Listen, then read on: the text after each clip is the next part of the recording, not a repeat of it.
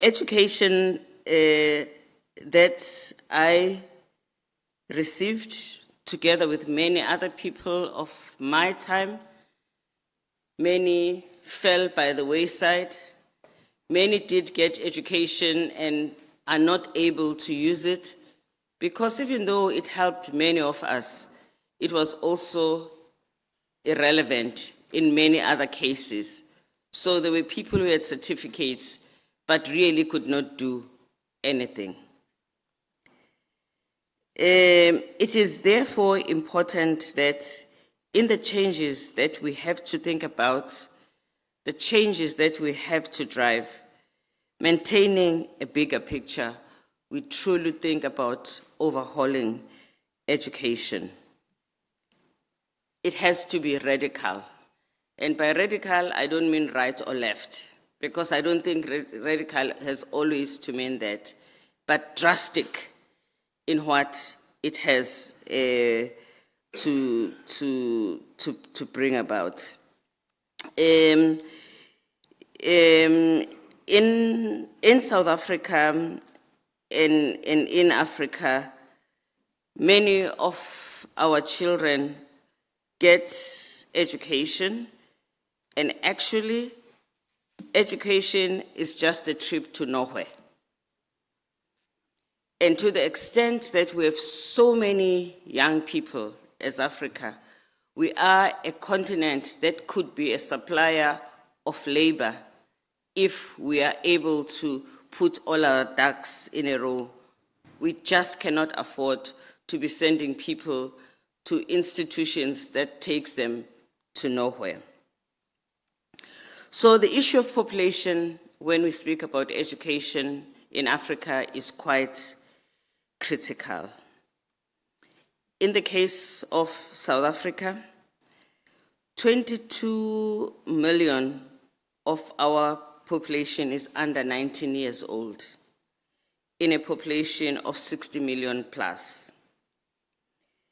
A challenging figure, but actually not impossible if I'm speaking in the presence of Nigeria, for instance. I think when I heard yesterday that Nigeria had 22 million teachers, was it 22 million? Or thousands? Thousands?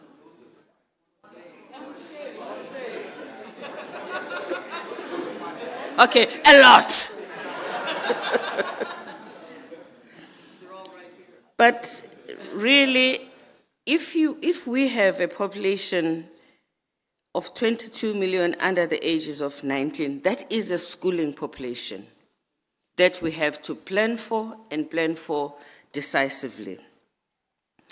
If I just take the issue of reading, writing, and counting, in South Africa and on the continent, we have a crisis because our children reach grade 4 without capacity to read and write and count, and to read for meaning in any language.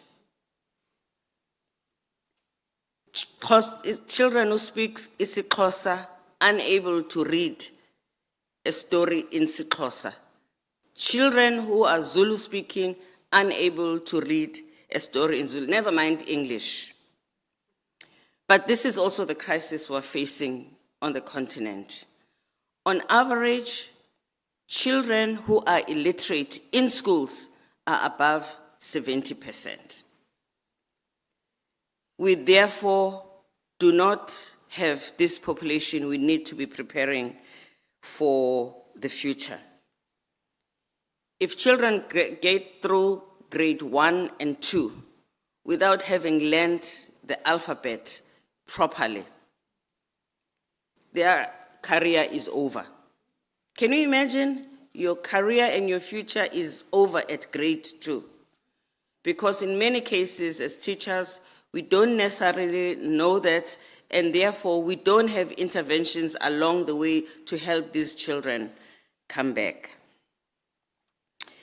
We have in South Africa a population between 15 and 35 years old of 24.4 million.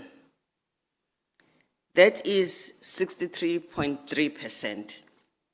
That is where we have a population that is out of school and out of work. That is the population that does not just need education, that needs skills that they can use now. Because there's many things that need to be fixed in our country, which requires the skills that these young people can have. The challenge, I think, for us is that this is our timing bomb. These are the young people that are restless and need something to do and something to live on. In many countries with this same population, these are the young people who fight for the leaders of the country, for the wars they don't even understand. When I was negotiating the peace agreement for Ethiopia, it was striking to me that the delegation on the Ethiopian side and on the Tigray People's Liberation Army that we were trying to bring together was all old men. No women, no youth. Women are the people who are most likely to die in a war, even if they are not in combat. It is more dangerous to be a woman and a child in a war zone. Youth are the ones who die because they are sent there to fight, and to fight a war that has nothing to do with them. And when peace is being discussed, you don't see them anywhere.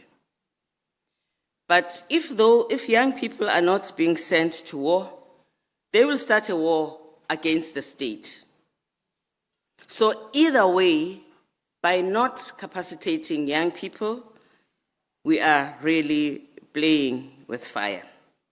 Let me quickly say, it's important to capacitate teachers in an education system because they are the best resource ever in education. An education system is a reflection of the teachers. If the education system fails, it is a reflection of the capacity or lack of the teachers in that system. In Africa, we have a semblance of a public education system. So we have a backbone, we have something. We can start from somewhere to strengthen what we already have and make it work.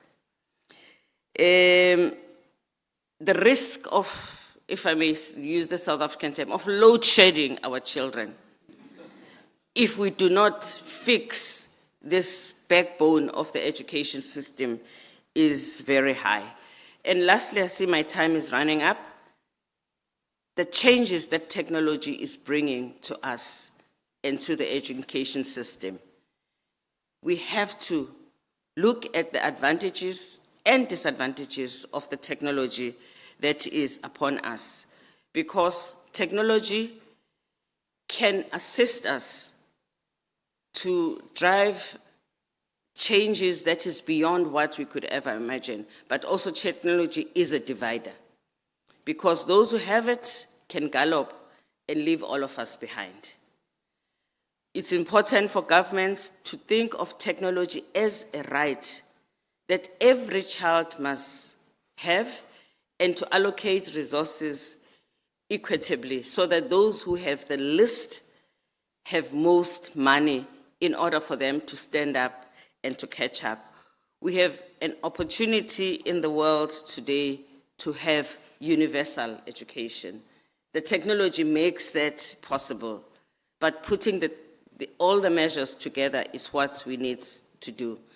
In our country, there has been efforts to take our education system and to make the changes required, but we have been challenged by poor leadership that makes mediocrity acceptable. We have been challenged by corruption that has eroded many of the benefits that this education should bring to us. But I don't think everything is gone. there's still something that we can do and must do, and I look forward to the discussion so that we can learn how we could get out of this rather concerning situation. Thank you.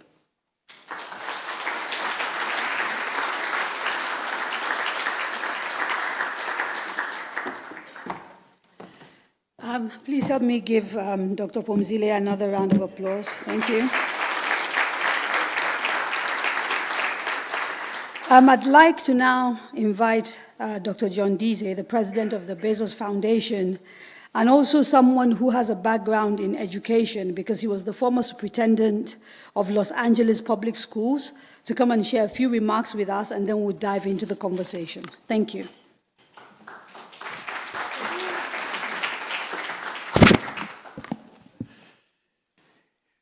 Good morning, everybody. It's a pleasure to be here. It's actually an honor to be here. I am... You are not Arturo. No, I'm going to introduce him. I am not Arturo. But I'm still glad to be here, even though I'm not Arturo. And thrilled to be here. I'm a charter member of the stateside chapter of the Friends of Dele, and very much a brother. I'm really proud to be here and to be in South Africa. It's probably the country I have studied more than the United States in terms of my whole life, and it's been amazing to be here. First of all, I'm not speaking as a representative of the United States on education or a member and the president of the Bezos Foundation, but someone for 45 years who worked in public education in the States, including leading Los Angeles Unified, which is our nation's second largest city. We had about 900,000 students when we were there, around that. And I assure you, with this Boston accent, I am speaking English. And you will get a transcript if you cannot understand what I am saying.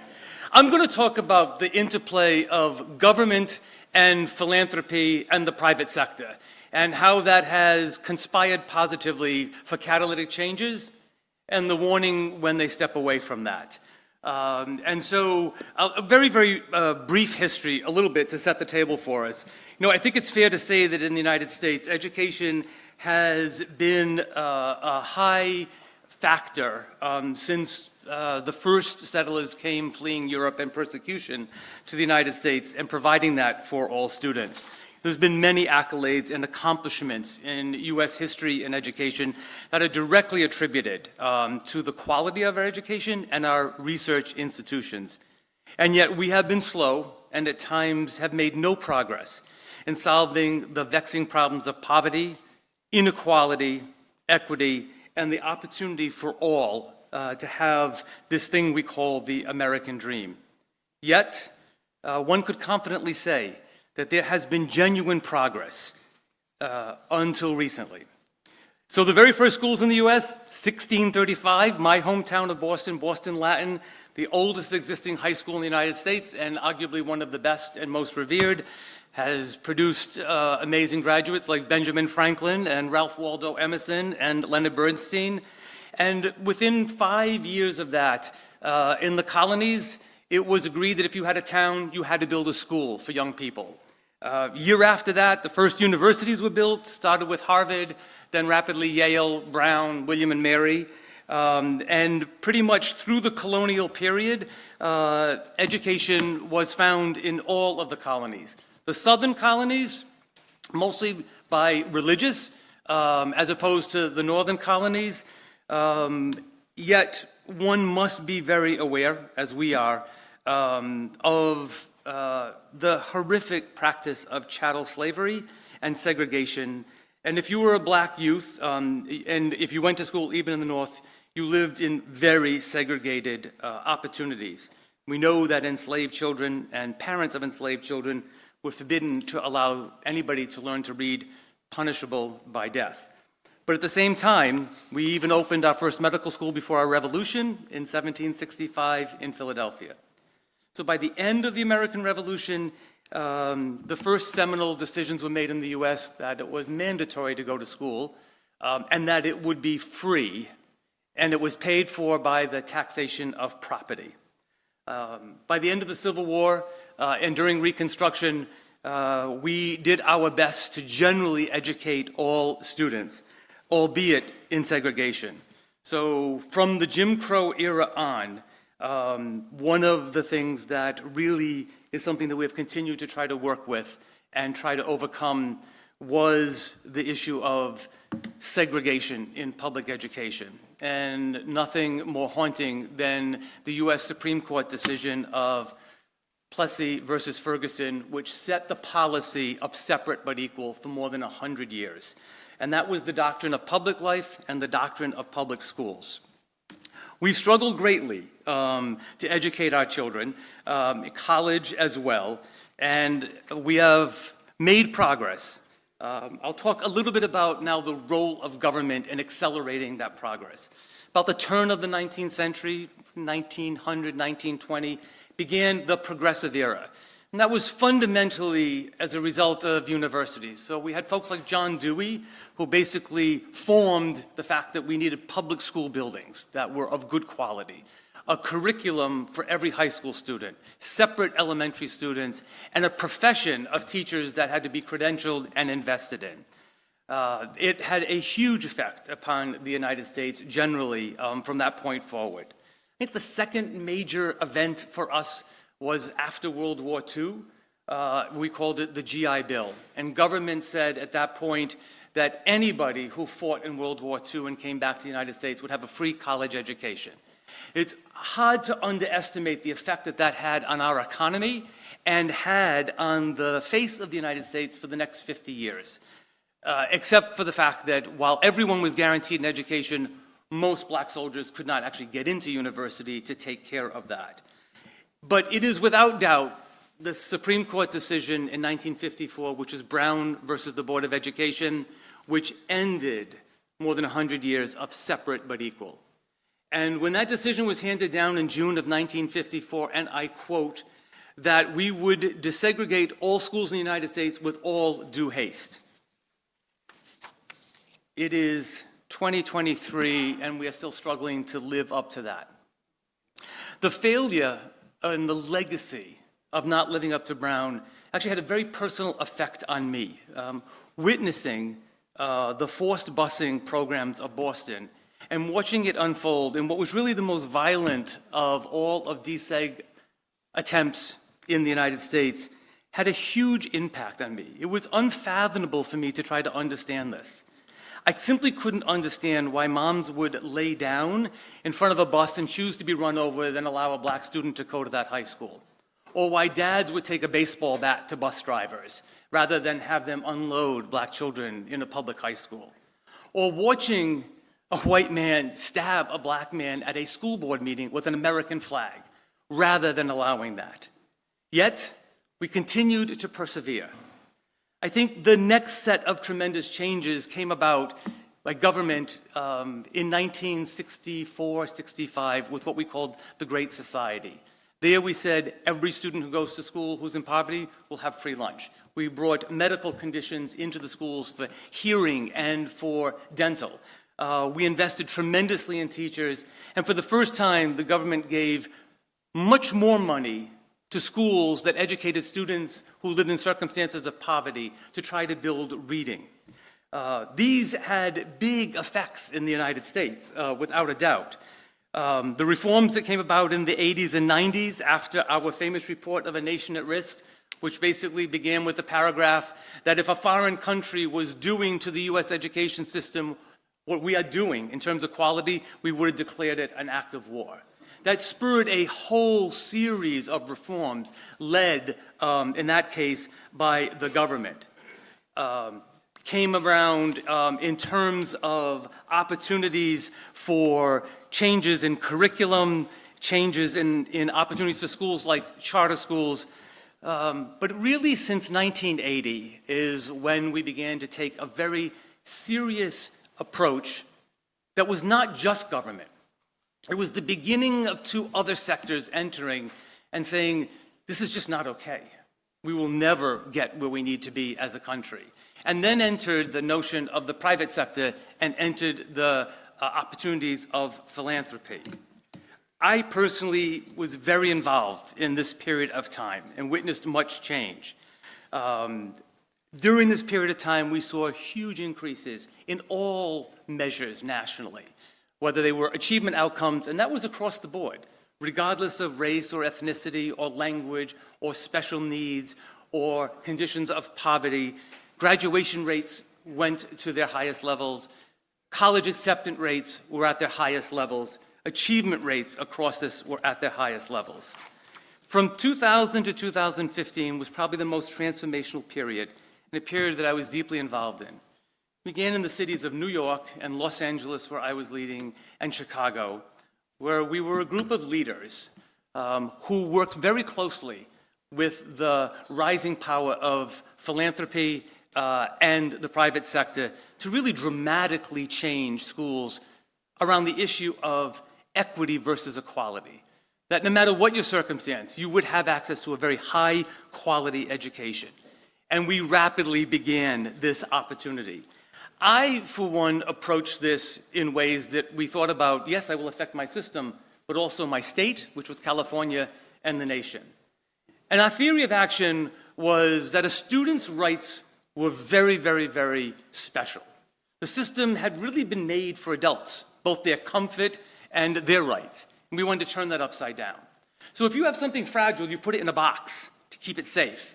And the four sides of the box for us were regulation and negotiation and legislation and litigation. And we pushed on all four at the same time. And I'll give you just four examples. One was the issue of regulation. We wanted every single student to have what we called the college-going curriculum. And up to that point, some students got orange juice and some students got orange drink. Totally inappropriate. And so in order to do that, I needed to change the laws of the school system I was in with my school board. But it was the support of philanthropy and local nonprofits that on the day of our vote, they closed the largest highway system in all of Los Angeles. And we closed it by placing 1,000 empty desks on the 101 and shut down the city so that actually the only focus could be, are you going to give young people the right to a high curriculum? It was a fascinating interchange around that. Next came the opportunity for legislation. We wanted funding to be dramatically different. We wanted the schools of greatest poverty to have the greatest amount of money. So, the public sector began to pressure the politicians. If you want money to get reelected, you will change the funding system. And it did. And it became a fascinating opportunity for a true distribution of wealth where those who had the least actually got the most. Negotiation, if you know anything about the US, labor unions are king. And we negotiated very different contracts. And in order to do that, we needed the private sector to apply pressure to the politicians to change our contracts so that must-place teachers, these are teachers that no one would hire before that, they had to be placed in a classroom. That practice ended around that. Very controversial. But I think the last one was the power of philanthropy in giving us and funding new models of schools and the power of the private sector in backing litigation. And so a series of rather famous lawsuits emerged. We wanted things to change. I couldn't get them to change by regulation. I couldn't get them to change by legislation or negotiation. So groups of parents and students would sue me, and then we would go to court, and then you testify to the truth, which is what we wanted to have happen, and the judge would change the laws of the state of California in very profound ways. That was not well liked by some individuals, but it had a profound effect at changing the opportunities for young people around that. These required courage and opportunity, and it was quite a remarkable time when I look back on it. That and many other opportunities simply could not have happened without this interplay. Of course, what government had done, which regulates well, but the innovation possibilities of the private sector and philanthropy. It brings me to today, or should I say about the last 6 years. Every single indicator I just proudly talked about has headed in a very different direction, and not a positive one. By almost any measure, student achievement, access, and opportunity have dramatically changed course and declined in the United States. And this is not just about the pandemic. This was happening before that. The pandemic laid bare the inequalities that were there. What was interesting, though, is that it was also a time when the private sector and philanthropy pulled away. It was getting a little too difficult, just a little too public and being challenged. What we saw, however, we're not going to debate the reasons for this, but nationwide, we saw a dramatic decline. We now see that teachers and administrators are leaving the profession in record numbers. Funding has decreased for youth in the greatest forms of peril. Books are being banned on a large scale. Curriculum is being altered by law. And in nearly every discipline, we now omit, edit, or outright ban the teaching of whole segments of our history. As a matter of fact, there is now law in some states where one must teach that slavery actually benefited the enslaved because they, quote, learned skills. It's very hard to have watched this take place. Teachers can be jailed for teaching the wrong things or making the wrong statements. And at one point, what we call the College Board courses, where the gold standard, are actually being prohibited from being taught in some places. I close my comments by not ascribing motive or blame or even a theory about this inflection point, but rather to engage in civil discourse and dialogue as we sit close to difference and try to find a way forward. You know, I received my education. I benefited. I was a very, very lucky person. Didn't come from means, but had the opportunities. I want it to be for every student. And in my fear is this very notion of the American experiment, this republic, it only works with an educated citizenry. And if we do not guard that as carefully, we are going to be in trouble. I also do it selfishly. I'm going to get old, unfortunately, sooner rather than later in my life at the moment. And the person who changes the signals on the subway in New York when I want to go to a play, or runs air traffic control in LA when I want to visit my grandchildren, or will take care of me in a hospital, I want those people to know what they're doing. And to contribute to the safety net we have built in America around this issue of Social Security.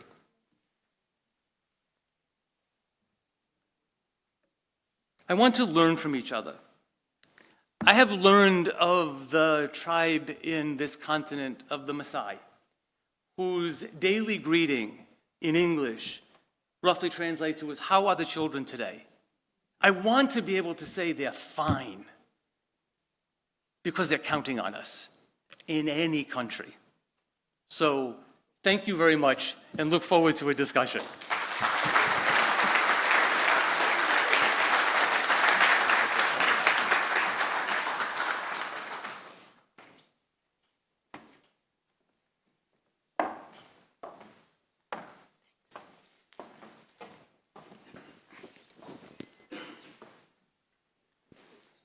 Thank you very much for that rapid education on the American educational system and the fact that it is facing some troubles as well, it would seem.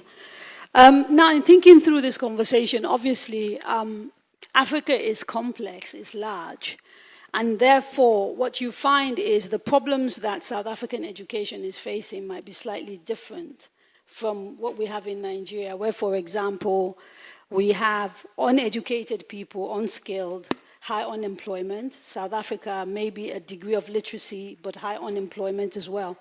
And you raised some of the issues, you know, when you started talking about the appropriateness of the education that we have. But it seems to me that across the continent, there are three things we need to solve for, regardless of what the context is. The first is that appropriateness, like deciding how do we solve for the kind of education that we should be getting? How do we answer the question on what we should be teaching our children? The second is that of access. How do we ensure equity in terms of who gets educated? And the third issue is of affordability, because increasingly on the continent, education has become really, really expensive. And as that expense has gone up, we've seen quality deteriorate. And so these are the sort of three things that if I could get the two of you to sort of talk us through, how do we solve for those three key issues? Maybe starting with you.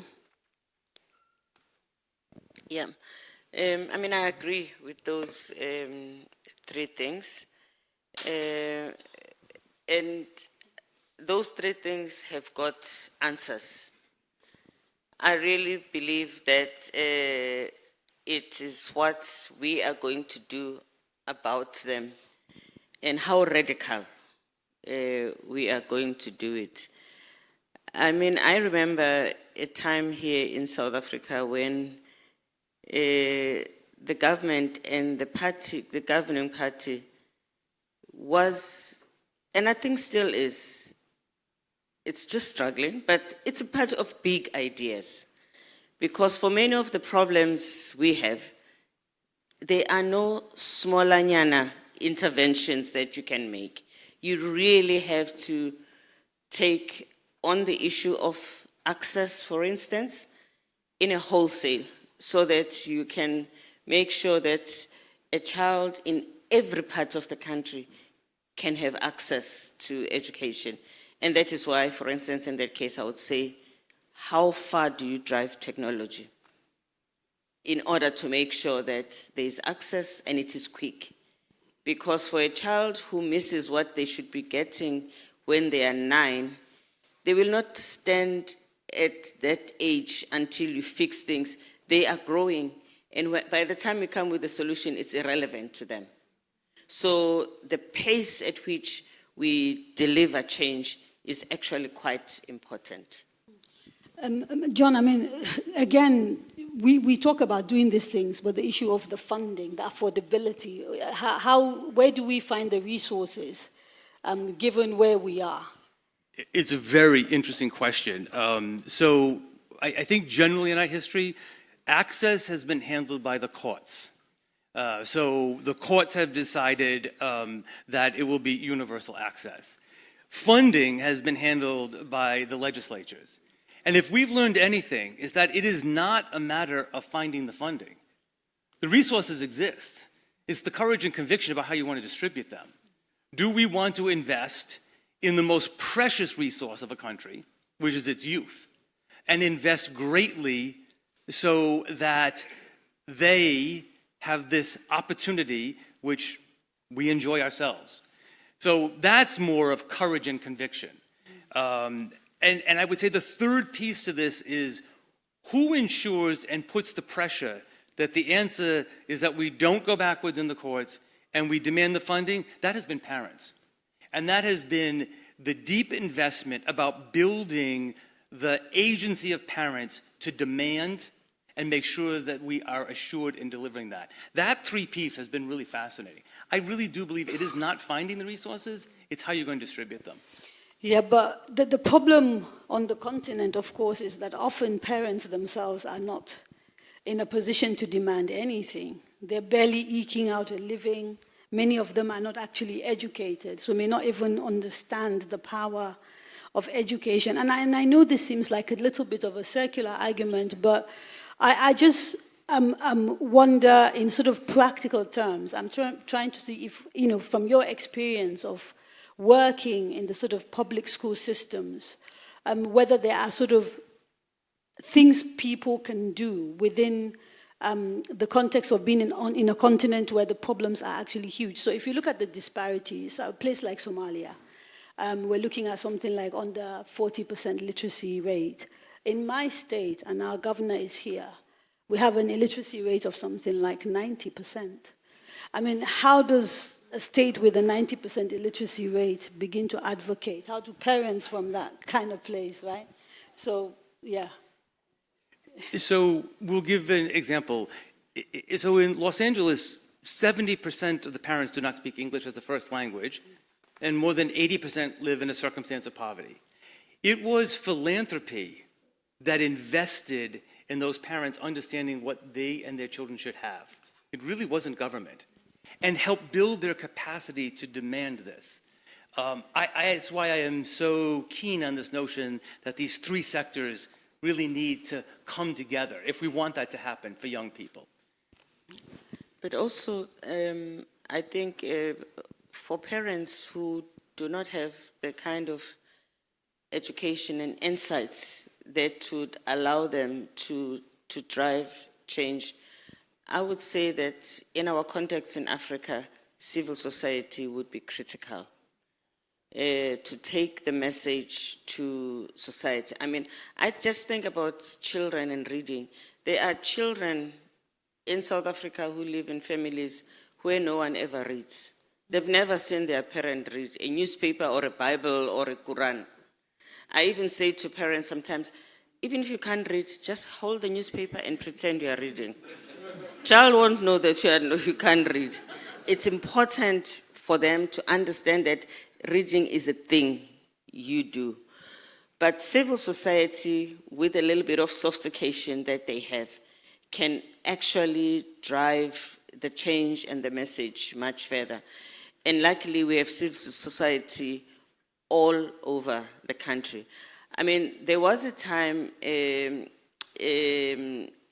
South Africa where we were managing to bring parents into understanding how the education system works. But I think now we have a majority of children who are born of children. So there is even a change of the composition of who is a parent. Government invested a lot of time at the time when we were building, after 1994, the education system to try and bring parents and to really deal with education as a communal issue, a communal endeavor. But this change that we have now is another challenge of having parents that are children, are themselves illiterate, by the way. So it makes it more complicated. Okay, so in terms of, does Africa need to sort of, because you were talking about radical change, do we need to sort of rethink our sort of philosophy of, what's sort of the framework for our education? I guess the question I'm asking is, he talked about public education, and then we've got, like, across the continent, we've got public education, we've got private education, we've got philanthropy, sometimes charities, religious bodies doing education. There are places in the world like Finland where education is 100% paid for by government. And sometimes there's that ideological, pull between whether, education should be a myriad of different people at different points, or whether that then leads to, if you like, tiers of education. What are your thoughts regarding this for the continent? I think on the continent, we should not stop private education. I don't think that the parents who can afford private education would accept to be denied of that private education, especially because our public education is not that good. But ultimately, public education is our responsibility. That is where the majority of the children go through. So our focus and our resources has to go towards fixing public education.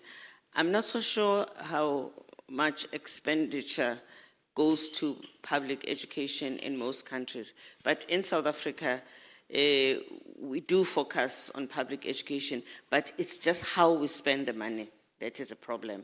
We spend a lot of money to get crap results. Something has to give in what happens once we've made the money available.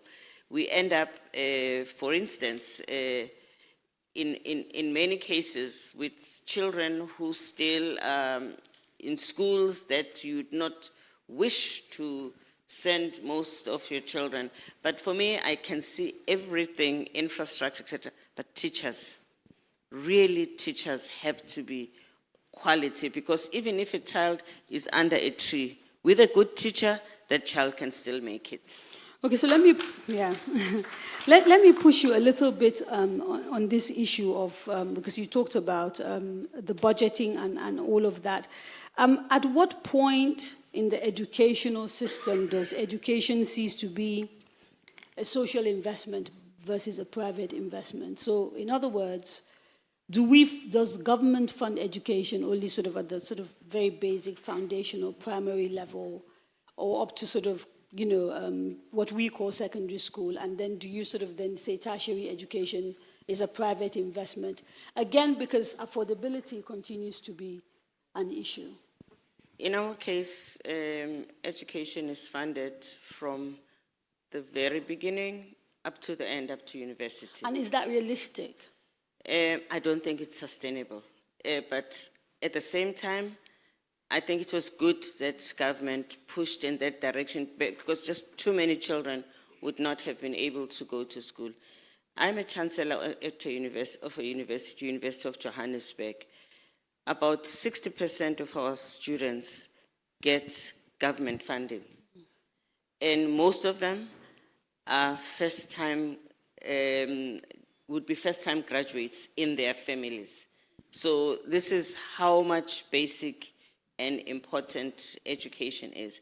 So in some ways, there's just so much that the government has tried to do to bring our education, but because of the leadership chaos, I would say, not enough people who are really paying attention and making sure that there are not too many moving parts.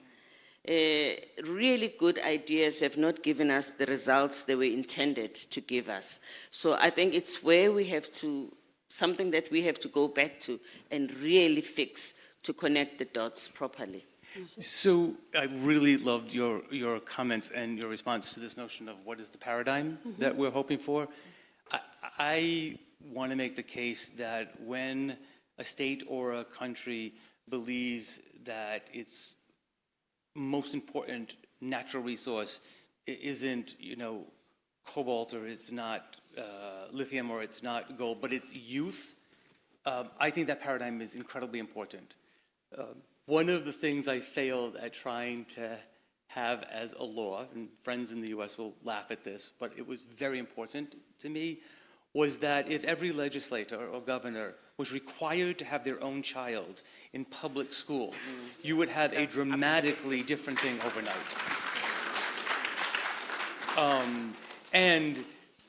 That goes along with your value on a young person. So yes, that is the framework you were talking about. I still hold hope, and I love your challenge that it is society and government's responsibility up through the beginning of university to pay for high quality education for every single person. Okay. So, John, let me just take you and sort of be quite specific. I'm sorry if I'm being a little bit, but I'm from the northern part of Nigeria, and education there right now is pretty abysmal, right? And how do we solve for education in terms of access, affordability, and all the things that we discussed in conflict areas? A large chunk of the Sahel, now, you know, wars, military have taken over. In the north, some schools have been shut for over a year because, you know, people go into schools and abduct children. Are there sort of innovative ways in which, because we recognize we must educate the kids, particularly if we're to stand a chance of getting out of that circle of conflict and violence. So how do we solve for that based on your sort of 40 years of experience of dealing with this education? Well, I don't know the answer to that question in the circumstance. I pray for the young people in northern Nigeria, but I think I could offer a thought, and that is, in the US, although nothing like what you're saying, but in the areas where we saw kind of unbelievable gang violence, where, you know, students are shot and killed every single day, going to school, adults. One of the things that emerged that was a real hope was the rise of charter schools. These were public schools that were publicly funded, but not run by government. And they had opportunities by given certain freedoms where And it wasn't, you didn't go into those schools by taking a test. It was random lottery. The results in the most difficult areas generally outperformed the regular public schools. So giving opportunity to innovate schools, both for safety and for opportunity, I think might be one opportunity for that. I think a second opportunity is, it's controversial, but it is to invite the private sector to partner in lifting up models of schools. I don't think the same things would happen in factories as they would, you wouldn't shutter a factory for a year around that. In some You places can- it has happened, yeah, attacks have led But this to that. partnership is a possibility. Okay. A final question before I open it up to the audience, because we have just about 10 minutes. You referred very briefly to tech when you were talking. And the question is there a possibility of how do we use tech on the continent to solve for these issues of access, affordability, and, appropriateness of education? Well, in the first place, I think we have to have a relationship with the companies that provide technology on the continent. And it is actually beneficiary to them to take our problem serious, because we create a very large market that they can use. But before we can be users in every village, you have to invest in the uptake of technology. And I think sometimes private sector can be short-sighted, where they are not willing to invest in the first steps so that they can enjoy what happens afterwards. I think that our governments have to be determined and come together at an AU level to really engage with private sector about the bringing of education through technology on the continent. So you think we need a continent-wide approach around policy and a few other... At least they have to speak with one voice. They have to engage these companies together for impact and for effect. And we also have to make sure that governments are willing to use their own resources to have the infrastructure that is required so that countries are connected. I think technology is now as important as water. It is a human right. I was in a meeting where Pope Francis wanted us to reflect about making technology a human right. And I was looking at him and saying, if an old man who's a godly type person is worried about technology in this manner, why are we not getting that in our governments, the people who are responsible for our lives? We have to make sure that we think about the poorest first, because of all the problems we have of fighting poverty.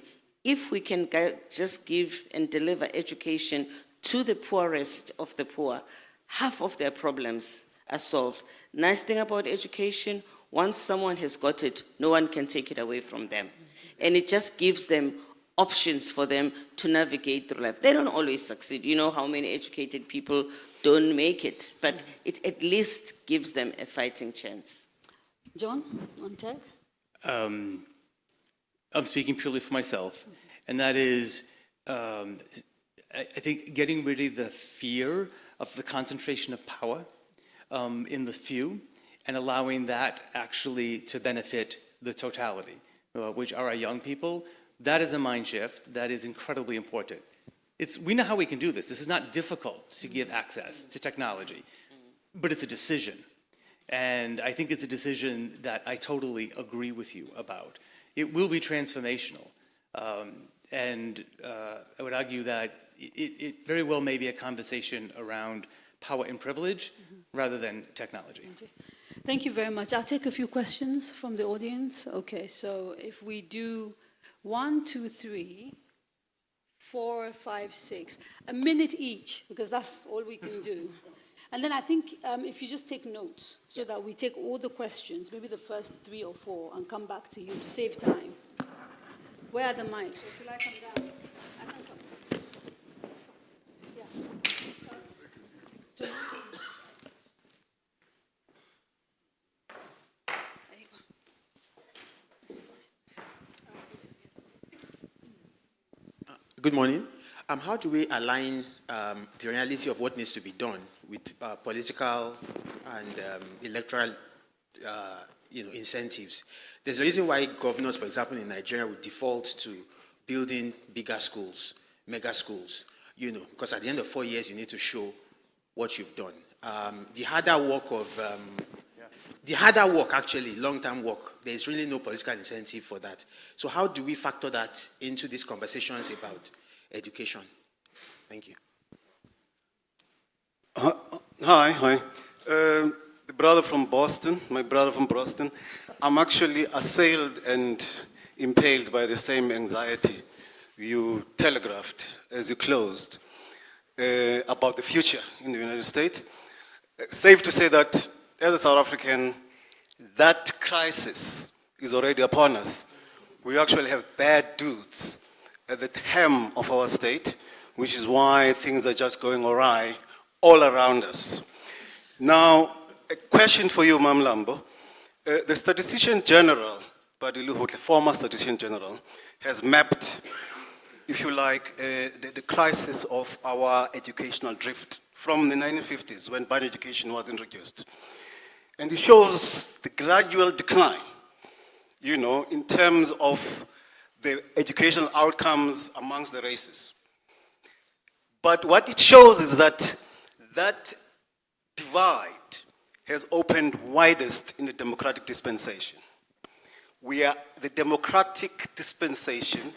The new South Africa is poorly educating our children. We are, as a result, producing an undereducated, alienated populace, which is a tinder for a social explosion. The kind of things that you're talking about. That when these kids who are poorly educated are not deployed in interstate warfare, these kids are going to rise against the democratic dispensation. Already, when we have... Sir, we do need you to please hurry up. Pardon? Well, yeah, we do need you to wrap up. Okay. There are a lot of people so waiting I'm just to saying, speak. how do we make this crisis an obsession with those who are decision makers? Because it is a challenge to our future. It is a challenge to our present. Thank you. Thank you very much, and thank you for your brilliant remarks. I have a chicken and the egg question. Most societies devalue females compared to males. If there's a shortage of funds, they will pay for the boys to go to school, not the girls. Once the girls reach high school age, they will not get hygiene products, and that will keep them from going to school for at least a full week every month. And once they realize they don't have money to buy a cell phone and so on, they'll look for sugar daddies, and pretty soon they're a pregnant teenager. And so you repeat this cycle of children raising children, and you never break the problem of the role of the female and the duty to the family to equally raise both genders. How do you conquer that? But actually, you could take the ones we have now, and then we'll come back and do the last set. Could you deal with the questions raised, please, yeah? Thank you. I'll start in reverse order. I personally believe that is where men have and must stand up for the rights of women. And that if that is the case, then, as you said, that cycle will be broken by the courage of men to stand up and say, no, that ends. And I just believe that deeply in my heart around that. Yeah, I mean, I also want to start with this gender thing. I think that is a societal issue. And in fact, this issue of gender is a men's issue. Beneficiaries of patriarchy have to be in the forefront of making sure that patriarchy collapses. No, because it is much harder for women as victims of patriarchy, to be the ones who have to conquer patriarchy. I think good men is what needs to be really front and center of the fight against gender equality. And I also think that if we are able to find a way, which when I worked my last job as UN Women Director, my biggest obsession was the creation of a male feminist movement.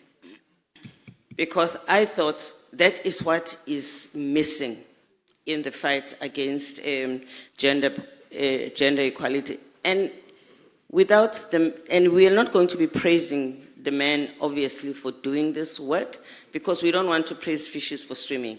This is a human responsibility. So I would not in any country put this just on government, but government has to create conditions where this fight can be fought successfully. But it's too big to leave it just to government. You need all of society to be part of this. On the issue of how do we... How do you get people in positions of authority to understand the urgency of the situation? I think Sangeza might tell us. Yeah.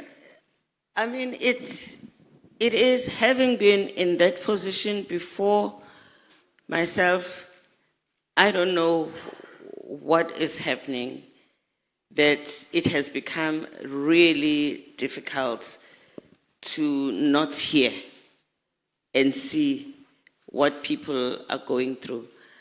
I don't believe that everyone who is in government is indifferent to the situation, but we don't have enough people to actually get the attention of the government to be focused on these issues that we're talking about, and make sure that when they get up in the morning, this is all they think about.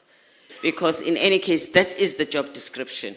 So how do we build that momentum and sort of get that, majority movement? I mean, how did you guys do it in LA? So around this piece, which I'm very proud to say now is part of my current job, and that is a deliberate and serious investment in youth leadership, developing youth for leadership, and creating the next generation of a wave of leadership that can't be silenced and has the ability to understand how to navigate power. And going over 4 years, Right. it's important to focus on going over 4 years, which also suggests that we should not just be relying on politics, because these people come and go. I almost even think that the focus on party politics also can be a problem, because you have a designated enemy, rather than a designated problem that you will work on with whoever. I think having the ability to belong to a political party, but also the ability to work with everybody who has a solution, no matter what party they come from, is probably one of the biggest challenge. Yeah, we've run out of time, so I'm going to just take like 2 more questions, I'm afraid. That's all I can do. I'll take one here and then one at the back. Please, just any of the people at the back. I've got the microphone, so I guess that would be me. Okay.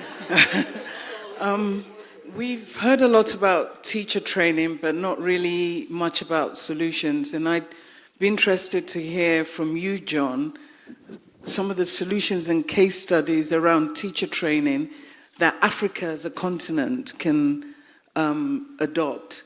And then maybe at the micro level, in terms of appropriateness, maybe from you, madam, about how we're also teaching female adults, because the hand that rocks the cradle rules the world. And if they're having children, at least that's the first point. So what are we doing to be inclusive in teacher training at that level of the micro? Okay, so I've been told we've run out of time, and in answering that last question, perhaps you can both leave us with maybe 3 things that we must sort of focus on or do based on your experience and in tackling the problem of education on the continent? So you answered that in wrap. I think innovative models that are both with university and apart from university, that can be funded by both private and public sector. TFA is just but one example, but alternative routes to certification. And secondly, pathways starting in high school for people to have a career pathway through and to teaching with complete forgiveness of any kind of student loan so that they come into the profession. That might be my thoughts on that I think have worked. 2 or 3 thoughts. One thought is just how sobering the comments were, but everywhere I go there is hope and care. And this notion of a common problem versus a common enemy is just, I don't think I could underscore that enough. I think I want to advocate for the co-joining of private sector and philanthropy with public sector. Can't do it alone. And the others can't stay on the sidelines if we actually want these issues to take place. And supporting people when they stand up and are courageous and act on their convictions, rather than pointing and hoping that they make it. I think those are the 2 things I would leave us with. Thank you very much. Yeah, I also think that, like John says, private sector, you need philanthropy, you need government to work together. It's never going to be something that one of the parties can do alone. It's too complicated and too difficult to do alone. And we need to find an entrenched status for these other social players like private sector. They must not come to help.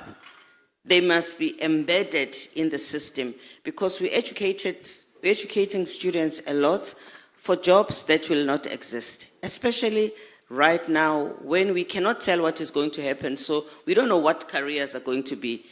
All of the careers we have are probably getting irrelevant every day.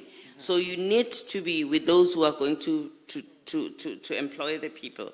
And on the issue of gender, the norms are still a problem. They entrench the way women, girls and boys are treated. And I found that in countries where there's dominance in Africa, especially I found in Africa, dominance of traditional authority and religious authority, the discrimination against women is hardest to fight against. So parents have a critical role to start with this issue at home in order for the future.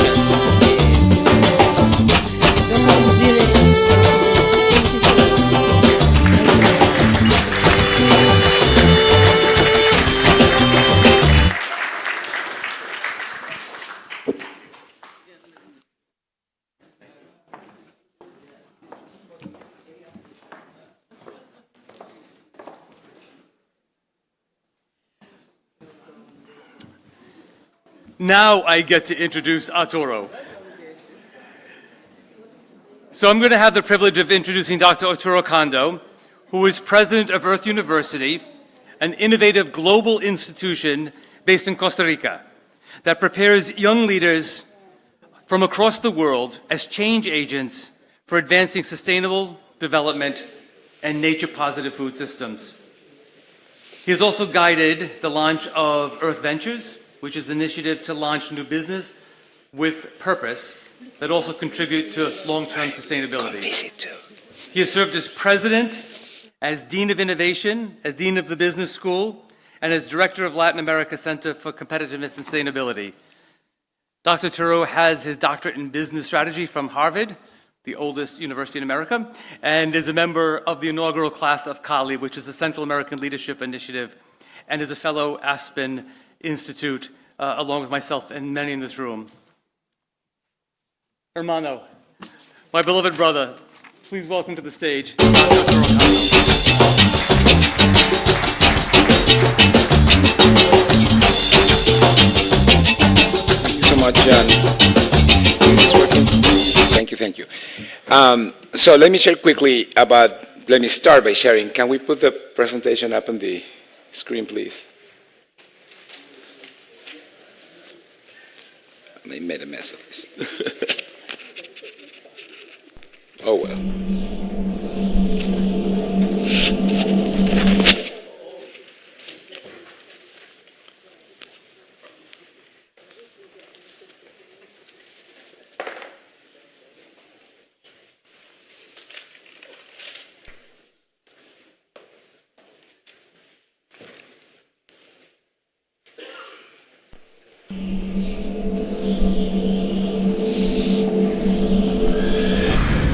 What is happening in this world right now has been urgent since decades.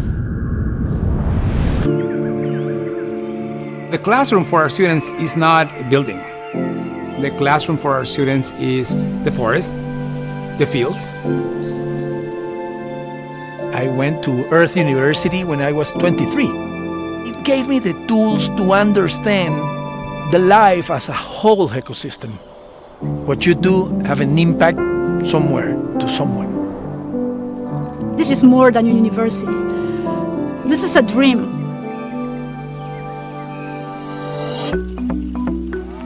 Earth University was founded to prepare a new model of higher education. It was established in Costa Rica at the end of the 80s as a way to counter the civil wars, poverty, social conflict that was generalized in the region. The idea was to prepare a professional that is technically sound with training in agricultural sciences, in food processing, in renewable energy, but that also has a mission of preparing communities with a sustainable way of doing everything. We have 10 students for one professor. We go to the different countries where our candidates apply. We interview them, not once, but twice. And some of those students don't have the opportunity to go to their universities in their countries, but they are here. We have 50% of our students on full scholarship, 30% of our students have financial support of some kind, and then about 20% can pay tuition. And so we bring a sample of society into campus. We put them together. We let them live as peers. They prepare fields, they plant, they grow, but also they sell products. They put together small companies while they're here. Most of the universities, they are focusing on knowledge, the technical information. But we want our kids to go outside and not ask for a job, but create jobs. Every student comes here with the aspiration to change something. So when they go out of Earth, our graduates go to try to change that thing that brought them here in the first place. In Earth University, we open our minds, open our world. We take care of the environment, of the natural resources, about people, about culture. When I came here, I don't know anything about agriculture, and now I am like, oh my God, there's too much knowledge, and I have 2 years more. When I graduate, I want to share that knowledge with all my community. I want to become a food scientist, to know more about food wastage, food safety, and how we can have even distribution of food. There are so many people involved in building a sustainable future. Earth has given me that kind of consciousness. There are a lot of countries where now people are suffering for hunger or they don't have water. So we need to know more about agriculture. I want to help my community have my own farm and be able to make a change, even if it's a little, but I want to make this change. It's not that you graduate and you see you, farewell, bye-bye. They teach us how to be in a world, developing the world, but in balance with nature, respecting people. Everything comes from nature. Ecuador is one of the most biodiverse countries in the world. Conservating this, it's a good business for the world, for the entrepreneur, for the people. Earth students have that DNA, that grassroots experience, human experience, that will forever mark their decisions and their policies. Policymakers around the world lack that. Many times they are in boardrooms or cabinet meetings, and they either forgot or never really understood what change means on the ground. We prepare leaders, that they can go out and help this society to be a better society. That's what we are doing. Earth University is hope. There are 400 students waiting to go out to the world to make the change.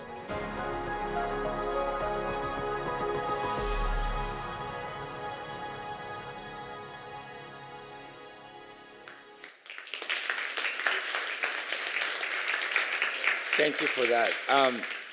So I'll be brief, we're running out of time, but let me address a few issues. I don't need to tell you this, but I want to share with you, this is our north. This is our target, right? The need for food, safe food, healthy food for the world. There is hunger still.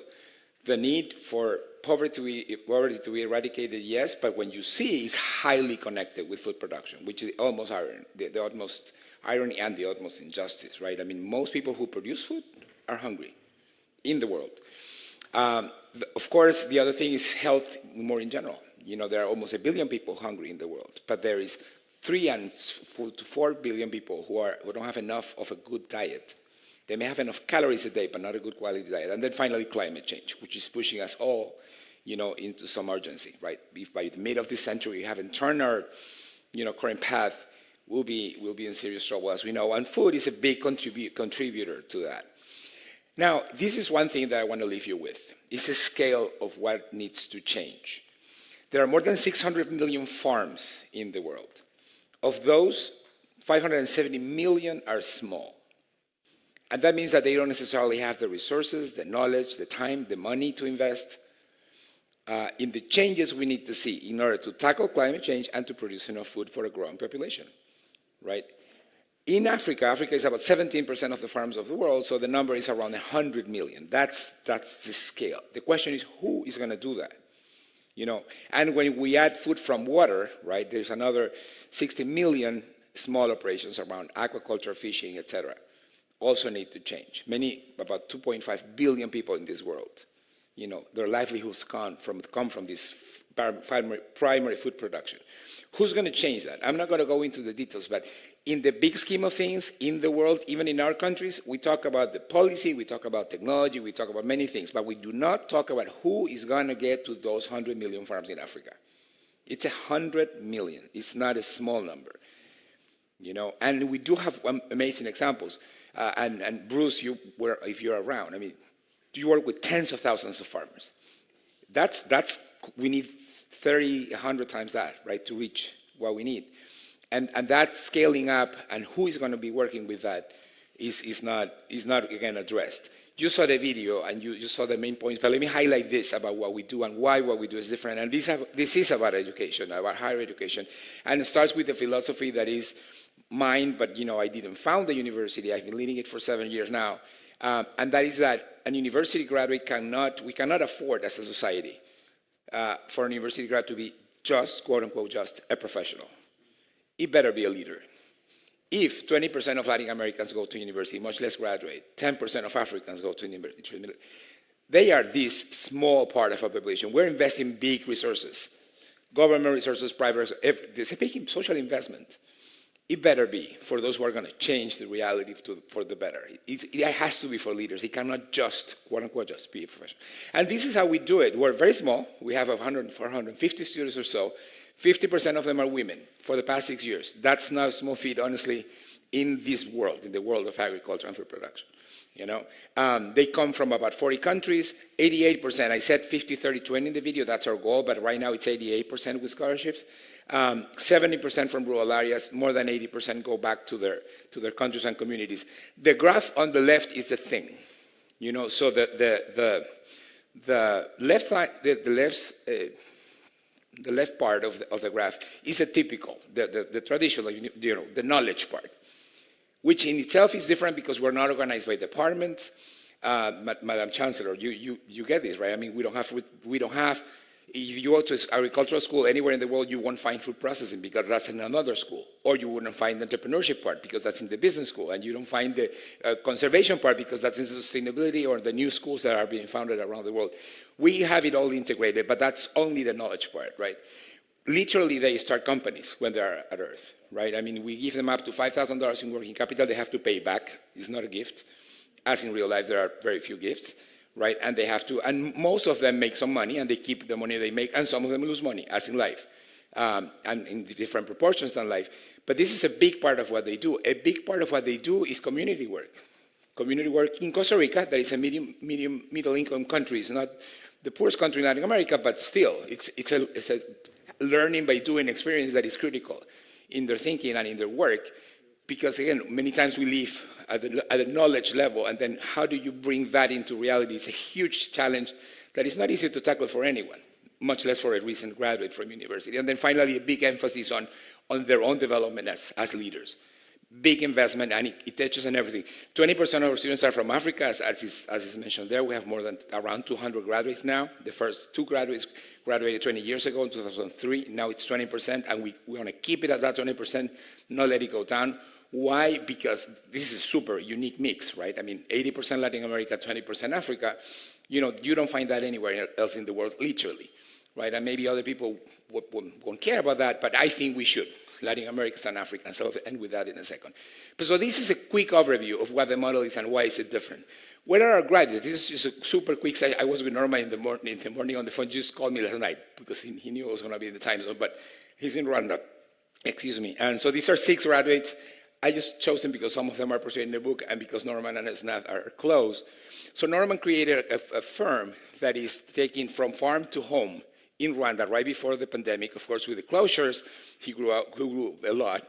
He keeps growing. He buys from 10,000 farmers now in Rwanda and take that food to Kigali. And he's growing and growing. He also founded a foundation to support the farmers. And he put some of the profits into the foundation, but also he raises other funds, which is smart. Snath is a Zimbabwean woman. She graduated in 19. She got a cricket company back at Earth. That was his company, right? And now he's doing that. She works for Canfit too, but now she has this startup. It's called Jumping Protein, which is creative name. And what she does is she works with many women. And so she teaches them and finds funding for them, so they start producing, and if she collects all that and makes it, then they process it, make it into powders. This is high protein content, very sustainable way of producing high protein content for additional, for supplements for the diet of everyone, including children, right? And then we have people like Fatuma. So Fatuma graduated in 2017. She did later a master's in the UK. She's now back in Uganda, and she started a Unyega farm, a farm that started with her family, with a restaurant, which in her village was unheard of. But there are people who need, prepared food. And she's growing. That's smaller set, but she's growing. Snats actually works with dozens of women, and that's growing at a different scale. So what we see is, and there are people in different places in government, in Kenya, in different private organizations in other parts. And these are just a sample, 6 of the 200. But the point is, they're already making change because their training was to be leaders, to be entrepreneurs. Social entrepreneurs, for-profit entrepreneurs, that's okay, whatever works, right? And I was talking to Francis, who I thought did a great job last night.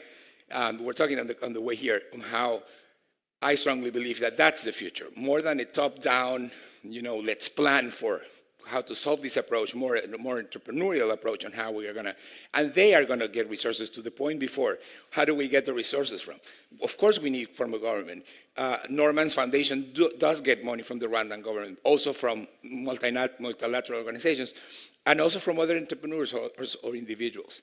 Let me tell you a couple of last things. One is, and John mentioned Earth Futures and Adventures. As a university, Earth Futures for us is our kind of an impact work, not only for the purpose of having impact, which is nice.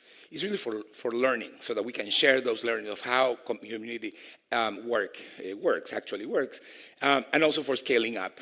So we have worked with communities for 30 plus years, for as long as the university has existed, but we put it together in 2018 to scale up. And so we're moving from working with dozens of farmers to hundreds. This year we're going to break into thousands. We need to have a scalable models like Bruce's, like others who are, that can be used and can be replicated.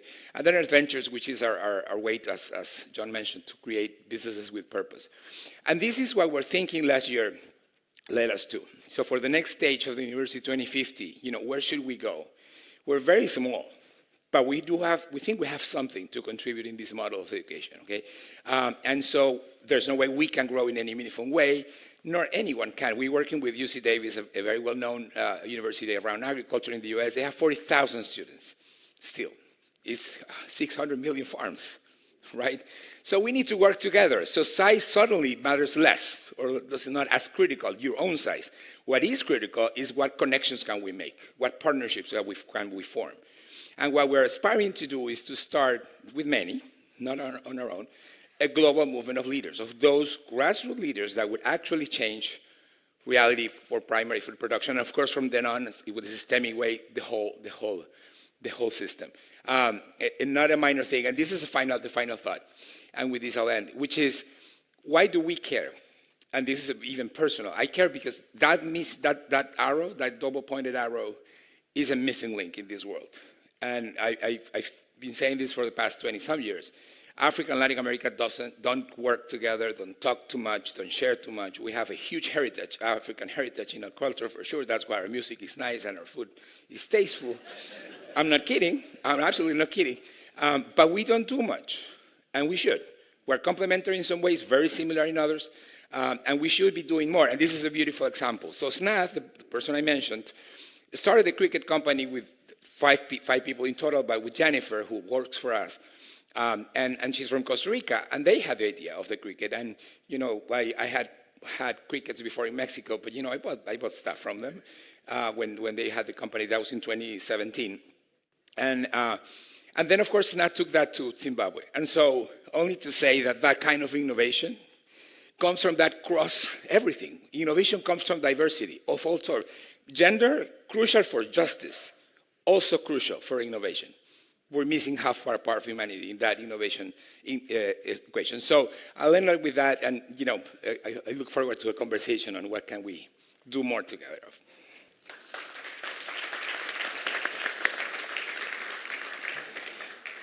Thank you, Arturo. A couple of questions. One is, could you talk to us a little bit about how you find your students from Africa for your program? Thank you for that. So the first were kind of a fluke, right? Somebody found about the institution and said, you know, African students would benefit from this. But from then on, we started having partnerships with institutions who already invest in youth in Africa. And so CANFED is one. Howard Buffett has this foundation that has high schools for women, for young women in Rwanda. Because our admission process is very unique. You know, for the last class, 105 entered this year. We had 1,600 applications. We filtered 800 of those, and those 800 we interviewed in person in 40 countries. And sounds silly, but the thing is, to your point, why is it that black students could not take advantage of the GI Bill? Because they were not admitted through the typical SAT types of course. They come from top high schools. They are never going to ace an SAT test. But that's not what we're looking for. We're looking for leaders who can, of course, go through university, yes, but who have that other things. And so we're looking for those other things. So we interview them in groups. We interview them one by one, and they do have a math, especially a math test, so that we can place them. And the first year is designed to give them all the support because they won't have it. I mean, you know, the people coming from rural areas won't have the same math skills, but that's how we go around. Thank you. Would you talk just a little bit about, I was quite taken by the slide that had only 1/4 on the traditional skills. Talk a little bit about how do you develop leadership in your students that goes beyond the technical knowledge? So one of our core philosophies is learning by doing. And I believe, and we believe, that leadership goes like that, by doing. And so, for instance, community projects. They go into communities every Wednesday afternoon, so for 4 years. In the first and second year, they're part of teams. We work with communities for about 7 years. So these are part of a multi-year, dimensional project with communities. And they start by working in teams. And then in the 4th year, they actually are leaders of those teams, working with the younger colleagues and with the community. And so starting with the first year when they start working in the community, it's not only agriculture they do, right? I mean, they work with women to create a cooperative. They work with the local government because sometimes they are not organized. They work with institutions in Costa Rica to get resources. That kind of, how do we get the funding for the X or for Y or for Z? And so that's a process in which they develop leadership. And then internally, We make them work in groups. We assign them arbitrarily, and they go like, "Oh, can we choose?" No, because in life, you won't always choose who you work with, right? You go into the Ministry of X or to the Department of Y or the company Z, and those are the people you will be working with. You need to learn to work with everyone. And so that's the kind of in practice, training they get in the 4 years. Thank you. So your organization is like any other organization. It sits inside of a country. Could you talk a little bit about how you've navigated your relationship with government? That is interesting. Well, we're not funded by the Costa Rican government. The first government that funded us was the U.S. government. USAID was a big contributor at the first years, and then other foundations since then. We are one of 4 international universities in Costa Rica. I led another one. I was there for 20 years. Led the last 10. We're kind of beacons of what Costa Rica can contribute to the world, I think. And so we have a very functional relationship. At Earth, we have an extra thing because we work in these rural areas, and so we are a great partner for government. Not all administrations see it the same way, but in general, they can appreciate that this is an extra kind of pair of hands that, with the Ministry of Agriculture or the Ministry of Interior Development, can actually speed things up. Especially, we're in Limon, in the Caribbean side of Costa Rica. Come visit. Costa Rica is a very nice country to visit for sure. Earth is a very interesting institution to visit.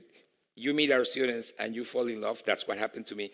But this is a part with more poverty in Costa Rica, with more violence in Costa Rica, in part because it's touched by the flow of drugs towards the U.S., from Colombia and South America towards the U.S. and to the Caribbean. And so, for the government, we're good partners. And I think one thing our students get is that Costa Rica is an interesting, I'm not Costa Rican, so I speak with some objectivity, and it has things that we can learn from. I mean, it's a country that has made, courageous decisions over the years.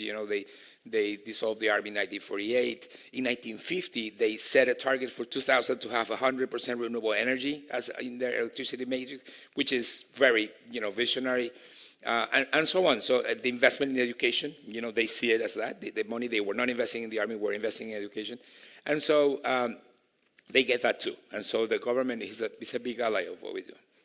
I loved your moonshot piece for 2050. Do you ever consider the possibility of incubating your model in other countries as part of this? Yes, the short answer is yes. And before last year, we had received at least 3, I've had at least 3 serious conversations, one from a McKinsey partner in Kenya, another one from this friend in India, and another one from South America, saying, can we replicate this? There are 2 replications already, one in Rwanda. RICA, the Rwandan Institute for Conservation and Agriculture, is an actual replication of Earth, but it's just Rwanda. It's not cross country. And another in Colombia. It's a university called Utopia. But now we're more intentional. So the short answer is yes, and I think the world needs more of the model, more than just ourselves. Yeah. Last question I'll ask you, and then we'll have an opportunity for our colleagues in the audience. Would you just, like we had in the last panel, talk a little bit about the opportunity and role for private sector in your work versus government? Absolutely. So the first kind of obvious, and we're taking advantage of that, let me introduce Naboth Wambale. Where are you, Naboth? I saw you. Yeah, well, I hope you can see him. Naboth is the head of our fellowship program. It's based in Africa. The program is based in Africa. He's Ugandan, based in Uganda.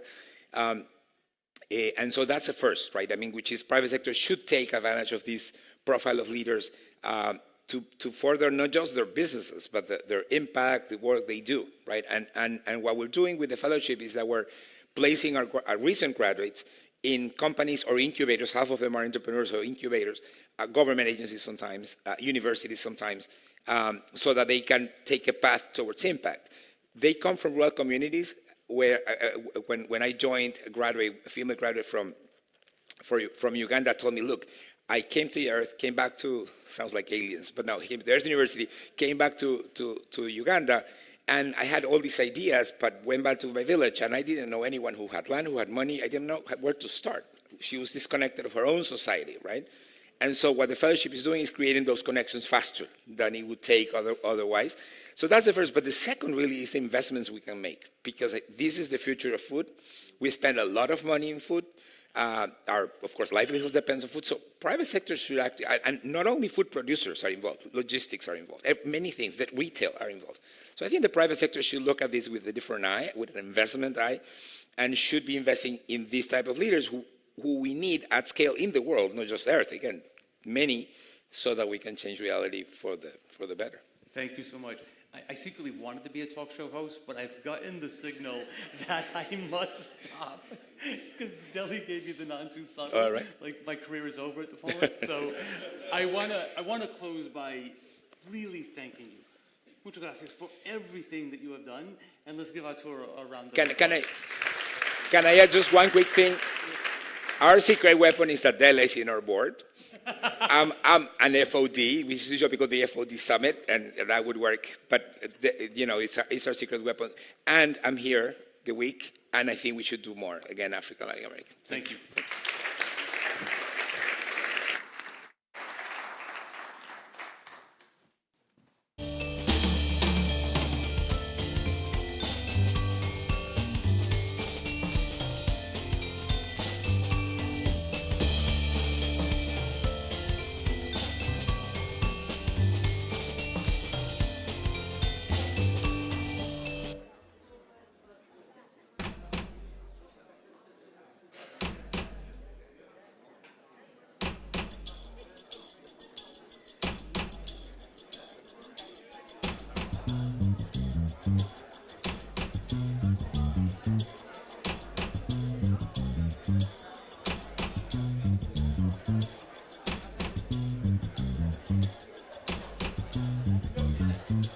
Please enjoy a quick 15-minute refreshment break, some refreshments in the foyer and also on the patio outside. See you back in 15 minutes.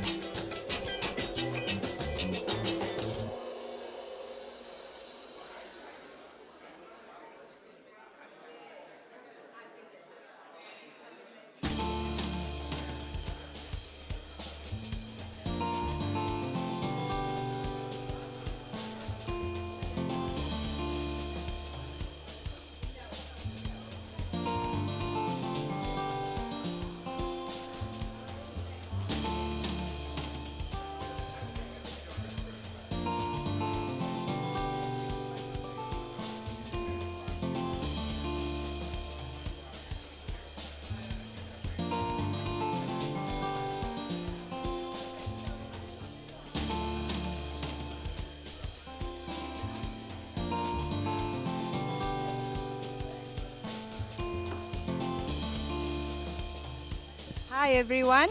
Testing, testing. Hello. Hi, everyone. We're about to start.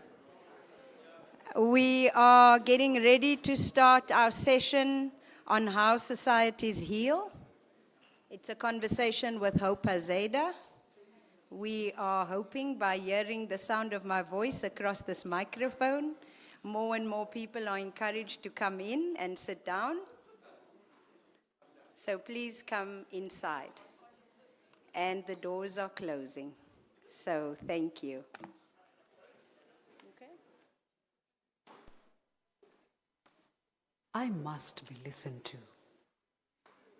I must be seen. Witnessed. Acknowledged. Felt. Reveled. Loved. If it happened before, it can happen again. To forget is to erase. How do we erase a loss so profound when it happened to you? You begin to walk differently. You speak differently. Your thoughts become crowded in fear. Genocide is likely to occur again. Learning about it is the first step to understanding it. Understanding it is the first step to responding. Responding is essential to save lives. Otherwise, never again will remain again and again, again and again. For just $67, you can make as many videos as you want, and you never need to pick up a camera or use any fancy editing.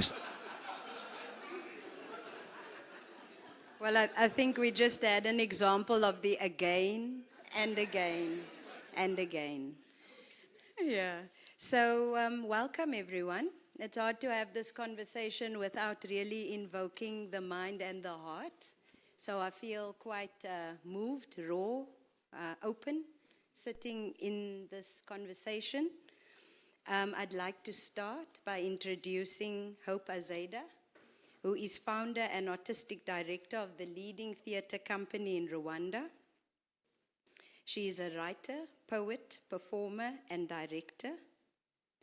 She also has run the Arts Festival, an arts festival. For those of you who know, Rwanda goes through 100 days every year. Whenever I say this, I say it more than twice, maybe 3 times. 100 days out of every single year over the last 30 years, remembering.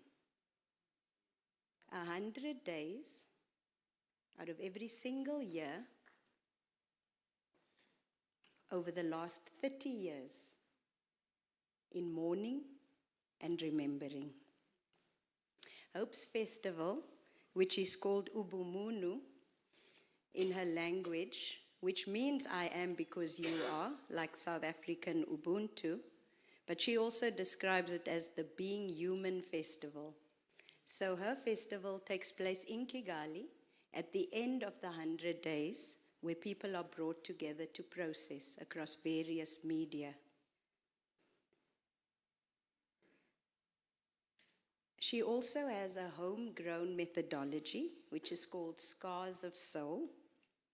And it's created a new way of writing scripts. Because as she went through her process, she had certain insights and innovations and realized that the way scripts were taught and written no longer served. So she found a new way, and this is called Scars of the Soul. Scars of Soul. She spends a lot of time now in different parts of the world. We were talking this morning about the travel schedule before the end of the year, where she consults about this process of healing and the insights that she has gleaned. I had the privilege of seeing one of her plays performed in Kigali earlier this year, Generation 25 it is called, and it was performed by incredible and talented youth who remember the pain, but not surprisingly, are infused motivated, and animated by hope. So we'll have this conversation. I think this is the third we're having this year. And I can't think of a better way to spend a Wednesday afternoon, even just an hour, in conversation. I think that's load shedding. Yeah. We'll give it a chance just to come back on. I'm sure it won't take a minute.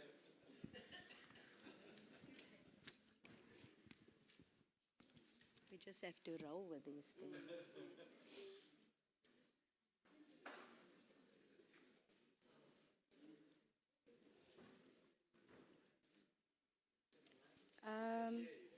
I thought you were going to say that. Nice to see you, Pulelani.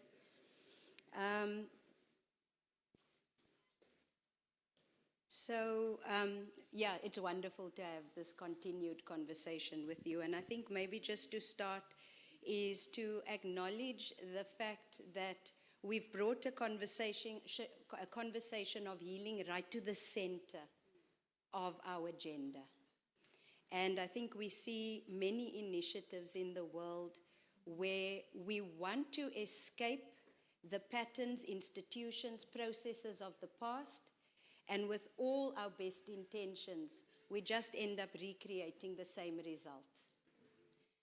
This process of 100 days, what occurs in that time, do you think? And what has been the effect?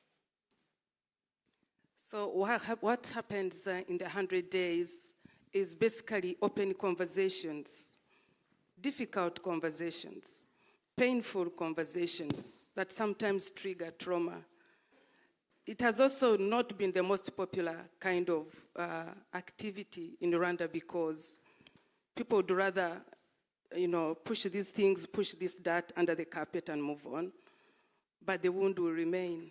So it's a process where we go back and revisit the wounds we have.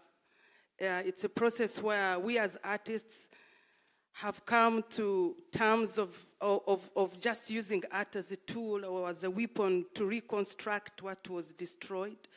Because in the past, art was used as a weapon to incite killings, to incite violence. Art failed humanity in the terms of genocide. And this is a weapon that is clean, is well used in other countries, in other worlds, because as I've always told you, that genocide is not just a Rwandan story. It's a global evil, and behind this script is a genius. So for me, the process of 100 days has been a process to learn, to understand that before I can respond, do I even understand where I'm coming from? What is genocide? What is the difference between war and genocide? And what are the processes? What leads it? What are the pathways to genocide? And what is the pathway to social reconstruction? So do we know the pathway to genocide? What leads to genocide? Because as you have been to Rwanda and visited the memorial, there are 10 stages. And there are also 10 stages to rebuild this pathway. So it is always back and forth of learning about genocide, more, just as the video we watched, and it's never enough. Yeah, we often talk, you and I, about the 10 stages of genocide, and the way in which there is a process which is a slow, slow burn, like the boiling frogs in a pot. The little words that are used to describe people and that pass with impunity, and then slowly it burns until one day somebody says, what happened in Rwanda? Exactly. But I think what we said to each other in July is, if you looked at the 10 steps, many societies in the world can find themselves on that spectrum. And that's the teaching moment that Rwanda gives us. Exactly. And this is what people miss. Like, do we learn from histories? You know, when it happened in the Holocaust, the world stood and said, never again. 50 years later, it happened in Rwanda. Because people saw it as somebody else's fire. And this is what we need to come to realize, that my fire today could be a fire tomorrow. my pain today could be a pain tomorrow. So what are the 10 stages of genocide? What leads to a failed state? And we were talking about this morning how, for me, it's always the scariest part is the 9th step, which is dehumanization. When the society accepts and says hope is a cockroach, I'm no longer human. And once you are a thing, you can be tossed around like a piece of trash, and society accepts that. And what happens next? Yeah. It's a genocide. Right. And I think we are talking about number 8, which is manipulate. Yeah. Yeah. We were discussing at the 10 stages, and for me, the 8th step always gets me in the gut. That's manipulation. Yeah. And manipulation says that a physical wound unhealed can be exploited by the next one who comes in. Exactly. And that happens when we are afraid to go there, afraid to face the truth.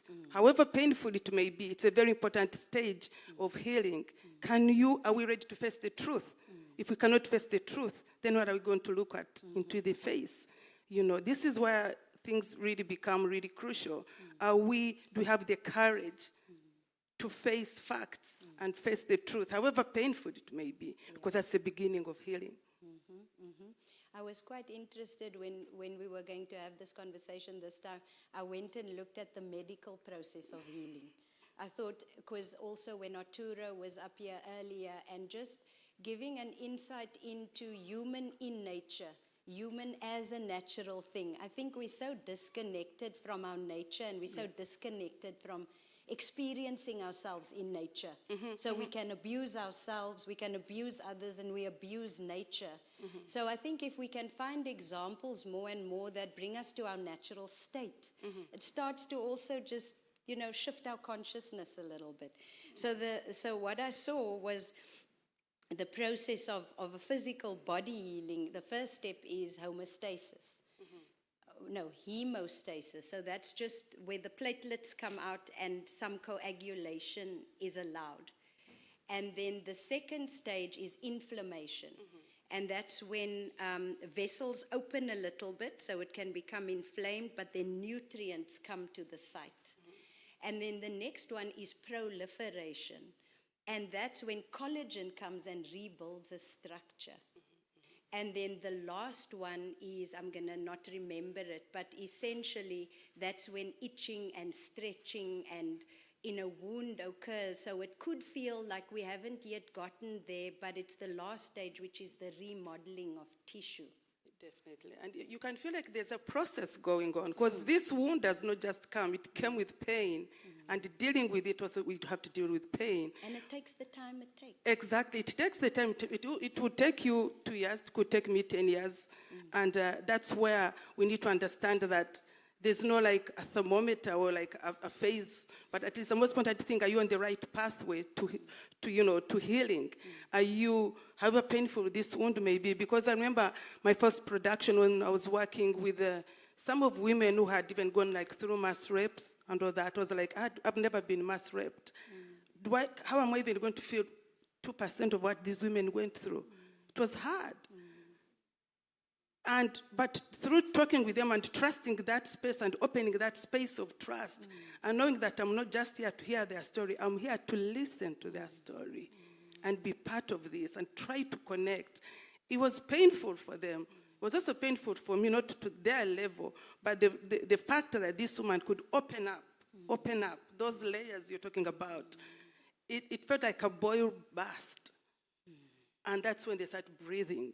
Because most of these wounds are just the physical body, and the body is just like a tool, but there's the inner universe, there's the spirit, there's the mind, there's the things you've stored that keep bringing this pain, this hurt. And this is what we need to pay to. And I think it was when we were talking about spiritual hygiene, that what is it that I'm storing in me that keeps causing me pain? And what is that I need to get rid of? So it is painful, but I need to get rid of it. Yeah. I was having a quick chat with Arturo in the break, and I said to him, what's his experience of people who come to Earth University, because surely they come with wounds. And do they, as part of their process, acknowledge that? And he said, absolutely. And I said, what do you do? And he says, we allow for it. And it struck me because what you said in one of our conversations is you must create the space for it. Yeah, because it's very important in the pathway to social reconstruction, like the 10 steps to social reconstruction. I think it's number 5, it's empathy. And it's the ability to share and understand the feelings of one another. And not until we come to that level. And it will be really hard because, like I think I mentioned earlier, there are many things that can only be seen through the eyes that have cried. And if you've not dropped a tear and you come to help me walk that path, before you invite that in your space, it's going to be hard. So before you try to lead me, or before you try to help me, cry with me. Yeah. And you will not perform it because it's a spiritual thing. There's a spiritual level we have to connect because tears don't just come.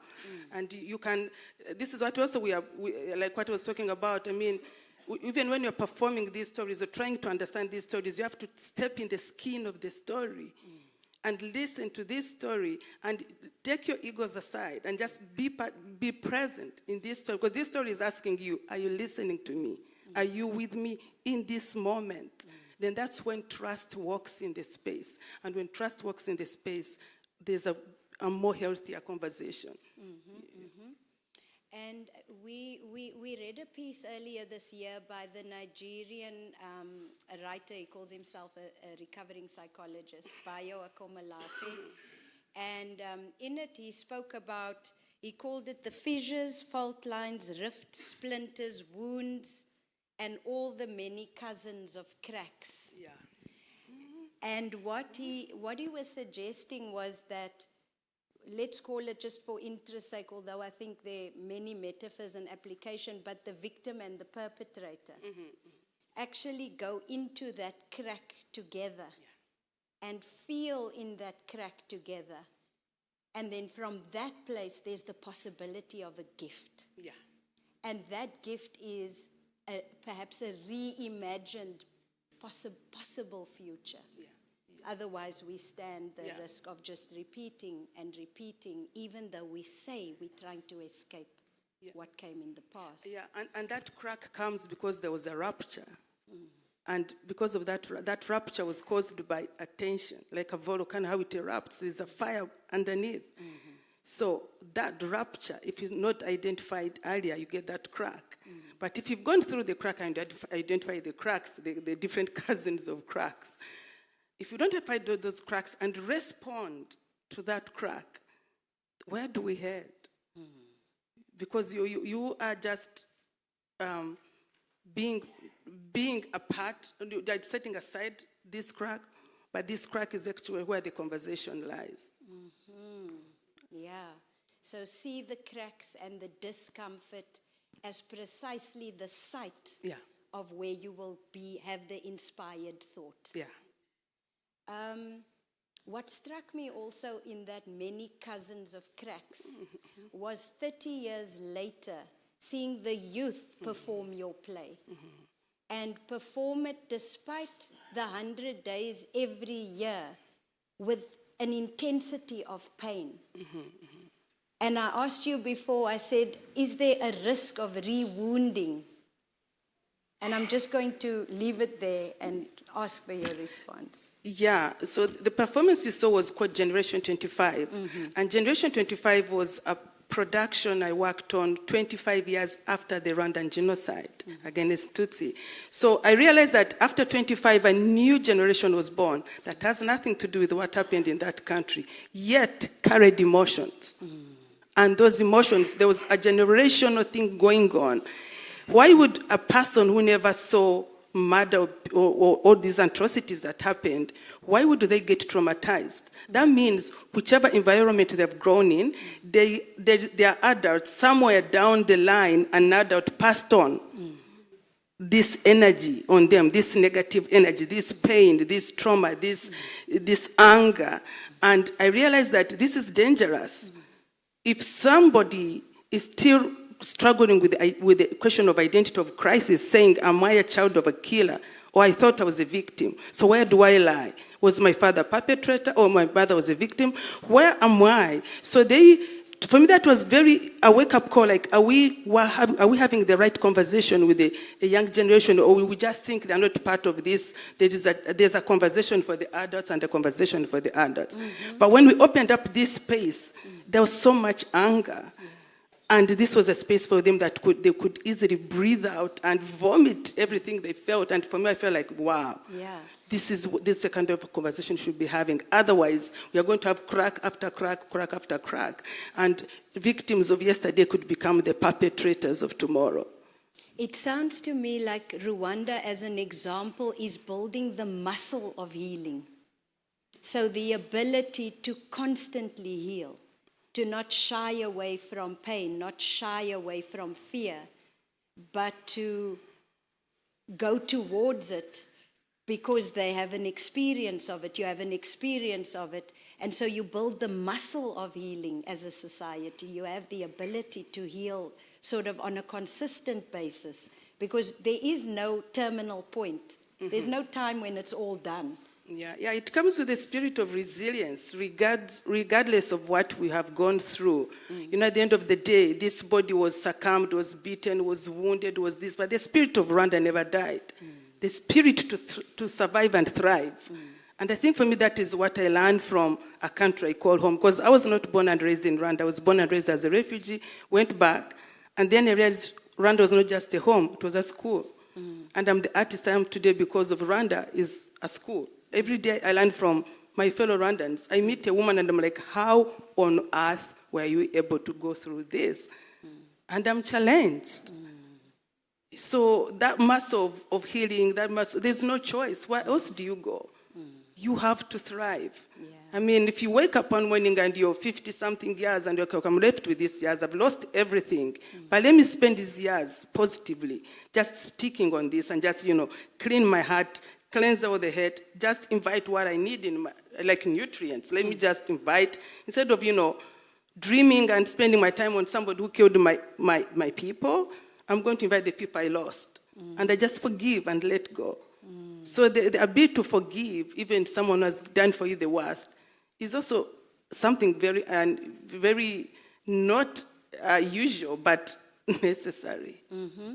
Do you want to say something? You spoke about cleansing. So there's a cleansing process, which is an internal cleansing. But in Rwanda, there's also umunganda, which is a physical cleansing of the streets. And you say something? Yeah. So every end of last Saturday of every month, we do cleaning.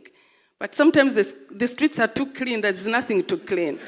And then I ask myself, as an artist, we have crazy minds. I'm like, what is this woman really sweeping? She's really sweeping like there is that. Then you start unpacking that moment. I'm like, she's actually sweeping. There's more to this cleaning. It is psychological. She feels cleaner. And there's a time I was also working on a documentary called, it was on forgiveness and justice. And we went to interview a perpetrator somewhere 70 kilometers from Rwanda. And I found this perpetrator dressed all in white, like from foot to toe. I was like, why all in white? Mm. And he said, so when he was killing people during genocide and they ran to the nearby hospital, he would also follow them to kill them in the hospital. Mm-hmm. And then, of course, he served his sentences, he's asked for forgiveness, the community is trying to accept him back, but of course they suffer with the spirit of guilt, like everyone's forgiven me, but I don't forgive myself. They also have a crack to fix. Mm. But I was really astonished by how he's obsessed with just wearing white. I'm like, why white in a very dirty road? It's not it's in a village. Mm. And you find that there's something about to keep cleaning yourself when you feel dirty, when there's some dirty things you're dealing with. So that was just my thing, that we clean so much that to some level it's more than just cleaning. Yeah. Thank you for that. There's also the symbolism. Let's see. What shall we talk about now? Let's just listen from them. Yeah, let's see what people are thinking. Yeah. Hope? Do a monologue for us to talk about what you have just been telling us. A monologue that would make make sense to us. A monologue? Because it's all theoretical now. Okay. Give us a monologue. You are an actress. Show do a monologue. Oh, wow, a monologue. Would you want, what monologue in what kind of? Whatever you think relates to what we've been talking about. Just give us a monologue now. What about? Wow, I need to look for a monologue, people. I'm going to give you a monologue of a British journalist, what he wrote when he came to Rwanda in 1994. It's called Below the Village. And I don't have my glasses. Do you want to read it for me? I can. Yeah, so I don't have my glasses, so she's going to read for me. Is that okay, sir? No, I thought maybe from your work, all right? Yeah, it's my work. Oh, okay. Yeah, so like she told you, I have violated a lot of rules I learned from school of playwriting.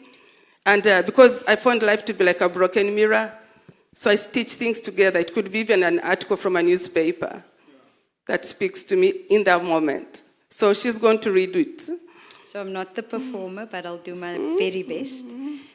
Below the village of Rusumo, the river Kagera flows into a steep ravine that forms the natural border between Tanzania and Rwanda.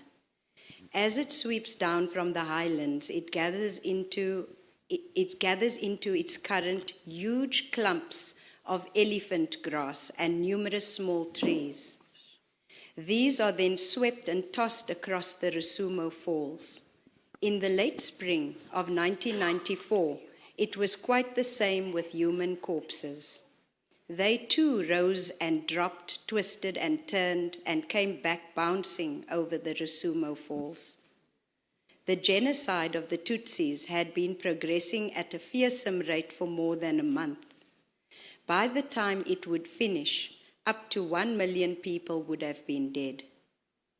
Consider the mathematics of this horror. In 100 days, 1 million. I leaned over the bridge and noticed that 2 bodies had become lodged in the rocks at the side of the gorge. One was that of a man, and the other was that of a baby, between 6 and 12 months old. I could see that the child had been killed with a machete, a gash across its skull. I stepped back from the river. I did not ever want to see that again. And on the journey north to Kigali, where the war still raged, I kept asking myself the same question. What kind of man would kill a baby? What kind of man would kill a baby? Later in Kigali, I think to myself yet again, what kind of man would kill a baby? A man not born to hate, but one who has learned hatred. A man like you, or a man like me. You see, how much more powerful?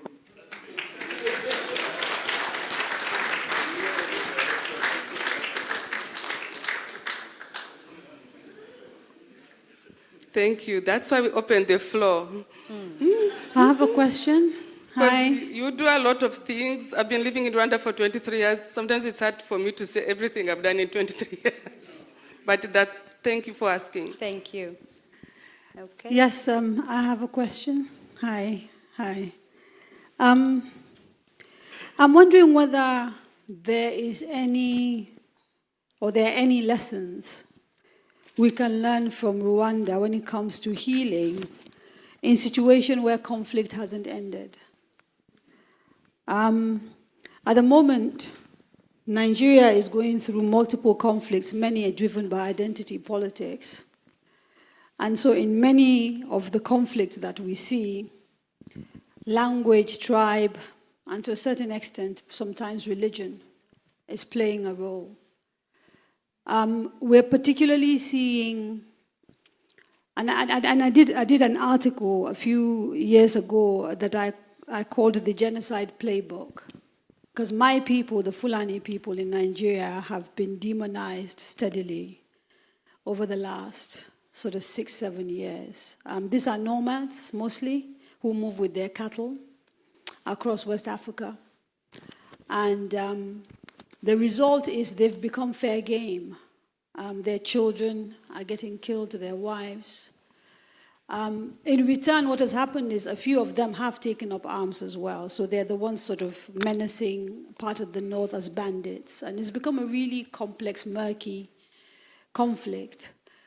Some of us are sort of struggling to find a way to begin a process of forcing conversations around how we can solve the conflicts, how we can heal, even as those conflicts are still raging on. And I just wondered whether there's anything at all in your experience that might be helpful to us. Thank you. Thank you. I think for me, what I saw really very impactful in Rwanda was young people taking the mic themselves in schools and starting clubs around unity kind of clubs, just beginning debates on this kind of conversation. It's always very important that young people are involved at the end of the day, regardless of how complicated it may be. And if it can be introduced in schools and just have clubs around peace clubs, peace clubs, it may be drama or poetry or I don't know, or debates. But what I really liked was just young people, and I love working with young people. It's just beginning clubs. Even if it's one club in this school, it will start another club in others. It catches like a fire. And once you arm young people, because at the end of the day, you either use them right or wrong, they can kill or destroy a community. Yet they look like they are not part of any conversation, but they actually are silent. It's silent power seated somewhere. So for me, I think engaging young people in these conversations is very important. But I hope you're also being asked by other countries to come and advise. I know you're going to Brazil later this year and to Nigeria. What is it that people are asking you to do, and what are you finding in those societies? What they're really wanting to start is beginning like spaces of arts and humanities. When we begin a space like the festival we do is around arts and humanities, and when we invite artists from across the globe, and they visit the genocide memorial, and they get to understand all these stages to destruction or to violence, they are cautioned and they start engaging using art to change. They become agents of change. So that's why I really always want to push to empower young people, to make them agents of change and talk about real issues. And there's nothing really like as anything above them. And what we think is complicated is actually okay for them to talk about it. There's nothing bad talking about to a 10-year-old about genocide. Because it also begins in schools. They bully each other, and that's where dehumanization actually starts from, the culture of dehumanization. Bullying is dehumanization. So just to know these kind of signs in the communities. Mm-hmm. Thank you. I think we'll take more questions. Nozi, and then over there. Thank you, Hope. Thank you so much just for your presence and every little word that you've spoken, big and small words today on the stage. I want to start off with an apology for centering South Africa in my question. I think when we talk about the genocide, there have been so many moments where we center South Africa too soon. And it just reminds me again of the spotlight of the media in that crucial period that was also shining on South Africa instead of being focused on Rwanda at the time. So please accept my apology for that. My question is that it seems as if in South Africa, we're very much still stuck in our many cracks. In a post-apartheid democracy, we're still stuck because of our inequality, we're still stuck because of the racism, we're still stuck because of the social tensions that feed into all of these. My question to you, and I think Heather's asked it in this last question, but maybe you can help me, is if you were talking to us as South Africans, where do we start?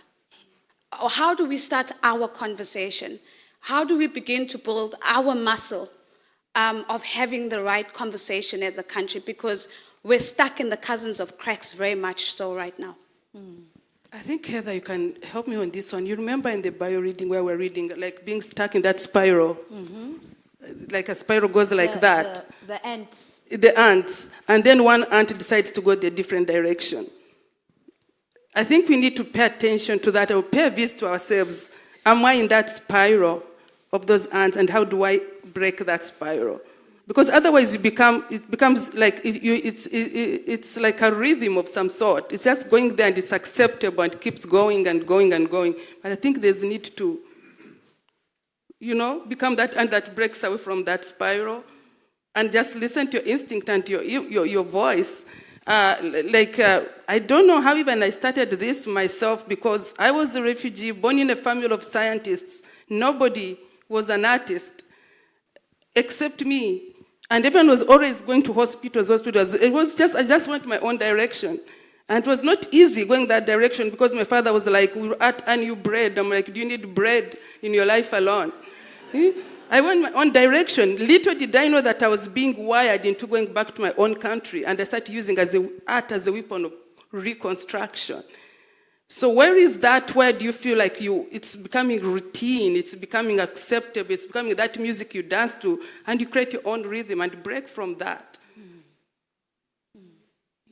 And what do you say, Hope, to people who, the idea that we must heal first and then we can vision, then we can dream, then we can work towards something that's sustainable, and we can't because society is moving on and certain things need to be done. But we are aware we're building on shaky foundations because of the things that Noisy just spoke about, and others, the other question about your society and community. So how do you do this simultaneously? But Heather, one thing that always confuses me, and this is a conversation I always have alone in my room. Like, what is a society? What is the government? Is it a building? What is the church? Is it the concrete I see? Then I realize that it's me. It's my heart. And what is that in my heart? Because if I'm not steady myself and recollected myself, and if I'm broken inside myself, I cannot stand on a steady knee. I cannot get on a steady knee to run a race. So we are trying to run a race before we get on a steady knee. And once you're on that steady knee, then the rest of people, you can run that race. But we are not steady inside. We need to pay a visit to self. Where am I myself? Am I bound by things that have bound me? Or can I take captive of things that have bound me? I think that's where there's what is that thing is holding me? Sometimes it's my mind and things I've stored in my mind that I need to get rid of. So I think I need to first recollect self, get on a steady knee so I can run a race. I don't know whether I answered any of that question, but I think it starts with self. Yeah, I think a lot of these ideas, my hope is that it infuses our conversations over the next few days and we all walk away with a question perhaps and not necessarily all the answers. There's another question here. They're saying no to questions. Yeah? No, I thought you said one more. One more, yeah. Come on.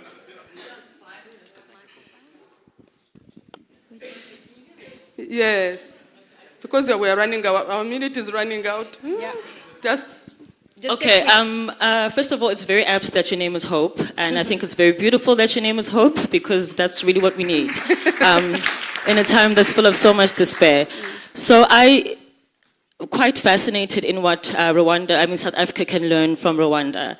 And I'm thinking about how we're living in the maybe unfinished business of what was our TRC. And how we are currently seeing a lot of families who are coming up against still wanting justice for that moment. But you spoke a lot about the ritualization of memory. So you have your 100 days where you're remembering, you're cleaning, you're wearing white, and I think that sometimes that is something that is missing here with us. Many families went missing, many people did not get the opportunity to bury people. And that's like a rite of passage for many people, and that's a lack of closure. So I just want your perspective on the role of art in ritualization and memory where there's no closure. I hope that was clear. Thanks. Thank you.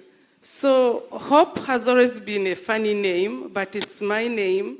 I was given the name Hope when the cohort of people born around my period as refugees were given things or words or names, we call them, that their parents never had, like hope, faith, joy, and we know the power of words. I can instantly get very optimistic and you'll get worried around me. Because I've never believed in anything like fear. I've always been very strong. And, I've always banked my hopes in faith and knowing that things will happen. But yeah, the role of art is, one thing with art, it's the master key. It gets to places where nobody else will go. I think we saw that during COVID, people played music. Why?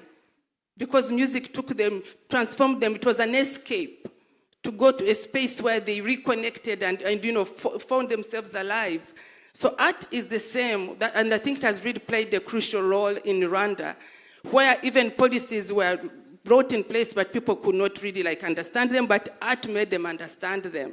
And I remember the first task we were given was to, when they are going to use the traditional form courts of justice, the traditional gachacha. I don't know whether you've heard about gachacha. They are not formal courts. And they're bringing them, but people are not we cannot, this kind of courts are about goats and what. It's not about really massacres of people. But we used art to sensitize communities and understand that this kind of solution is going to help communities come out and speak and confess. And we came up with a title called The Liberating Truth. That was our campaign on something people that could not easily get. So art has the power to unlock conversation. Art has the power to transform communities, but it has to be very intentional. It has to be based on research. What kind of crack are we responding to with this kind of art? Yeah, because sometimes people think art is just entertainment. At first, when my dad was asking me about whether bread would get me anywhere, where art would buy me my bread, I had no clue that actually art was going to become my gun back to Rwanda. As people used guns, for me I used a gun. Art was my weapon.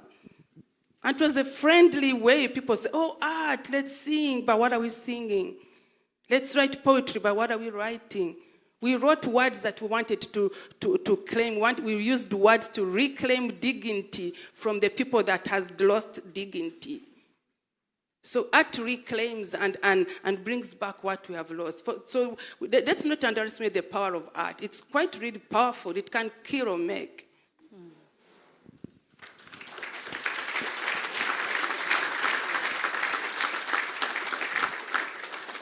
We are out of time, but I just want to thank you, Hope, for the work that you do and the way you bring yourself to your own cracks and then share what you learn with the rest of the world. I'm looking forward to walking a much longer journey with you, and just thank you for what you've brought here for all of us today.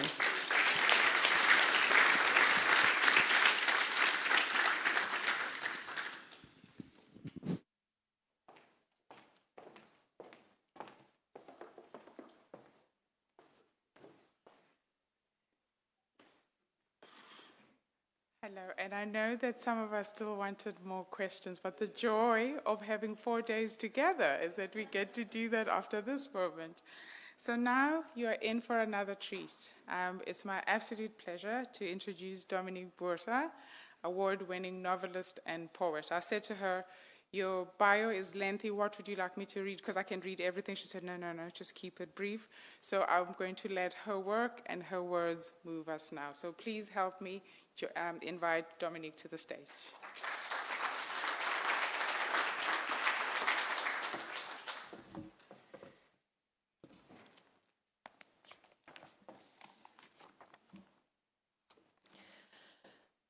Dele asked me to read some uplifting poems to follow the conversation on Rwanda. My heart sank because I only write depressing poems. So instead, I'm going to start with a light-hearted vignette I wrote for a magazine, set in the valley over the hill, that our unstoppable festival organizer, Dele Olojede, and I both are lucky enough to call home. The drawings you will see are made by an artist friend called John Murray, who picked up a porcupine quill one weekend on a visit and dipped it into ink. The piece is called My Last House. Call me Dominique. After a certain age, a woman becomes a man. I am the owner of 300 pear trees, planted by that old rogue Cecil John Rhodes more than a century ago. My sliver of land lies at the foot of a granite colossus, encircled by a halo of hamlets. There are candlewoods and salamanders and kukumakrankas. There is sugar bush and leopard and waterfalls in winter.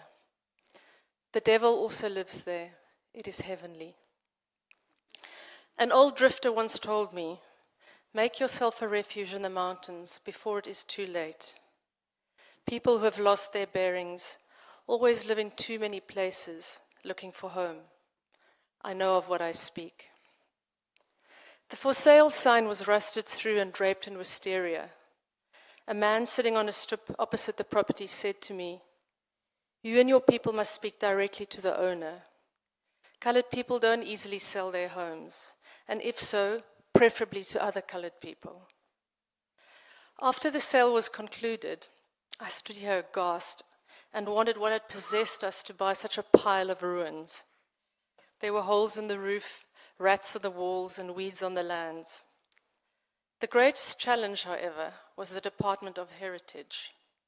In fact, they should be called the Impartment of Umbrage. As long as historical buildings rot, they are inert. But when you show an interest in conservation, you raise the sleeping dragon to ire. Their raison d'etre, a punishment seeking a crime, like the Russian Secret Service of old. But it was worth it. Bethlehem Farm is not my first home, but I hope it is our last. Our mud and reed house sparkles like a wedding cake in the sun, and the ceilings are high enough for a soprano to hit the top note of Mozart's De Höllerach against the rafters. Because there's no house cat, field mice jeté across the yard with balletic flourish. Sometimes when I'm alone at home, I amble from room to room, hugging the curtains, because I love them like children. For 200 years, my people farmed up north along a muddy river in the Orange Free State. They planted maize and raised cattle, flourishing and fading like the grass on the riverbanks. Heart and seed grass, moon grass, herringbone and red grass, and khaki bos, the drop of Irish blood that trickled in after the Boer War. And now I'm back in the valley, in the Cape, where my ancestor Abraham Hercules left 2 centuries ago with his flock of merino sheep and his wife who was known for her beautiful singing voice. It is futile to expect anything from the government, he wrote in a letter dating 1784. Plus ça change. My sister lives beyond the river, and we crisscross the bridge to make merry or draw swords in moods mandated by the moon. My sister inherited the beautiful velvet skin of our ancestor, the Bengali slave Katrijn de Grote, and I her volatility.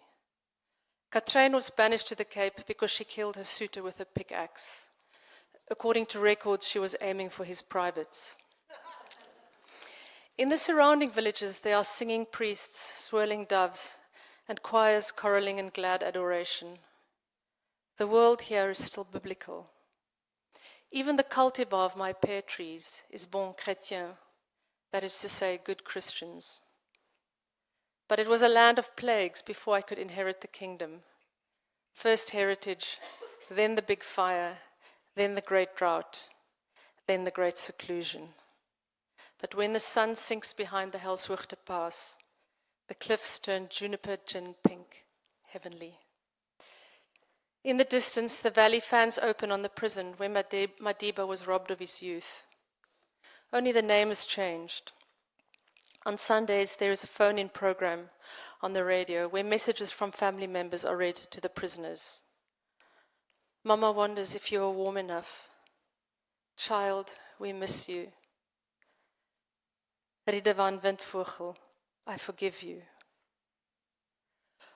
Once a month, the ghost of Queen Elizabeth calls on me for afternoon tea. She's the quintessential English lady with pearls, blue eyes, and good deeds, the backbone of the valley bent double with age. She tells me, this place is like trifle pudding, my dear. The white layer on top is rich and thick. She brings me bags of clivia seeds, and I can see she wants me to take over her role as our dear Lady of Providence in the community. When she leaves at dusk, like the owl of Minerva in her old silver Mercedes, she rolls down the window to impart a final aphorism. Remember, my dear, in the end, farming makes us all poor, but at least you live the right sort of life.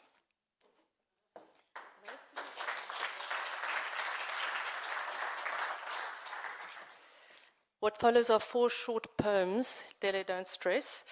I'm going to read in my mother tongue, Afrikaans, mindful of the wisdom of Ngugi wa Thiong'o.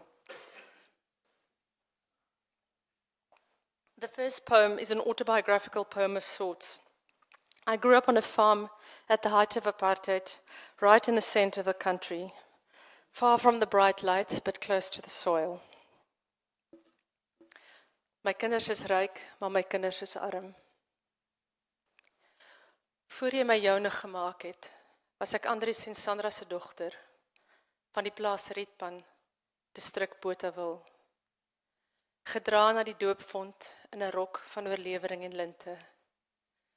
In vioolkraal se voorkamer, vol familie en meubels, ingeseën met 'n sponskoek, oorstrooi in 'n fyn suikermandela.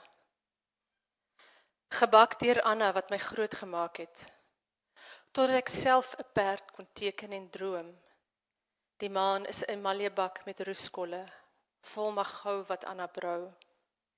En om en by maandeind bars Anna se sog uit die hok en vrede die maan weer op.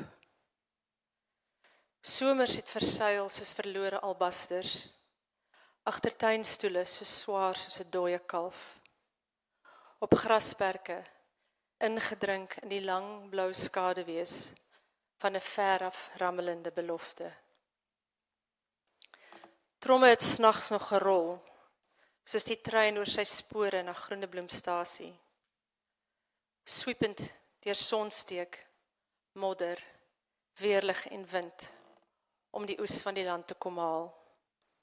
En piepende donskuikens, geel soos mimosa balletjies af te laai, om groot gebroei te word in Anna se jaard. Totdat sy kom aanklop het by die agterdeur met 'n gat in die kop, die haar man se swaaiende byl toegedien, vol end van die maand woede. Daar is gejaag deur nag en reën, en ma het gehuil, terwyl Anna se sinne uitgebloei het op haar skoot. Nou sit Anna al baie jare in die son, in Klerksdorp se lokasie, om valke en muskeljaatkatte wat nie bestaan nie, van die missies se lank vergaande pluimvee weg te hou.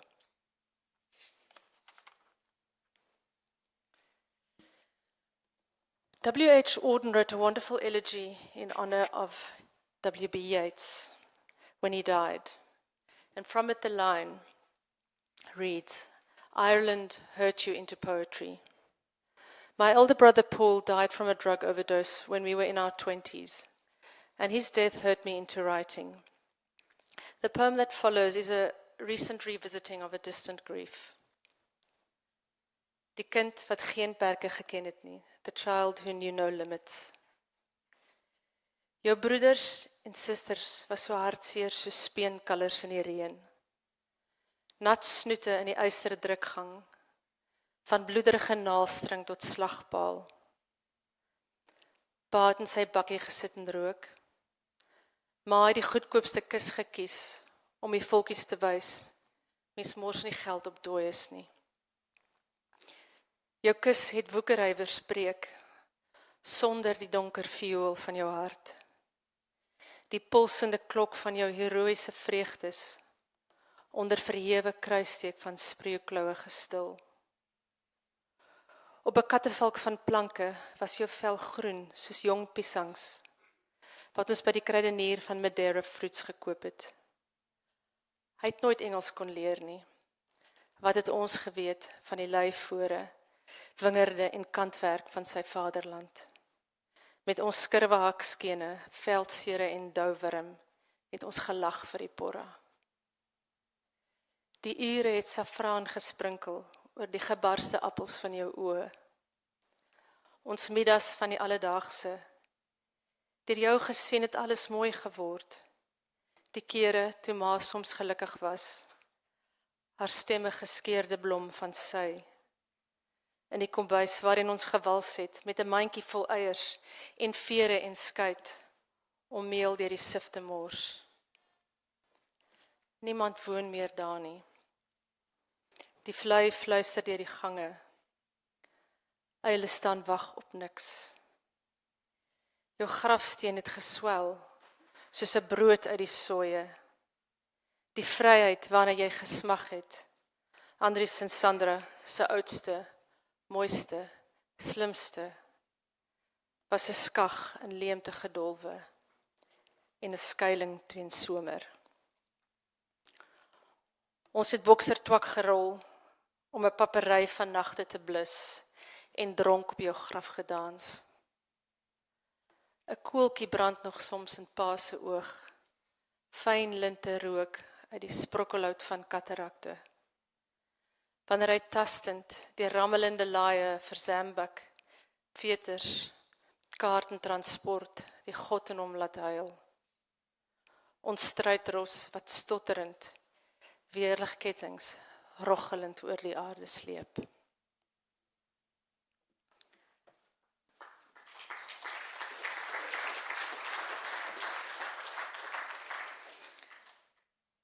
Gloria Sarobe, my husband's other boss, recently published a wonderful book, an ode to my mother-in-law that he brought home, which I'm currently reading and I do recommend.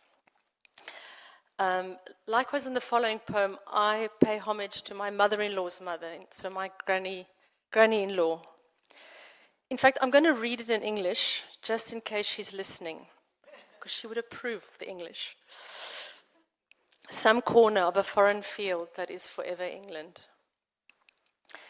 A taxi collided with a hearse, making Gran, punctual to a fault in life, half an hour late for her own funeral. The scent of St. Joseph's lilies doused the church lavishly in the perfume of the grand dame laid to rest, in a coffin of braided wattle, discreet and tasteful to the very end, surrounded by a bouquet of granddaughters like carnations with teeth. Grandsons skulking in their father's suits, my mother-in-law with her pearls, her brother with shaking hands. In the eulogy he asks, what does one say about a woman's life? With his father it was easier. The boards, the posts, the honorary doctorate. But Gran knew who she was. You are not really Afrikaans, she told me once. In her world, it was a great compliment. Her eyes, sparkling sapphires, pinned onto the silks of her glass, with a perfect imprint of lipstick on Sunset's customary whiskey glass. The tally of a life does not lie in acronyms, nor in a collection of porcelain frogs, not in a sublunary hierarchy, however discriminate in calibration, however sharp its wheeling teeth. I know who she was.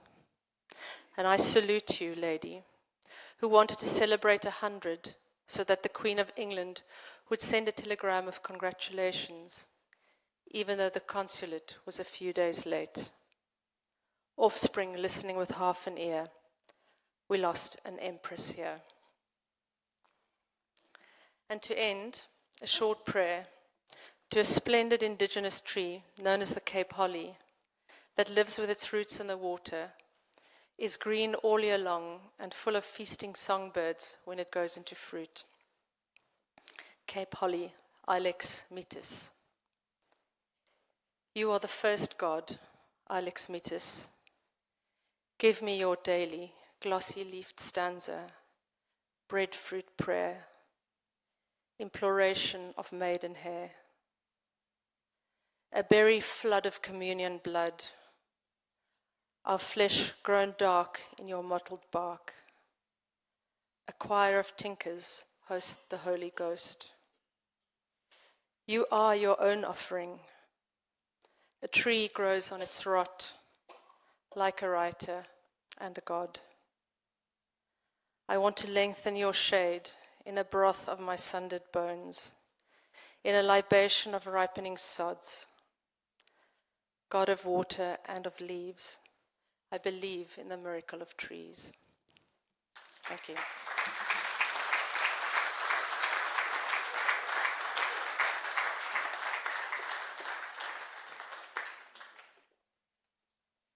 You see, I did not lie. Right? Another round, please. Thank you so much, Dominique.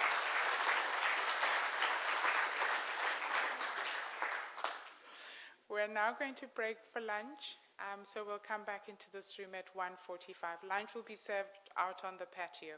Enjoy, and we'll see you back after lunch. Yes, you may leave your bags in here. The place is quite safe.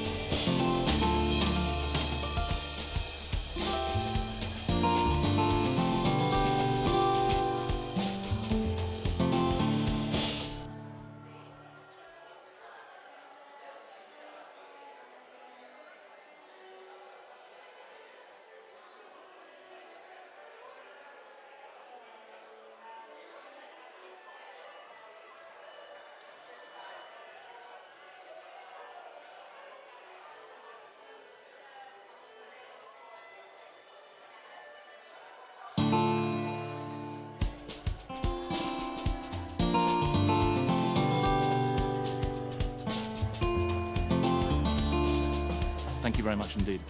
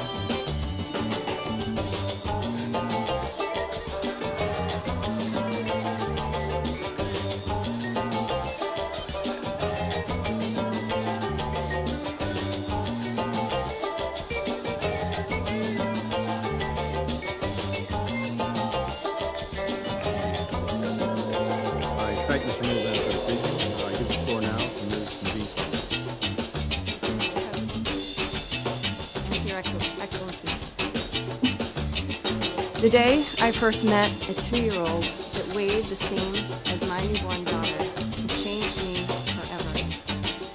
I have been face to face with a mother and a starving child, and I know we don't have time to spare. I feel the urgency and I see the fear in her eyes. I have seen children take their last breaths. I have watched their hearts stop beating. When I enter a malnutrition clinic, the first thing I hear is that deafening silence. The children don't have the strength to sit up or cry. All their energy is conserved to keep their organs from shutting down. Their mothers sit anxiously by, wishing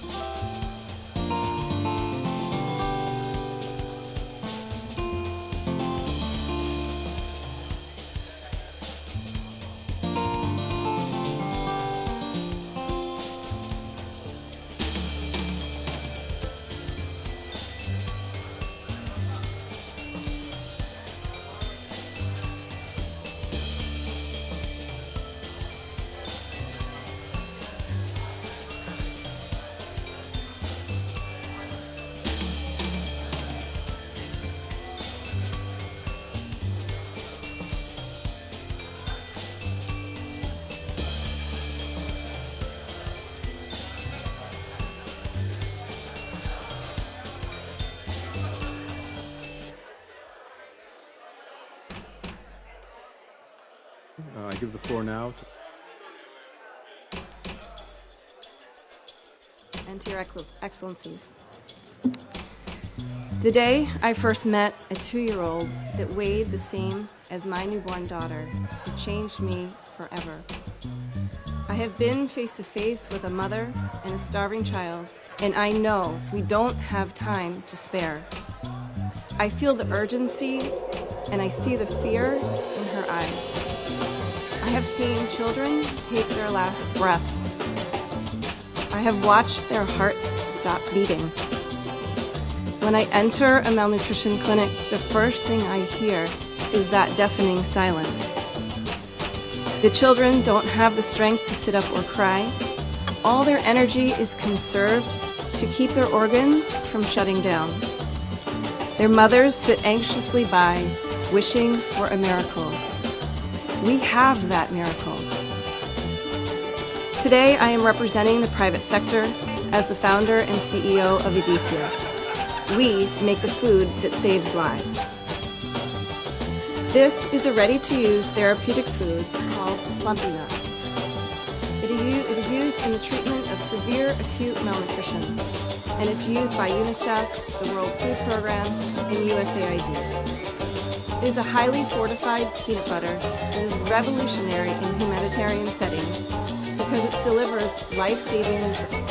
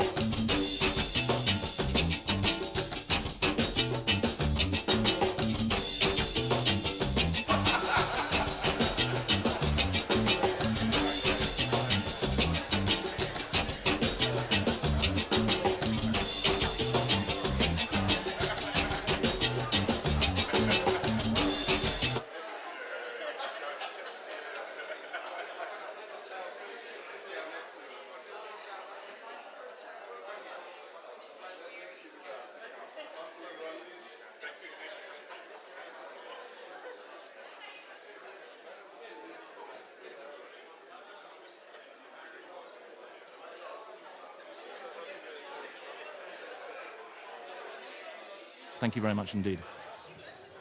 I thank Mr. Miliband.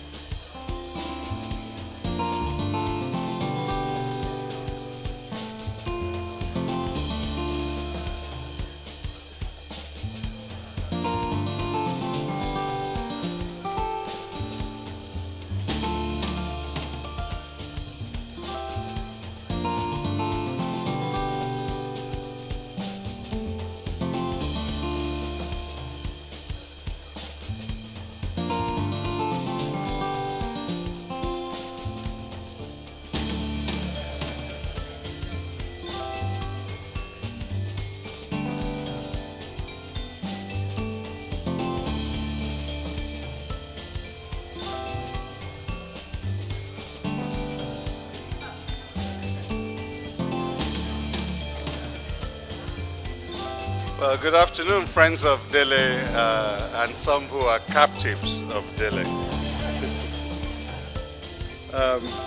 Our afternoon session promises a number of quite high energy conversations.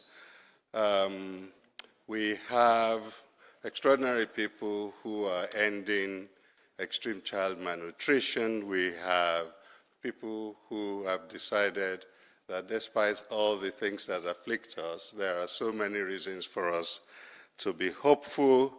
But before we get to those, I would like to introduce our next panelists. There's an interesting backstory to Richard Joseph and I. Dr. Richard Joseph, political scientist, author of the famous seminal work on African politics, Pre-Bendelism, and taught at the University of Ibadan in the 1970s. He's taught at Emory, at Northwestern, and many points in between. But what is really interesting about him was there was a time he took a leave of absence to go run Ford Foundation's programs in West Africa in the 80s. That was my fiery young reporter's stage in the big newspaper city of Lagos. And my old boss and close friend had just been murdered by military intelligence. So I issued a statement accusing the military dictator of being the murderer. This did not end very well. So it was Sunday, October 19, 1986, and I put out this statement with a couple of colleagues of mine, and by Monday morning, the military had taken over our offices in Lagos. A few days later, Richard Joseph, who ran Ford Foundation in West Africa, showed up in my apartment in Lagos with a Lufthansa ticket and said, Columbia University is going to give you refuge for a year. So just get out of here before they kill you. And that was what made my escape from Nigeria all those many years ago. So Richard Joseph, it's nice to have you back on your forefathers' soil here in Africa. Please come onto the stage.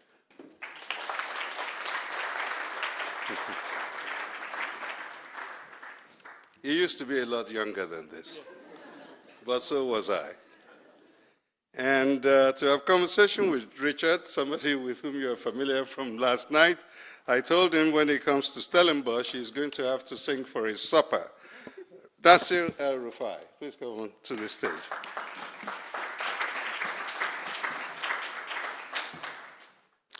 And the two of them,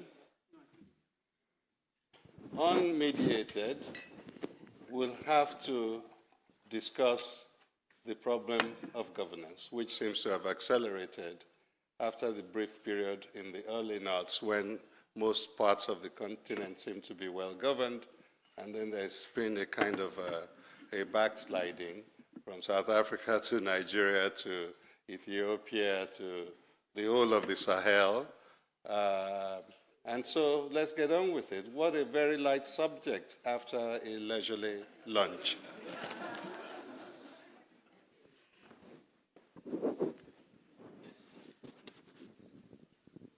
Okay, I believe I'm live. Okay.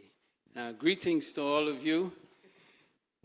I see the light is coming through some hair over here on the left. So I know that's Professor Olojede. And this is such an extraordinary, pleasure and privilege to be here. To have Malam El-Rufai, we've known each other, but at a distance. And in fact, this is the first time we've actually been together, but we certainly know of each other. With Dele Olojede, I was just saying to him what a story he has to tell, but also Amma Hogan. And as we were saying last night, always reminding Dele that I met Amma before he met me. when she was at Sussex. So it's just a wonder to be able to see you all again. You know, it's left up to us to sort of make use of this time. So I'm going to plunge right in. I heard Malam last night speaking, and of course a lot of, talk about music to my ears, and to have a man who has played the role that he has in Nigeria and been able to go into office to serve 2 terms as governor in Kaduna State. And he shared with you some of the challenges that were faced there. The topic is, the problem of governance, and I want to start off with an anecdote. As Dele mentioned, I've been in different universities, but I was at Dartmouth College, where I'd been undergraduate, but I was under faculty. And anyway, I was invited to Emory University, and President Carter was in the process of setting up his center. But anyway, I was in a meeting with President and Mrs. Carter. We were just getting to know each other, and then he turned to me at one point and he said, well, what do I consider to be the most... That's all right, we're used to this. Oh, wow. But you see, South Africa has some advance over other countries in the continent because of the rapidity by which the lights is restored, right? We could almost create a graph. But anyway, so President Carter asked me, what do I consider to be the most significant challenge in Africa? And I said, governance. So he said to me, well, what do I understand by governance? I proceeded to do so. And then he said, well, why don't you come and do it here? And, that's how my affiliation with the Carter Center began, and created the African Governors Program. But I just want to say a word about South Africa. I made a number of visits. I joined the Carter Center at the end of 1988. By 1989, the world was changing in the ways that you all know, the transformations. And so we got involved in a lot of the key issues of conflict and also democracy promotion in Africa. And, I have much to write about, and not much I have actually said about those 6 years of working very closely with President Carter and our colleagues. But I made a number of visits to South Africa, quiet visits. There were quiet visits to other countries, some of which we became involved in, like Zambia, like Ghana, and on the conflict sides, Liberia, Sudan, Ethiopia. But South Africa, and I made a number of visits, meeting with a lot of the emerging leaders, and with President Mandela himself and Sisulu family, just about all of the leading figures. And the reason was the anticipation of the transition here leading towards, not just the conflict we knew at the time, but perhaps something much worse. And so, just to let you know, President Carter was very much primed to come in and perhaps have another kind of an experience that he did in the Middle East. And so, thankfully, that wasn't necessary. But, when even just looking out here, the South Africa I see today is, of course, quite different from the South Africa that many of us had to deal with. All right, I have some notes but I'll just speak extemporaneously. Professor Wole Soyinka, he referred some time ago to the derailment of Nigeria, that Nigeria had become derailed. Sadly, and derailed in the sense of what were his personal values, commitments, goals, hopes. And I have adopted that term of derailment, a lot of terms that we have, to describe what has become in a country with just so much potential. But sadly, we have derailment in the continent. Some of the countries I mentioned that not only did I come to work in later on, but if you take Sudan, that was my first teaching position in Africa at the University of Khartoum, where I lived. I don't know if Sudan still exists, right? The viability after what has happened. And I could go on and on. You all see what has happened in Ethiopia. All the coups that we have experienced. The transformation that's taking place in terms of the external intervention and presence in the continent. I always, I gave a seminar presentation at New College, where I'm now an honorary fellow. It's one of my colleges at Oxford. And one of my colleagues, after he looked at it, said to me, well, that seemed pretty pessimistic. And, what hope? And I was so struck because I said, I'm never pessimistic. Frankly, the greater the challenge is the more we have to take some time and, step forward, especially with those of us in a position to do so. But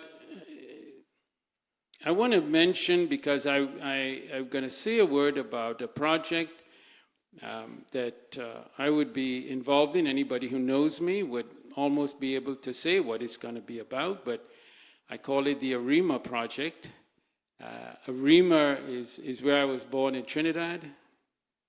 I was born in Trinidad, went to the US, and then got involved in Africa for the past half century or so. But ARIMA also stands for Africa Reimagined. And the next talk I hope to give, most likely also in Oxford, because I'm involved in conversations there beyond New College, but also with the university widely, and even with an institution, Rhodes House and the Rhodes Trust. I could use the word Rhodes, and even myself as a Rhodes scholar, because that institution is undergoing, the reckoning and the reparative efforts. I think this is an age of reparation in some specific, tangible sense, especially having to do with the artworks, but I think it applies more broadly. But let me conclude my introductory remarks, because I was delighted yesterday listening to the panel that Malam El-Rufai was on, of the discussion of post-colonial Africa, post-colonial leaders, the post-colonial state, because that reckoning and reparative action concerns not only imperialism, colonialism, apartheid, segregation, all the things that I have been involved in, we have all been involved in over our life, but now having to deal very frankly with what has happened to our continent. And by the way, again, you're going to get a lot of references to Olojede. By the way, in end of the month, there'll be a lot of references to Chinua Achebe in Princeton. So, today is going to be a lot of the Soyinka references. But his conception, I remember one time, meeting he gave, he spoke about, Africa involving the Africans in the continent, but also saying that, when at the time of independence, there was a sense of continental Africa. But he said that the diaspora should have been included at that time in a more fundamental way. And I think there's still time to do so. But I believe that going forward now is when we really have to take up this challenge. And the challenge of really, how do we turn this continent around? And the meeting today, frankly, is going to be about the networks for doing so. So I hand it over back to... Thank you, Richard. Thank you very much. Nas, as the man who had boots on the ground for so long, I'm sort of interested in your perspective from a very practical, what is the experience of governance like, especially since you went through the period when we suddenly felt that a country can be reasonably well governed. We're not looking for genius. We're not even looking for average in many cases. Just don't be too well below average, right? And so we had this period in the early noughts when various parts of the continent, Nigeria being a particularly striking example of that, were managing their affairs reasonably and shockingly well from the very low base of expectations that we were accustomed to having. What accounted for that, in your view, and how did it get derailed? I wish I knew, because if I did, then I guess I would not have derailed. First, building on what Professor Joseph has said, I think it is clear there is a crisis of governance in Africa, and indeed the world. The world has changed so much in the last 5 to 10 years that I think this is the most dangerous time for anyone to be a public leader. There is a lot of scrutiny, there is social media, there are so many challenges, and I think that politics is undergoing transformation all across the world. Some in the wrong direction, some in the right direction, I guess. And we all don't know how it will end. In the case of Nigeria, when we finally got the military out in 1999 to start our Fourth Republic, we went back and brought an old soldier who had ruled as a military head of state in the 70s to be our president. And he came back into office with 1970s lens. He wanted state-owned enterprises to remain in state hands. He wanted to run the country the way he did pretty decently back in the mid-70s. And wasted 4 years achieving very little other than traveling around the world. But by the time he got re-elected for his second term, I think he finally assembled a team of talented Nigerians from across the world, brought back Ngozi Okonjo-Iweala from the World Bank, for instance, another colleague of ours from the UN to be the foreign minister, assembled a good team. And over the next 4 years, I think Nigeria recorded its most stable and highest rates of economic growth in history. We got rid of our external debt. We did many things. And Nigeria was looking great at the point of takeoff. We had no debt. We had huge reserves. We had a huge savings account because we started what was called the excess crude account. It was the first time in Nigeria's history that all the economic indices were looking very, very optimistic. Governance was going well. But I think where President Obasanjo went wrong was his succession. The person that he handpicked to succeed him was in some ways ill-prepared for the job and also ended up falling really ill and dying 2-3 years after he took office. And from that time on, things have not really been going the way they should. I think we, as a country, we lost a great opportunity in 2007 because every index of, structural transformation was in place.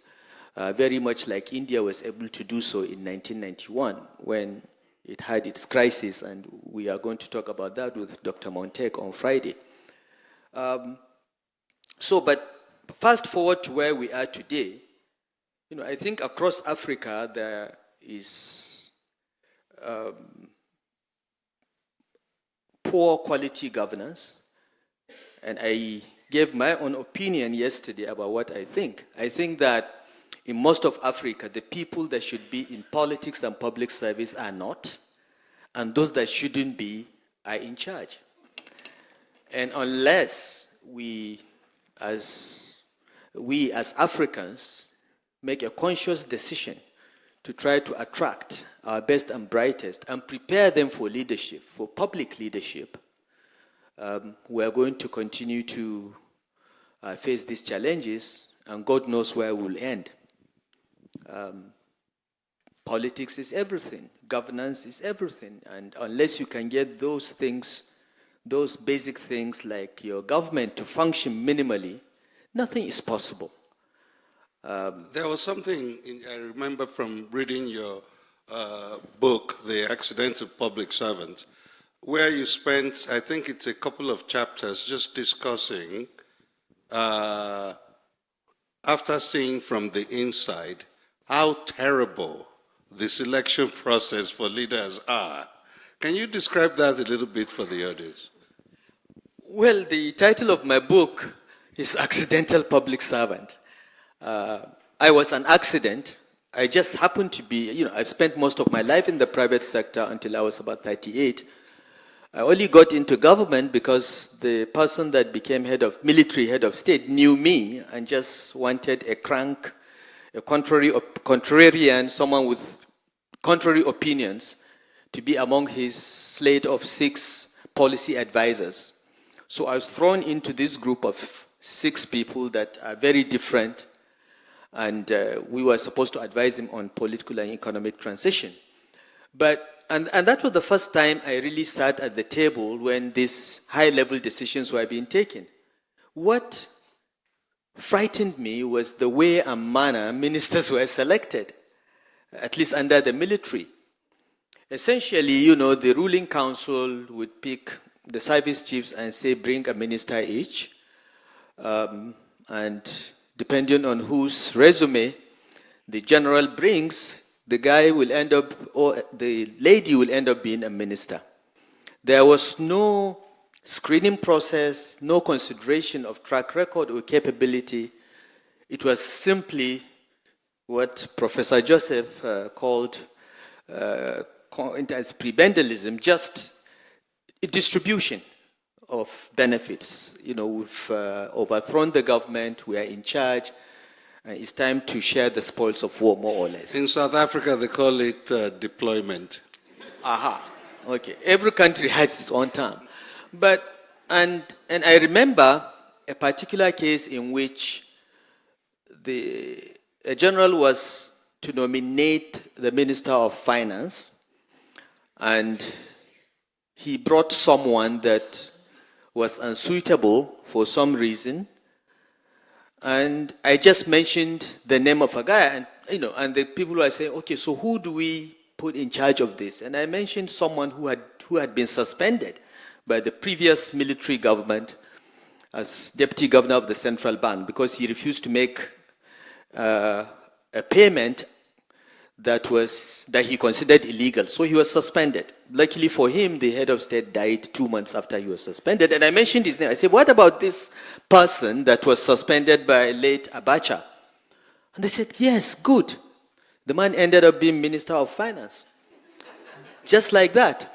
So the point I'm making here is, for a country like Nigeria, with so many people, and because we are so many, we have so many talented people, And some of the brightest brains on Wall Street, in the law firms, in major multinationals around the world are Nigerians. We do not have a shortage of talent. In fact, I think Nigeria's problem is that we are too talented. So why would we, in choosing those that run the affairs of our country, proceed in the manner that we were doing? It really frightened me, and it was one of the reasons why I decided that I was going to remain in public service from that point on. Because I realized that all the best people, all those that really care about the progress of the country, were not in public service, were not in politics, had little or no influence, and did not, frankly, care. All they cared was, I look after myself, I make some money, I'll be fine. If the electricity goes off, I buy my own generator, and so on and so forth. So it became a generational mindset. And I think it continues to be in many parts of Africa and Nigeria. And my final word to all of us is we must take more than a passing interest in politics and in public service if we are going to change the direction of governance in our countries, in Africa. Thank you. I want to ask a more structural question, Dr. Joseph. If you look at, broadly speaking, and almost for every significant or even insignificant country on the continent, after independence, there is a surge of energy and creativity and invention and optimism and good fellowship. And typically around 10 years or so of that. And then the ship begins to list. So what are the structural forces that make that almost a near certain prediction that that's the way things will go?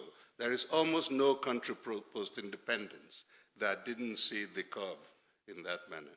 First, a big surge upwards, and then a slow and occasionally rapid decline. Okay, thank you. All right, an easy question. So my answer to the question, sorry, okay, sorry, all right. Is it on? Yes, it's on. All right, so maybe I'll answer that question by also answering something that I'm looking at straight on the screen. It says 10 reasons for optimism. And so my partner and I, as we were picked up to go to the airport in Chicago, and once again, it happens now, I would say, at least half the times, maybe more, that the driver is a Nigerian. So Nigerians are in all these fields, but they're also Nigerians who are finding ways to survive overseas. Ayo Olukotun, somebody dear to us, who is professor, journalist, but he passed earlier this year. And he, in one of his last essays, he refers to the misery of misgovernance, and also about the impact on the young people. He said, scampering is his word, out of Nigeria because they did not see a future for themselves. And going back to my taxi driver, as he started, took the opportunity once I realized he was from Nigeria, from Kwara State and so on, and to get him to share my thoughts. And it was really interesting because he referred to the cyclic, the cyclic, the circling, the recycling of what he called insincere leaders, insincerity. And what do you understand by that? And we said, well, they come along and they can all say the best thing, but once they get in there, right, the processes you know about happen over and over again. But let me shift to my optimism, why we have to be, optimism. And, a lot of my thoughts really are on the youths, on the young generation. So I have a couple of points here I'll just go through very quickly. Greta Thunberg would be known to many of you, the environmentalist, and the work she's done. And his comment, you have failed us. And I feel that way about a lot of the leaders. You have failed us. And the leaders? Yes, leaders and others. We call them inverted commas. But I want to give you an extraordinary anecdote about being optimistic. I received just a few months ago, as I was arriving in the UK for the event, a message from a human rights reporter saying, Professor Joseph, would you be available for a brief interview? Because a commission has been established by President Macron and it's called the French Cameroon Historical Commission. They call it historical. I gave it the name Truth Commission, which will be familiar to you all. And it is to look into what happened in Cameroon and why there was so much violence associated in Cameroon and the repression. So here, this was the topic of my research. Beginning at age 23, I had to look after it. And then continuing to my doctorate, my work on Cameroon, and my first writings. Most Nigerians think of me of Nigerian work, but Cameroonians know me of my Cameroon work. So about being optimistic, how would I have known that 4 decades later, having finished this work, published it, that now there's going to be a commission, a 15-person commission, Cameroonian and French historians, looking into what happens. And just before my way here, they wanted to know, they want to have a special session to talk to me. So I want you all to just realize, that the good work and struggles that we do, can come along later on. I'm a little skeptical about that, Dr. Joseph. Go ahead. Allow me. Right, I know, it's your business. The reason for my skepticism is this. Yes. If we are trying to figure out a way to have good governance now, right, to educate our children, to keep the people safe, right, to create conditions where they can have money in their pockets so they can feed their families, right, it seems to me perhaps of doubtful utility if we do not actually have people doing work now, right? If you live in parts of Mali or the Sahelian belt in general, things are pretty tough for you, right? And no matter how resourceful you are, your chances are fairly limited. So we need people to be able to go in there to stabilize things and solve problems, starting with keeping the people safe so they can go to their farms, so they can make a living, so they can care for their children. All right, now, but so all these historical commissions, I'm highly skeptical of them, of course. But let me speak to your skepticism, Mr. Olojede. Neo Sundari, yes, one of his poems, he has this phrase that on lamps of the past, lamps of the past.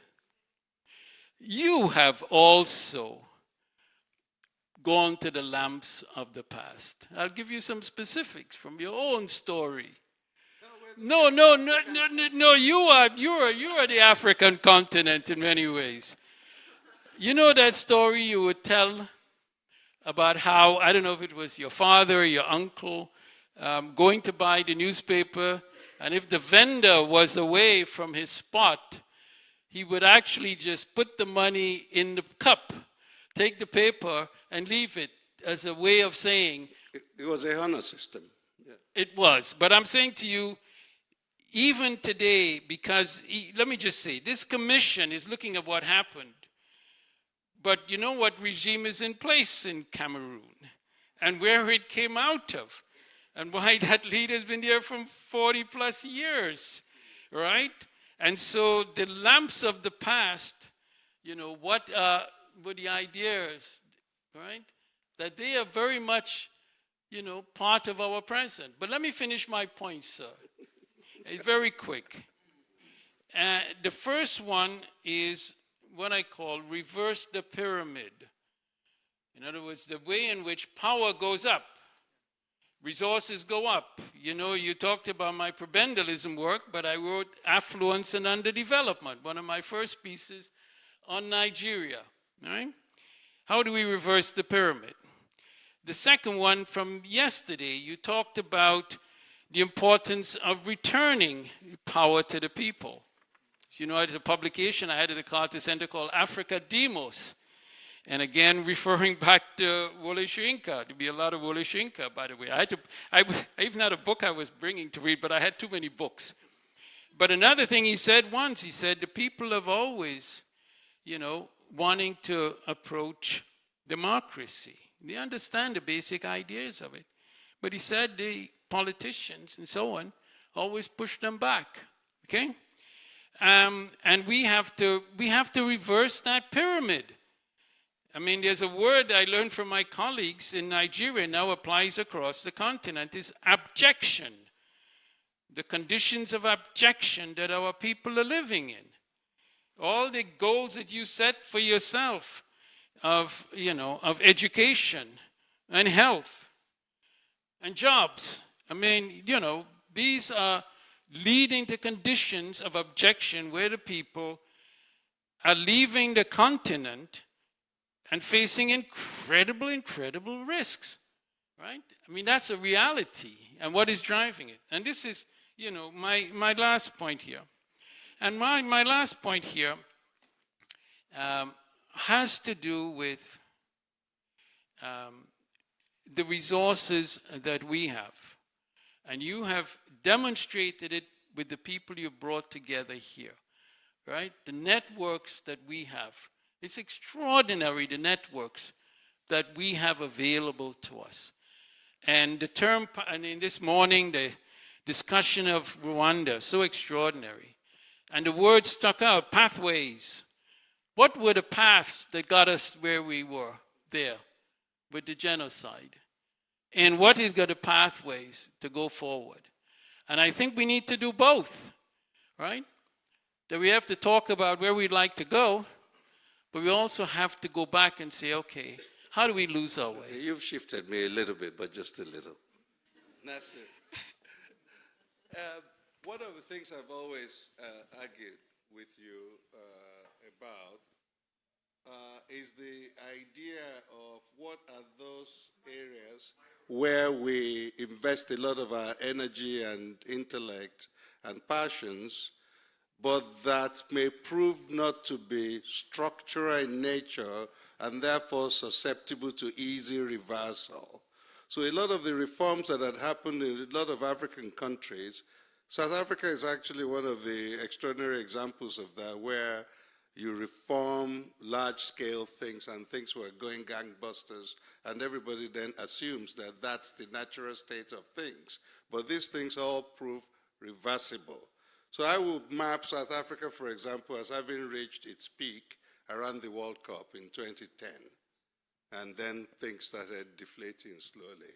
It was a period of huge optimism. People were doing things themselves, and everybody was very confident and optimistic.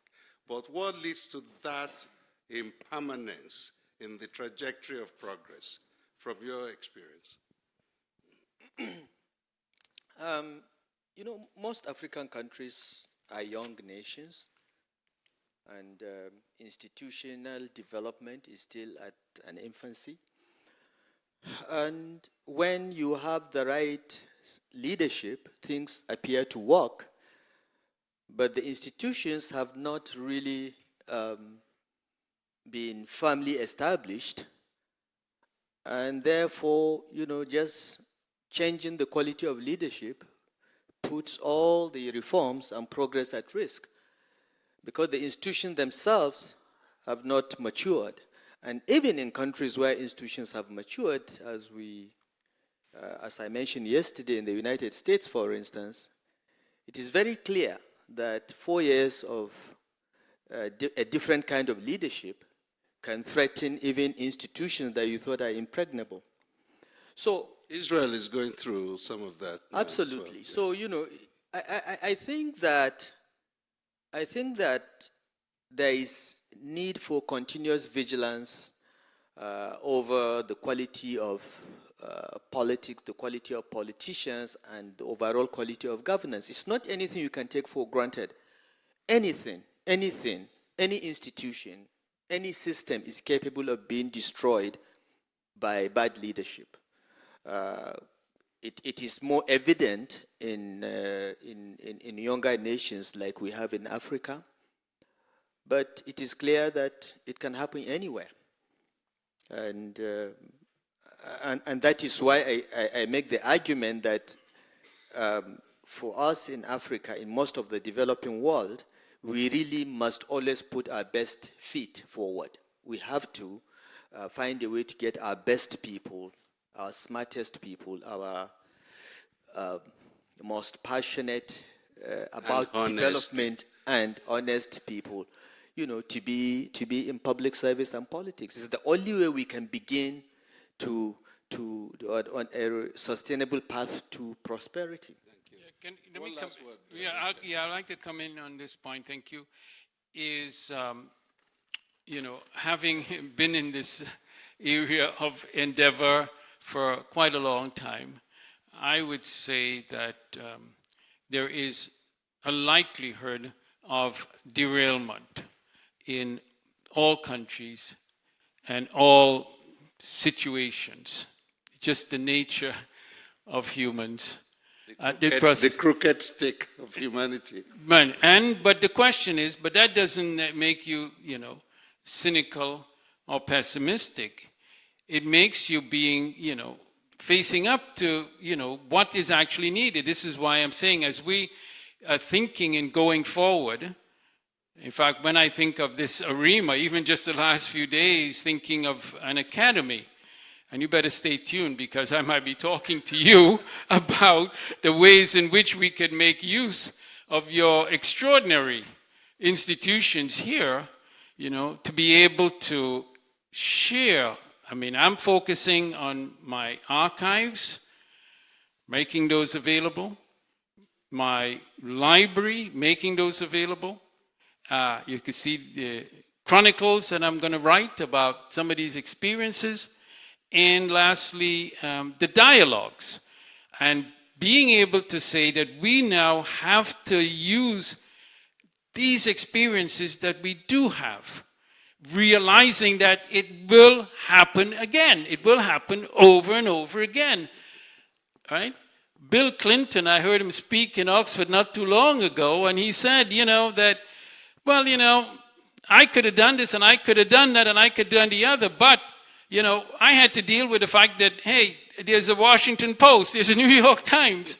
And lastly, if we look at the United States on January 6th, and, you know, Abena Buzia, when we were in NOAP, saying, you know, I was with some of my colleagues, and we were there watching what happened, and we said, you know, there's a coup taking place, right? But how, in fact, the United States were able to avoid that? She said, well, he didn't have the army behind him to do it. And then secondly, look at what the American judiciary is doing, right, at this present time, okay? So my sense is, it doesn't leave me being pessimistic, it just makes me being so much determined about what we need to do. Thank you very much, both of you. Dr. Richard Joseph, Malam Nasir El-Rufai. Thank you.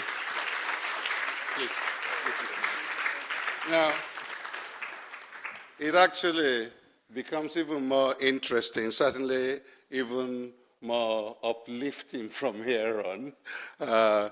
Maybe sticking this into the slot after lunch was not the best idea. But thank you both for the conversation you just had. before I bring those who will tell us what is actually good about this place and about this continent onto the stage, is worth reminding, perhaps supporting the assertion you just made, Richard, about how things don't stay fixed. So if I look at India, my friends from India might chuckle, but the guy who assassinated Gandhi now has a temple built in his honor in India. So things don't stay fixed and perhaps need constant effort at redoing them. The Greeks understood this very well. I think, John, you would note that. So if we accept that it's human nature that we're going to suffer these reverses, perhaps that's actually the fortification required to be in this for the long haul. This is why it helps to gather in a place like Stellenbosch, where we have extraordinary beauty and we also have wine. And so if it's good enough for Jesus, it's good enough for me. And that would happen, I say that deliberately, because of the way we like to end our evenings here. After we have gone through the extraordinary highs of listening to the lives of Wole Soyinka later this evening, and we all go out to dinner and reconverge in what we call the Shebeen, for the Shebeen sessions, and we let our hair down, if we have any hair. Then the process of bonding accelerates. So I encourage all of you to try and maintain the staying power required to show up at the Shebeen after dinner, where you will have a little bit of live music and you can meet people you've never met before and perhaps build collaborations across generations and across geographies. So thank you, Richard. Thank you, Nasir. And I will ask you to gingerly step off the stage. Thank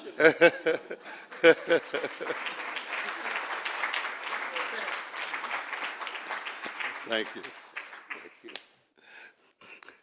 And I made a reference to peak South Africa being around 2010.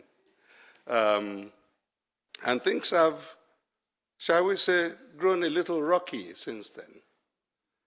Things have grown a little rocky in Israel since I last visited in 2017.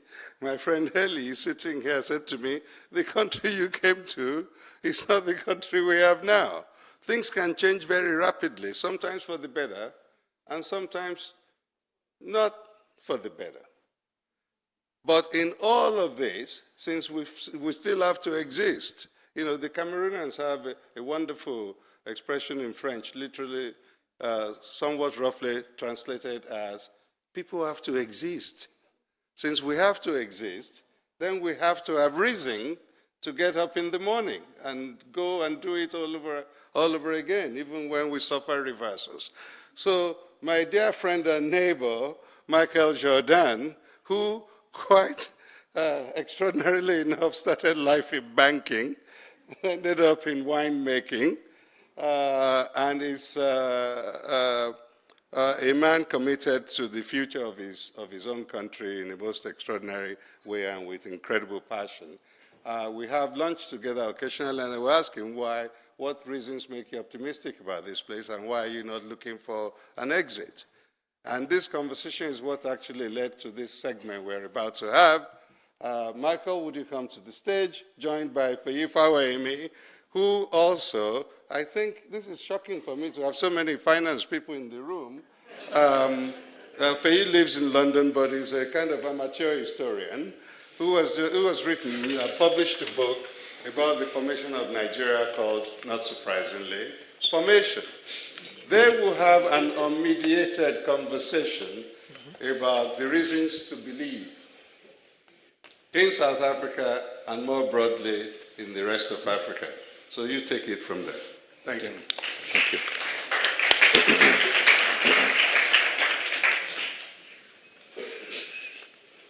Thank you, Dele. Those rare lunches really are a rare privilege. It's not just the food, the wine, but also the discussion. But yes, there is no such thing as a free lunch. It was over lunch that Dele roped me in to talk to you. Good afternoon, everyone. Thank you for listening to me. So I was asked to give you, in 15 minutes or less, 10 reasons to be optimistic about the world and about Africa. It was a challenging assignment. I wondered if I should decline. The difficulty, you see, is to choose only 10 reasons.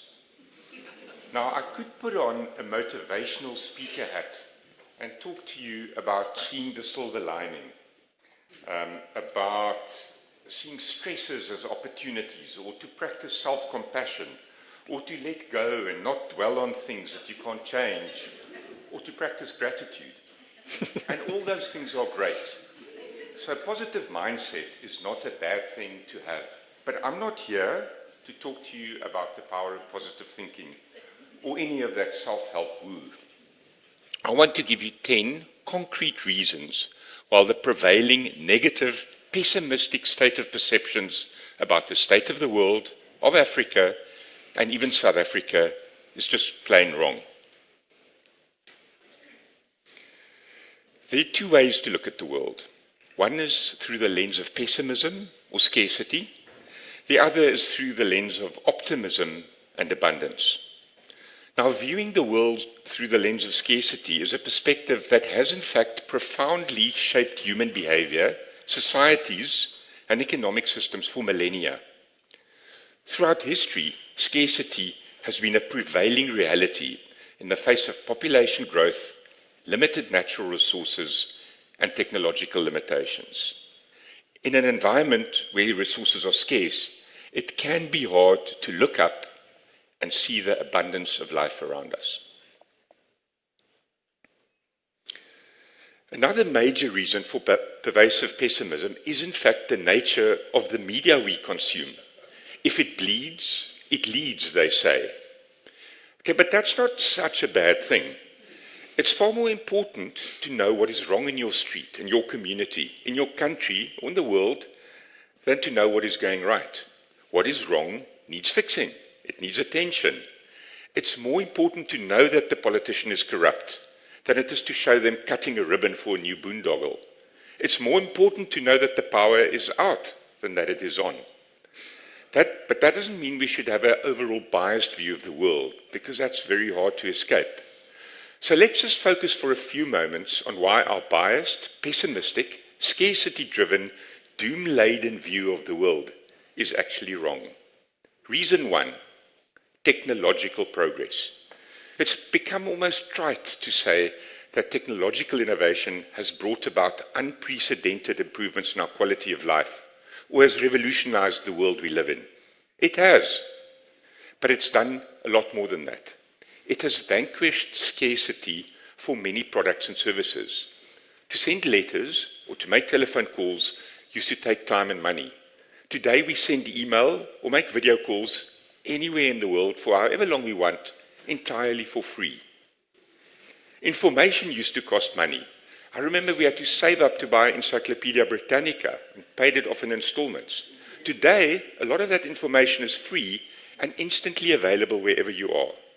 Maps used to cost money. Today, Google Maps is free. Learning new skills used to cost money.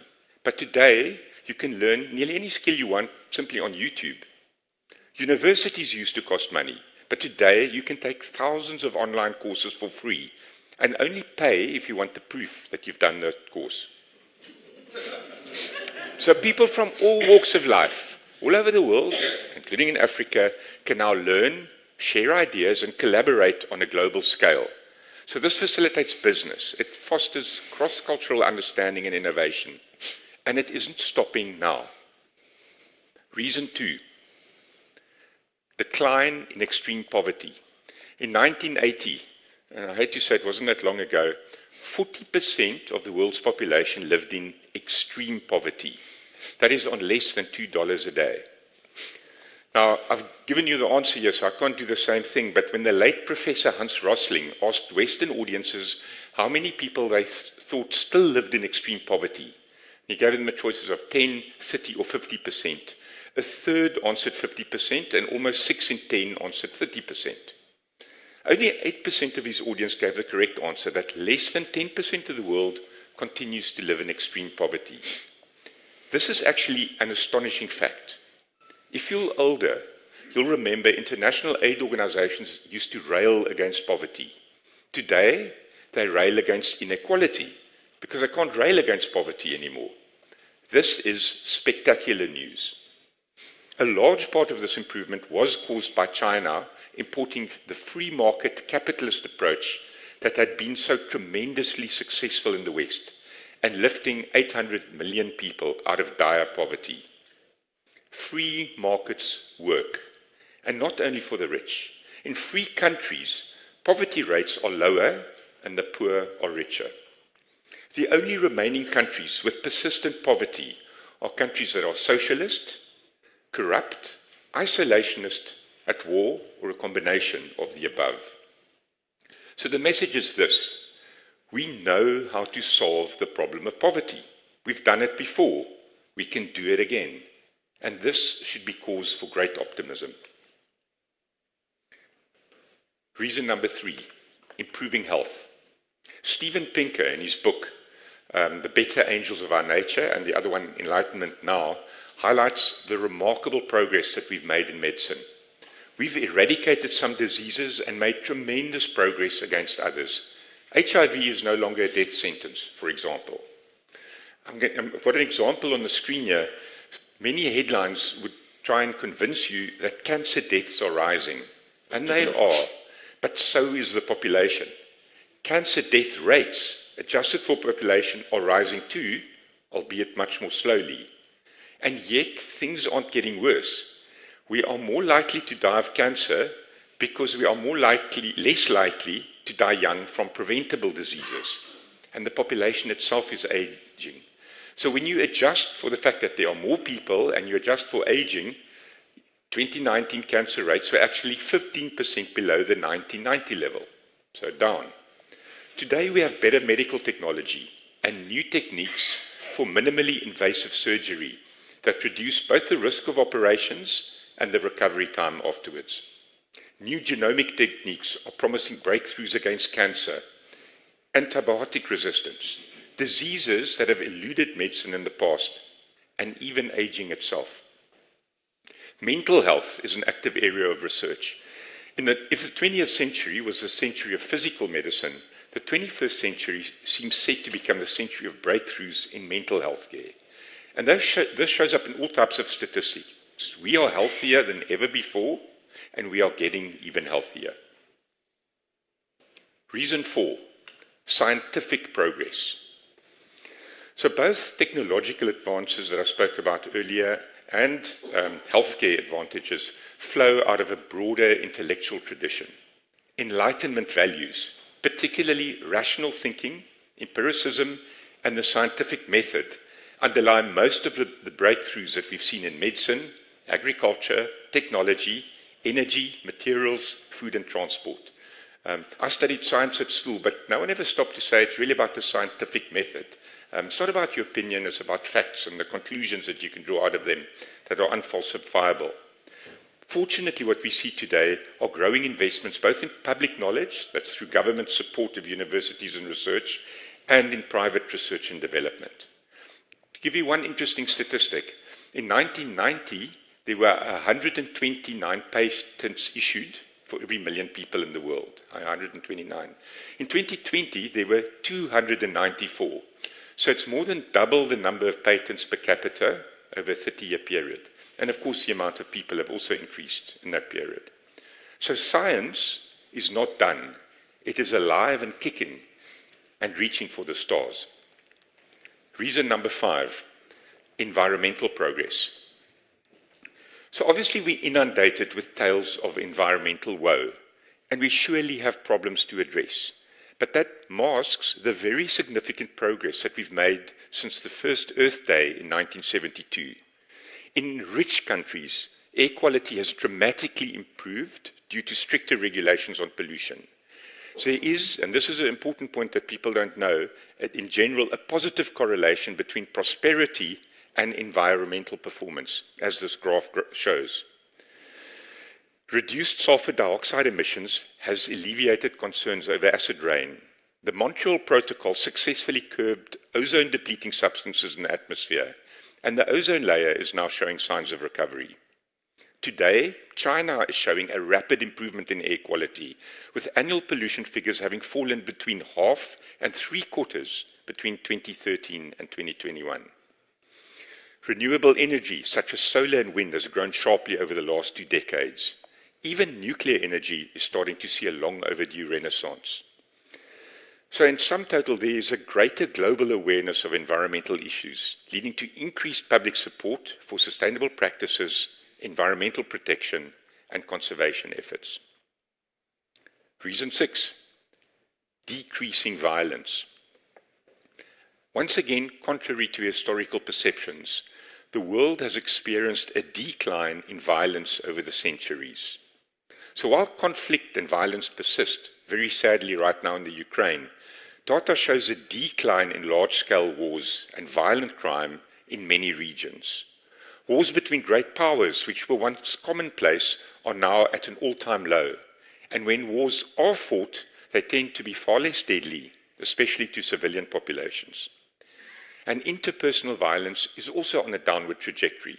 The global homicide rate, which was 7 per 100,000 in 2001, declined to 5.8 per 100,000 20 years later. Reason 7, humanism and empathy. The spread of Enlightenment values such as individualism, equality, secularism, tolerance, and freedom of thought and expression has created a world that is far more conscious of human rights and social justice. Where even a few decades ago, sexism, racism, and discrimination were commonplace, we now actively fight against them. We recognize the right to life, to liberty, and property, and that it extends to all members of society, no matter who they are. We have learned to make efforts to ensure equal access to education, to work opportunities, and the legal system. And this is an important reason for optimism about our common humanity towards each other. Reason 8, a decline in natural disaster deaths.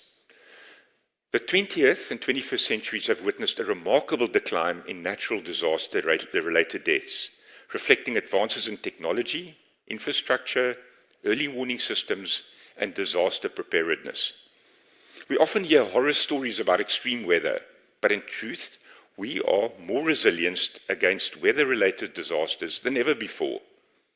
The reduction in natural disaster-related deaths since 1900 is a testament to human ingenuity, to collaboration and adaptability. It reflects our ability to learn from past tragedies and develop strategies to protect lives and properties, even in the face of nature's most formidable forces. Reason 9. South Africa is richer than you think. South Africa is large. It's more than twice the size of Ukraine, the largest European country west of Russia. It has a decent level of infrastructure, and even if some of it has fallen into disrepair, it can be fixed. It has an excellent financial and banking sector, and Sandton is arguably the financial hub not only of South Africa but of Africa. And importantly, South Africa is not a one-trick pony, I should say. It doesn't just have gold or oil or farming. It has a diverse economy that besides agriculture and mining includes manufacturing, services, telecommunication, tourism, and technology. It is an excellent tourist destination, as you will hopefully experience here in Stellenbosch. It sits on a wealth of unexploited mineral resources. So where others see unemployment, I see people, which is a wealth of underutilized human resources. Many are poorly educated and trained, but all these things can be remedied. Now, you may say that this oversells South Africa, and perhaps it does for the time being, but it does point to a massive amount of unrealized potential. And we know what needs to happen to make South Africa thrive. The jackboot of government must be lifted from the throat of the economy. Once that happens, the potential is endless, and that's reason for great optimism. Reason 10. Africa is less risky than you think. Now, Africa is even larger than South Africa. I kid you not. But it's also larger and more populous than all the other continents except Asia. It doesn't look like it because of the Mercator map projections that make those rich countries in the north look more important than they really are. You can fit the United States, China, most of Europe, Japan, and the UK into Africa with room to spare. The view of Africa as a high-risk basket case is at best out of date and probably was never particularly useful. Why? Well, first, global risk is rising fast. Many of the risks that are often cited as reasons not to invest in Africa, political risk, inflation risk, currency risk, interest rate risk, and even risk of military conflict, are becoming just as serious in advanced economies. Second, African risks have in fact been declining, with stronger governments, more stable political institutions, stronger rule of law, robust demographic growth, diversified economic progress, increased trade, new infrastructure, and good old-fashioned human ingenuity and striving. Sure, there are difficulties investing in Africa, but African management teams are well acquainted with these difficulties and skilled at finding ways to work around them. So, the returns in Africa remain high and rising, while the risk differential with the rest of the world is decreasing. That makes Africa very attractive to a diversified foreign investor. So, those are 10 reasons for optimism. I could list many more. Now, optimism is in fact a strategy for the future, because unless you believe that the future can be better, it's unlikely that you will become successful by making it so. If you assume that there's no hope, then all you can do is watch the world around you fall to pieces. If you have hope, you will build new things, maintain what works, and find alternatives to what doesn't work. And if you assume that most people also want to see a better world, a world of freedom and prosperity and open markets, then you will find opportunities to help them build this world. So if all of you take the optimistic view, my money, and I mean that literally, is on your success and the success of our country and our continent. So optimism won't change the world because of the power of positive thinking or any of that feel-good mystical nonsense. Optimism will change the world because it's true. Thank you.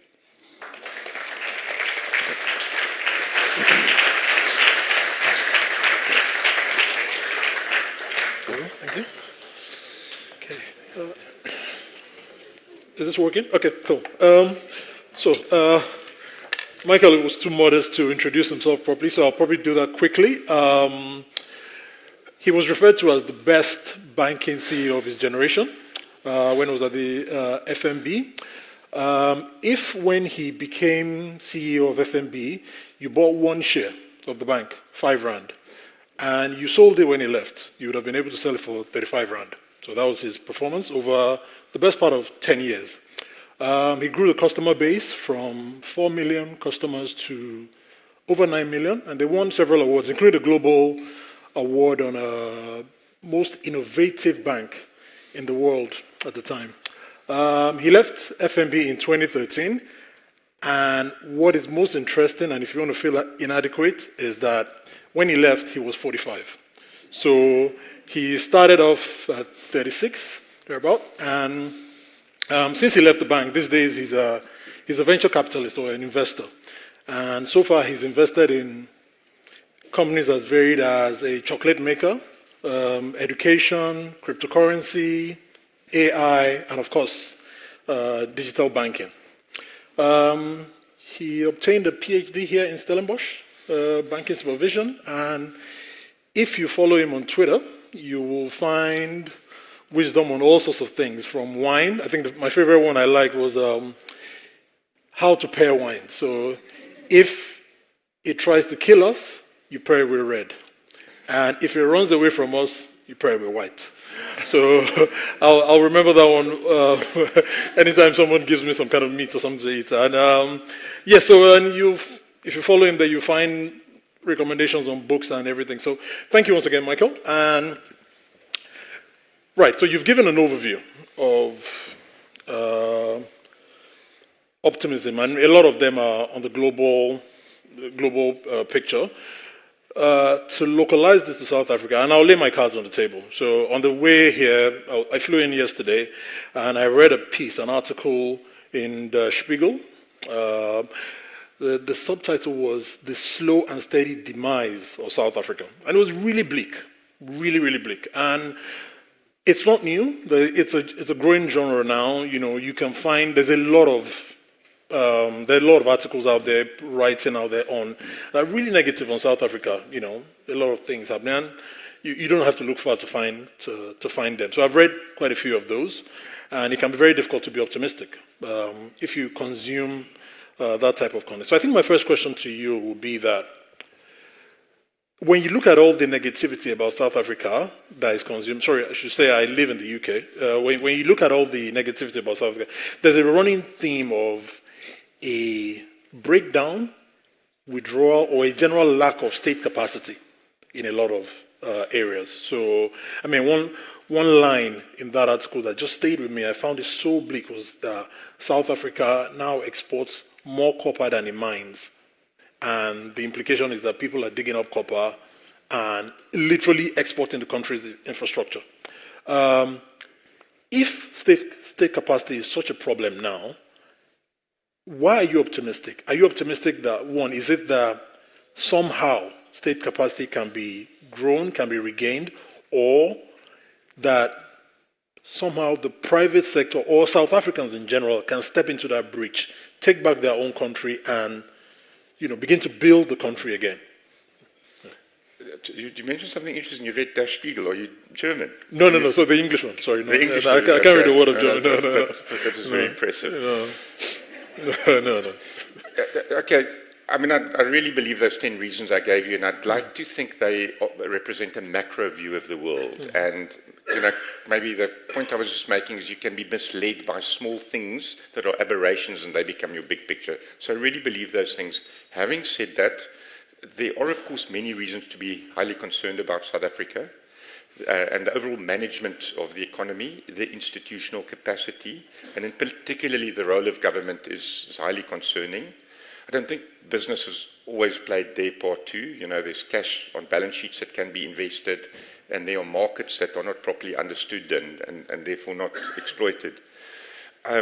So I'm concerned. I'm also frustrated because we could have been in such a different place. I mean, it's an opportunity cost and an opportunity lost.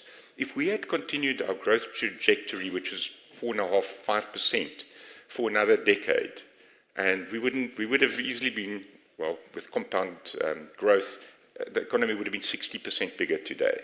Had we been 60% bigger, unemployment would have been much lower, lifestyles would have been different. There wouldn't have been this existential fear of potentially even a revolution with our unemployment rate. So it's very frustrating because we have all the building blocks to be successful, the human resources, the natural resources. There are exceptional things in this country, the exceptional skills, exceptional people. And part of the frustration is, one day we can win a World Cup, or and then the next day we can't have power on, and these things are all eminently solvable. Why I remain positive here is I tend to surround myself with people who are positive, energetic, and are not talking about it but making a difference. And I just find it so much more constructive than to just point fingers, which you can, or moan, which you can, and it should be allowed, it's great, but people who get on and solve for these problems. And I see businesses that are solving them sustainably. And I can punt now some of the things that I'm doing, but generally there are entrepreneurs who see these problems, and every problem is looking for a business solution. And if you can solve it sustainably, that's great. So, I said it in the presentation, if government can just take its boot off the throat of the private sector, it would be quite amazing what could happen here. And maybe, because we're getting these tough times, sometimes tough times assist you in making the hard decisions that you can avoid in the good times. If you don't waste a good crisis, things can still go quite well. Okay, thanks. So you mentioned human resources. My next question would be, again, looking as an outsider. So I would describe it as South Africa seems to be caught in a kind of, you're a military historian kind of guy. You probably appreciate that. Something like that might look like a kind of pincer movement, if you like. So at the top end, you're losing a lot of high skills to immigration. And then at the lower end, you're getting a lot of immigration from poorer African countries or at the lower end of the scale. Now, even before we get to the point of creating new jobs, there are jobs to be done in South Africa, just as it is, without even any changing anything in the country. But then you have a high amount of youth unemployment as well. So as someone who's, you've backed an education startup, two things I want to know. First of all, what kind of problems do you diagnose in terms of the fact that there's a mismatch? Obviously, because that's what it is. If you have there's work to be done, but there are loads of unemployed people, what is the main mismatch between the skills that South Africans currently have and why they can't do a lot of the jobs that are available, which leads to the high unemployment? And second of all, in terms of your investment as an investor, what kind of solutions are you investing in to solve that youth unemployment problem and that skills shortage? Okay, let's just gather my thoughts properly now. So it is, of course, highly concerning that we are exporting good skills and importing kind of low manual skills, because those high-quality alpha skills are the ones that create jobs, maybe 10 times to 40 times. And countries that do well actually are open to skills coming into the country and welcome them. I mean, there's clear evidence of doing that. You either need to create it by yourselves or you need to bring them in. And it's therefore very, very sad if you not only lose the skills, but also the tax revenue that goes with it. And I dare say that some of those skills are leaving, not because they cannot find employment here, but because it's quite risky to live here. Crime is quite a situation, and people, need confidence. And confidence is the cheapest form of stimulus that you can have in any economy. And you just need to create that confidence. Once again, this is something that can be fixed and can be done quite quickly. But, it probably needs to start with government, kind of doing a few things, making some of those tough decisions, not wasting a crisis, and every now and then it does happen, and I really think we're getting into the stage where there will be no choice for them to do it. Part of this is the problem of the educational system, something that was covered earlier, but we probably still have a system that is creating completely the wrong skills for the modern century. The type of subjects that we study. And we're churning out a lot of people who want to then become teachers to teach languages again, or even religious instruction. And these are all good things. I mean, I also watch Dead Poets Society, but they are not the skills that the modern economy needs. It's very different. And what's kind of frustrating, and these are things I try and back, is that, again, the resources to study nearly anything you want is available for free. You want to study a Harvard course, or MIT course, or anything from Google, or choose a course. The best teacher in the world, the best professor in the world, has already made those things available for free. You can teach yourself all these things. You just need the good data connection and a laptop. So there are alternative methods of doing education. There are different ways of, creating skills, like the Earth University that we saw earlier. So, I would, of all the things that need to change, I think education is probably the most important one. It's obviously a longer-term thing. You need to start with early childhood education. That's where you get your best kind of resources from. Having said all of that, even in this country, we've made remarkable progress in terms of the amount of kids who can now read and write. Not to the level where we want, but 20, 30, 40 years ago, the compulsory schooling wasn't even of that nature. So there's slow progress. I just wish it were a lot faster. I mean, that's the difficulty, is like if you know what can happen, if you know you can grow at 5%, if you know what other countries have done, then it is in fact just very frustrating what we could be achieving. Okay. Right, okay, so I've got another question would be probably kind of sports related, if you like. So I think Dele mentioned earlier, he was talking about the 2010 World Cup being the high point, and, the whole, I mean, whatever South Africa is today, in 2010, you brought the whole world here to do a World Cup, and it happened without incident, and it was a success, So, but then, this is 13 years later, things are... things are. It's very difficult to find that level of optimism anymore. But then, so pairing along with that is the fact that the rugby team, the South African rugby team, is consistently excellent, right? So the Springboks are they made short work in their first game at the Rugby World Cup. Sorry, I didn't watch it, but I started watching the rugby. I started watching from the quarterfinals when it gets really, But the Springboks have been consistently excellent, and you can't say the same, for example, for the football team or for many other things. And one of the things I always say is, like, when I talk about Nigeria, for example, and other that, if you were to ask me the big difference between Nigeria and India, I'll say India has pockets of excellence. It's very, very difficult to find in Nigeria, which is unfortunate. But how has it been that you can have that pocket of excellence, for the Springboks, a team that is feared across the world? And what is the future? Is the excellence of the Springboks, is it going to permeate other parts, or is it going to get sucked up in a lot of the decline, if you like, that is happening elsewhere? Well, why have they been able to, and what are the lessons for South Africa from? So first of all, if Nigeria were to play rugby, Nigeria would do so incredibly well because people are so big. Whenever I'm in Lagos, I have to look up to all the ladies. It's a trend happening. It's a trend happening now, actually, where so there's a former Nigerian British guy who played in the NFL, and now he's done a kind of like talent program where he comes to Nigeria, and it is incredible. This year alone, I think he's taken about 6 or 7 people just to America, and they're all in the NFL. So basically, he just sends scouts around, and he sees. The funniest bit of it is he's picked up people playing basketball, and he says, "Look, I think you'll be good for American football." And they get to America the first time they ever hold an American football in their hand, and next thing they're in the NFL. So I think maybe you might be right in that. But go on, sorry. So rugby, don't want to jinx it. The World Cup's happening right now, and we think we've got a 2.5% chance of winning. Not we, the market thinks so. And it's a remarkable, inspirational story because a completely diverse team, diverse in every respect, not just like color, but sizes and where they come from. Led by a really, really remarkable captain who's an example of what leadership should be like. But it's a passion, and it's got a very long tradition here. Actually, for what it's worth for the Buffs, a lot of it also actually came from the Afrikaner, white Afrikaners which were oppressed by the white English. And this was their opportunity to take on the colonialists in a sport, but it was equal, 15 against 15, and the rules are the same.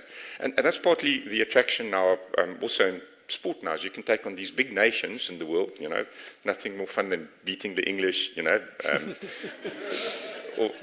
And it's a new form of, we don't have wars anymore, but you have 15 people fighting it out for you in the field, and people get very emotional about it. The point I really wanted to make, if I can just extract it a little bit larger, all we need, South Africa, all Africa needs, is to be able to compete freely in the world in those areas where we're good.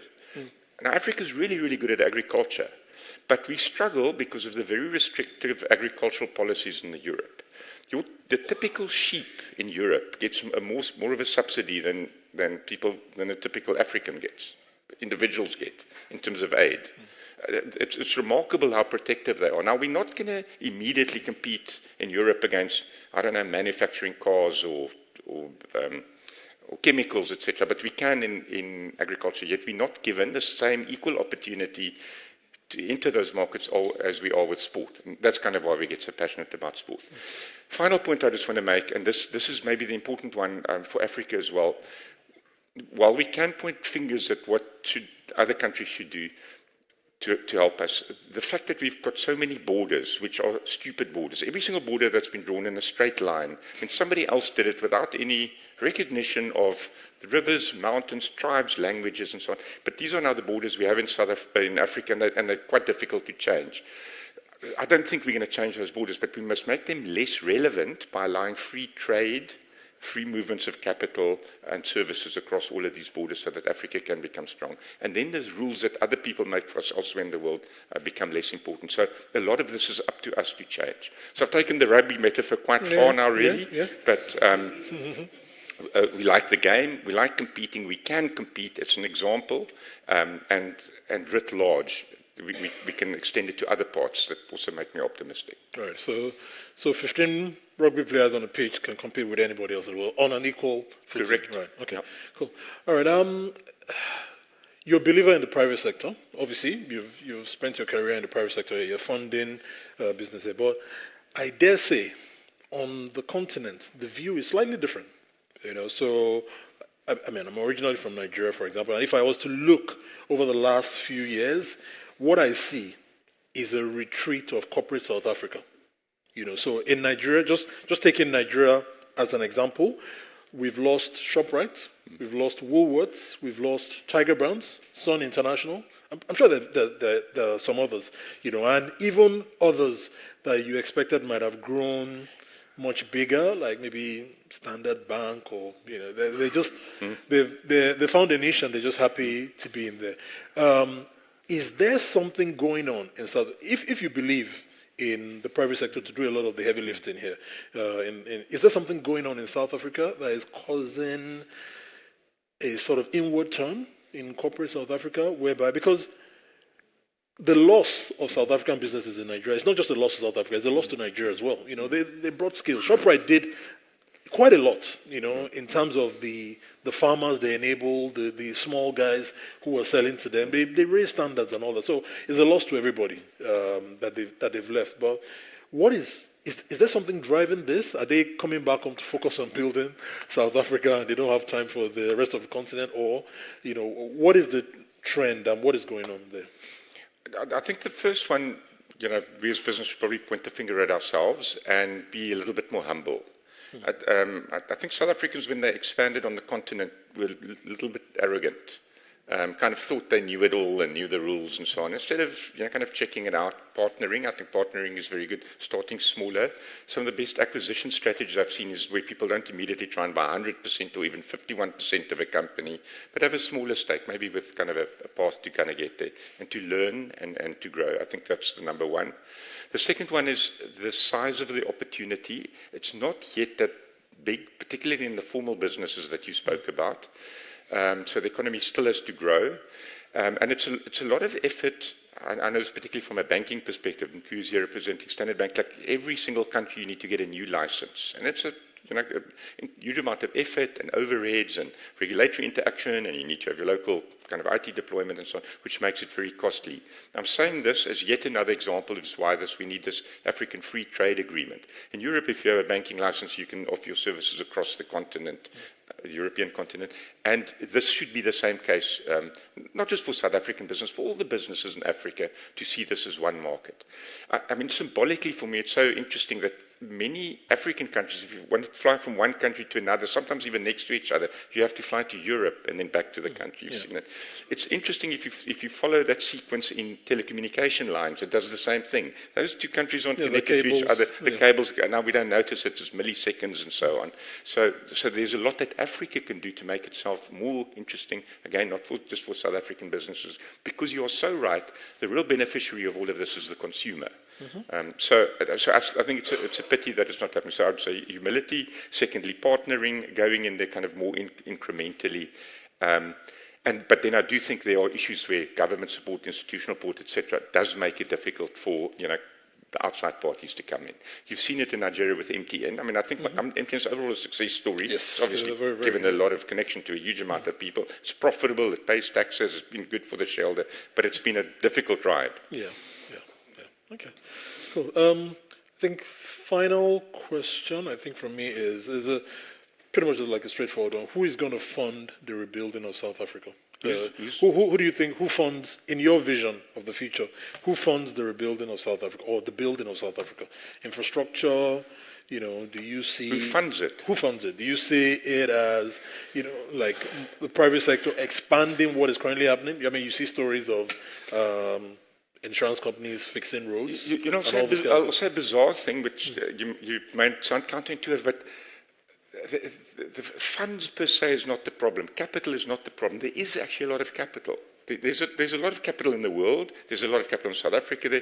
It's the investable projects with the risk that is low. And the point I made earlier about that you need to have confidence. Confidence is your cheapest form of stimulus that you need. So if you have that, I think it will be sorted. I think there are people who want to invest and to want to have return. But just take South Africa, for example, is you want to know that if you invest and you do well, that you can take your money out again. It's difficult with exchange controls. Nigeria is also very difficult like that. I mean, it's a lot better now in the last few months, but I'm involved with businesses that actually have capital there. The reason they don't want to invest it more is they don't know whether they're going to get it out.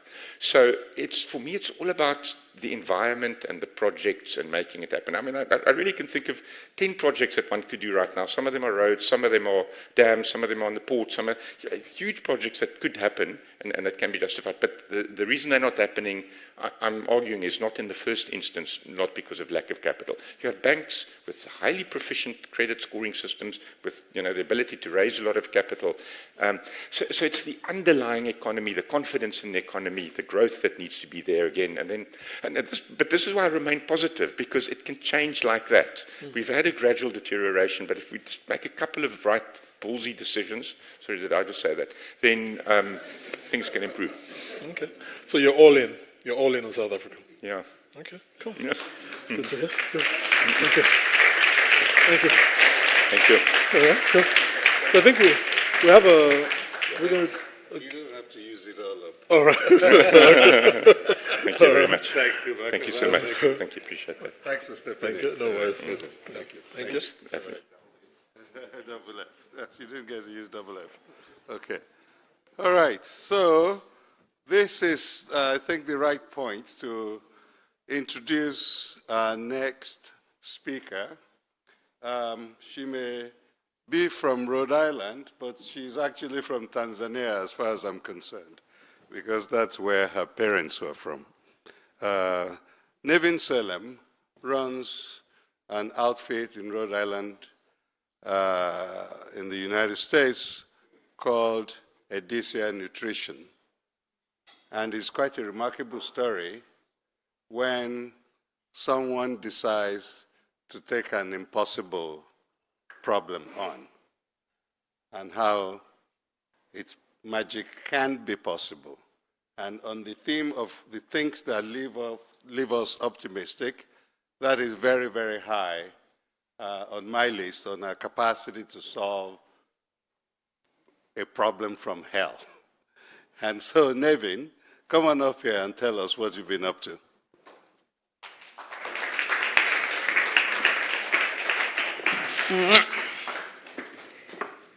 Dele hasn't let me sleep or shower before coming here, so I apologize if my energy level's a little low, but let's get going. Good afternoon, everyone. Hey, Manoj. I haven't seen anyone yet, so anyway. So I'm Navyn Salem. I'm the founder and CEO of Deasy, and our mission is to end malnutrition. So first, I'm going to tell you just a little bit of a story about my personal journey. And I blame everything on my dad, who's that guy in the picture there. And that's Jolie. She's my favorite daughter this week. Don't tell her older sisters. So that's Papa. Everyone calls him Papa. And he is my inspiration. His family came over from India. My great-great-grandparents came over from India on a dhow. They were dairy farmers looking for better trading opportunities and settled in Tanzania.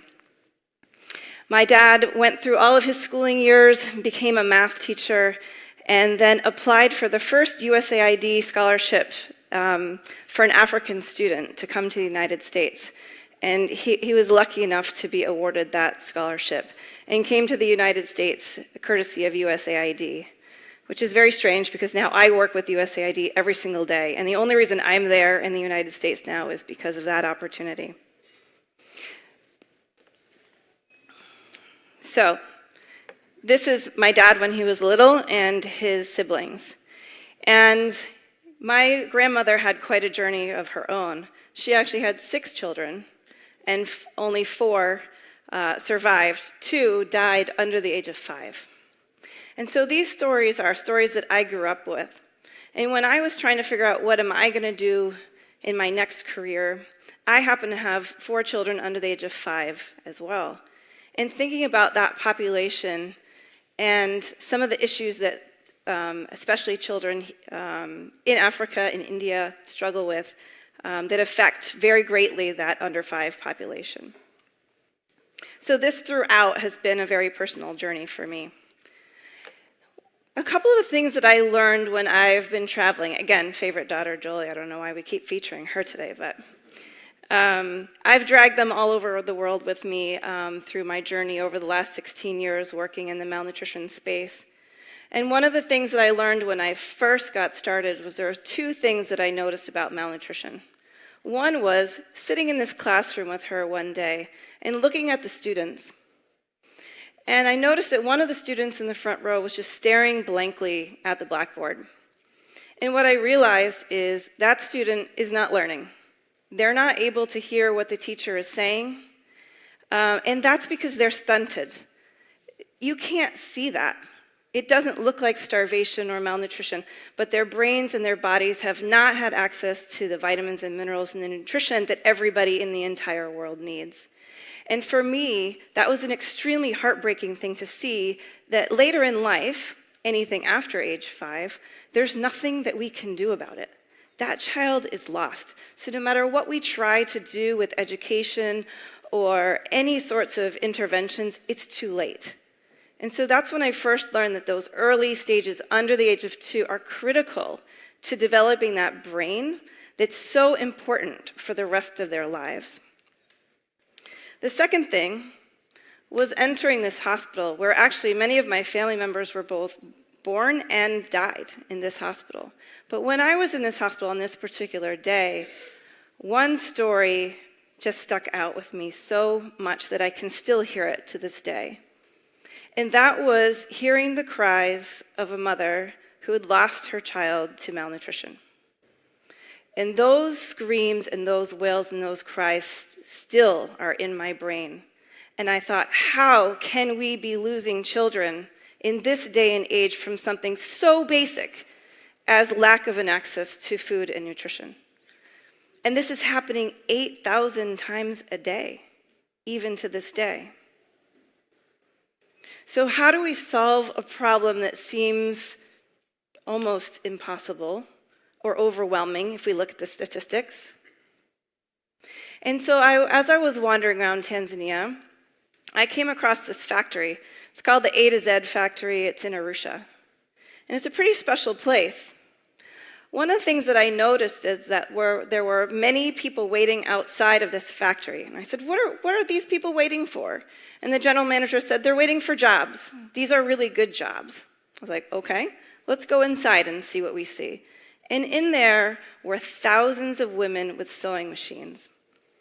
And so not only are these good paying jobs, but the magic was, what are they making in this factory? They're making something that happens to save lives, right? In this case, malaria and prevention. And I thought, this is the most amazing business model that I've ever seen. What if we take the concept of malnutrition, take this social entrepreneurial business model, and merge the two together to create a factory that can create foods that save lives, but also create jobs at the same time? Wouldn't we be able to address all types of root causes of issues that we're dealing with? And so that's what happened. So there's this little magic pack called Plumpy Nut. I didn't invent it. It was invented by a company called Nutriset in France. And what it is peanuts and milk powder and whey and sugar and vegetable oil and a million vitamins and minerals that can help transform a little person in a matter of weeks. It doesn't need to be refrigerated. It doesn't need to be mixed with water. Those are 2 things that were limiting this treatment for so many decades. It allows us to get to very hard to reach places, and it allows mothers to treat their children at home. They don't have to come and stay in the clinic. So it solved a whole vast array of problems, and it was very revolutionary at the time. So I started a factory in Tanzania because I went to school for that? No, I definitely did not. But life takes funny turns, right? And I felt that urgency. I felt the pressure that, okay, maybe now I don't have a lot of free time right now with all these little kids and lots of diapers to change. But at the same time, I kept remembering that statistic that 8,000 more children will die today What if we don't take that action today? When we have all the tools and all the solutions that we have, we're just not executing on it. And so I couldn't sleep at night. I couldn't unsee what I had seen. So that first factory in Tanzania was built. And then another one.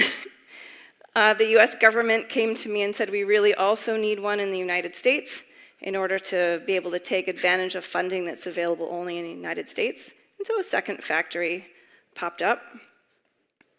And it's been growing and growing, sadly growing. This is a business that I don't want to grow, right? When people say, how's business? I can never say good. If we're scaling up, it's because the need is growing. So I want the opposite. I want to close my doors. I want to fire everybody. I want us to all go home and I want to take a vacation. But instead, all of these issues around climate change, around conflict, they're increasing. They're getting more dramatic. They're getting more volume of conflict starting, it seems like, every single month. So this is what it looks like going to visit a malnutrition clinic. And babies hate this. They hate being weighed. They cry like crazy every single time. And this part's a little bit better, measuring their arms.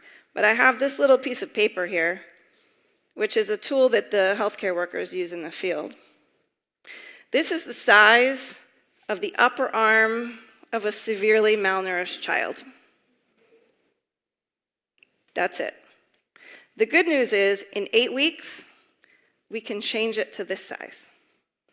So not only are we, of course, no one cares about the size of your arm, right? But think of as building those bodies to be taller, those brains to be bigger, the ability to fight disease is one of the most important reasons that we need to think about nutrition. If you're malnourished, you can't fight off malaria, pneumonia, HIV, but when you are nourished, absolutely you have a fighting chance. Malnutrition can be the underlying cause of death of half of children under the age of 5, so that's why it's so important.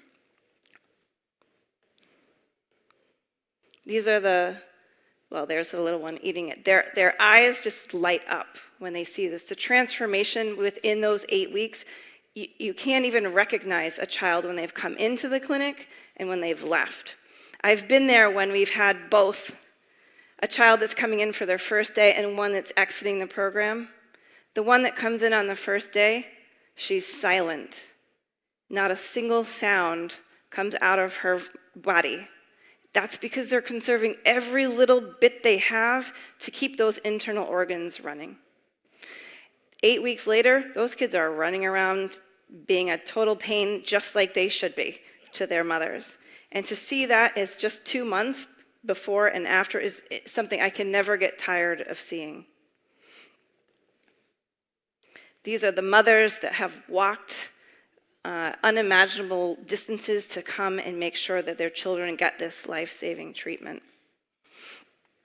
And these are the future leaders, right, of Africa, nourishing these brains. We're hoping that we are giving all of this next generation, these children, a chance to be those leaders that we will depend on in the future. And those mothers are fighting. You can see her, right? She wants that child to survive. She'll do anything to be able to help to do that. And we want to be part of that support system, both in education and the food itself. So we have a group of factories around the world. We have a kind of silly name. Everything has silly names. This is called Plumpy Nut. Now we have this Plumpy Field, but they're actually all very serious reasons for being. So in this network of factories, we have factories in Nigeria, Burkina Faso, Ethiopia, Madagascar, Niger, etc. These are really tough businesses to run. This is our factory in Sudan. It was bombed in May. Nothing is left.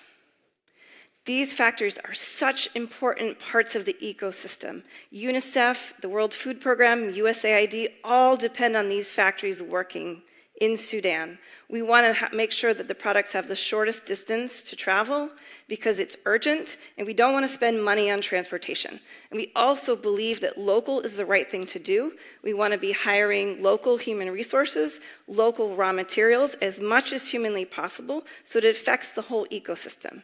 Me in the United States, I just compliment where we don't have a factory, and I take the funding from the United States. And together, we work together all the time to help each other to be better. We all have different expertises that we can share with each other and come up with creative solutions when something like this happens.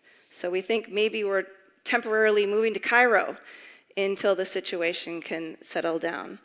But this is very important to how the whole system works, and the challenges are unimaginable, but at the same time, these factories have been hugely successful. Some of them have been running for over 15 years. So, back in the United States, even in the US, in Rhode Island, which I don't know who knows where Rhode Island, we're kind of near Boston, our population there is incredibly diverse. We come from 26 different countries. And so having people who have lived in refugee camps, who have depended on food assistance at some point in their career, make them the most dedicated, resilient problem solvers that you have ever met in your life. Because nobody can understand more than when you've been in that situation and now you're depending on something to come. So to be able to be on the other side and to be able to be making food for Syria, and you're Syrian, knowing what you've left behind is an incredible, important part of this journey as well. So that's Andrew, actually. He's from Sierra Leone, a former refugee. He's my number 2, Vice President of Operations.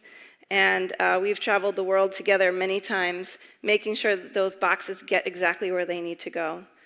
Deasy, since we opened in 2010, has reached 22 million children in 64 countries. And I always feel like we're just getting started.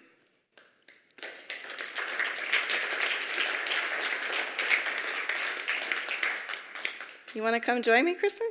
Oh, sure. Yeah.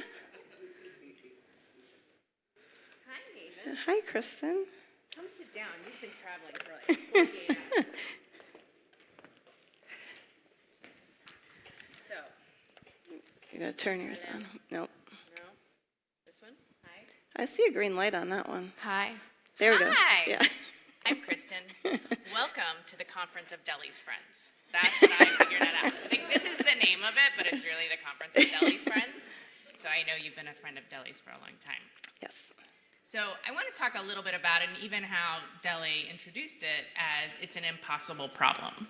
And I was advised really early on in my career and working on causes is to make sure that you identify the cause as a problem to be solved, because otherwise people will think of it as a condition we'll just suffer through. But in some ways, that is how people think about it. Like there'll always be poor people, there'll always be hungry people, and you don't buy that.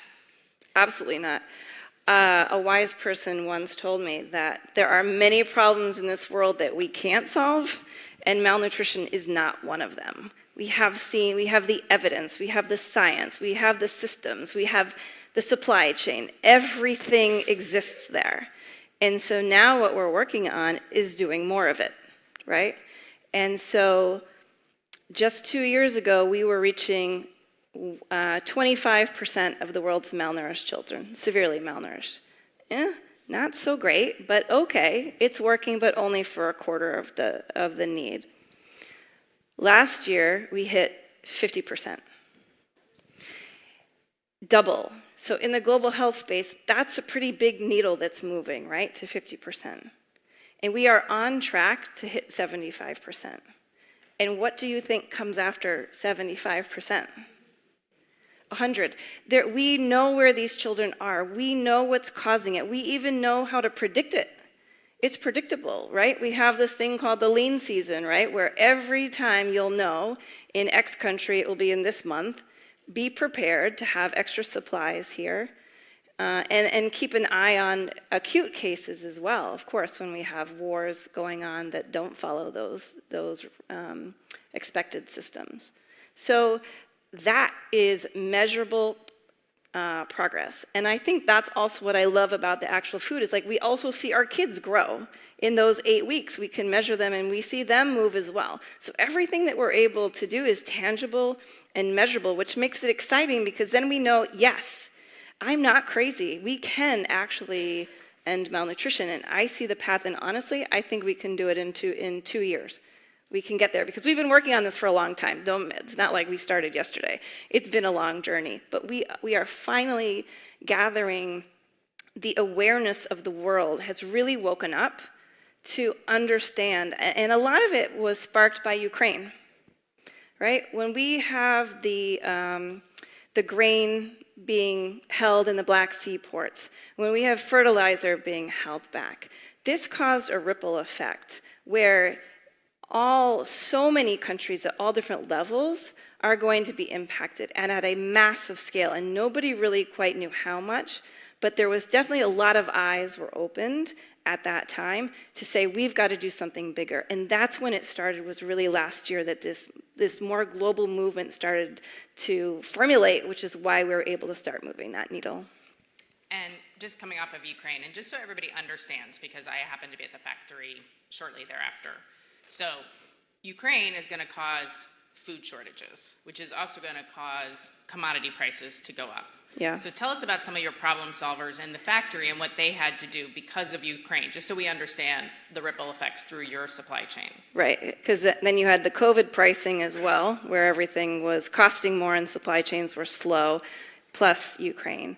So, we run like any other business where we need to look at the economies of scale and how we can make more for less.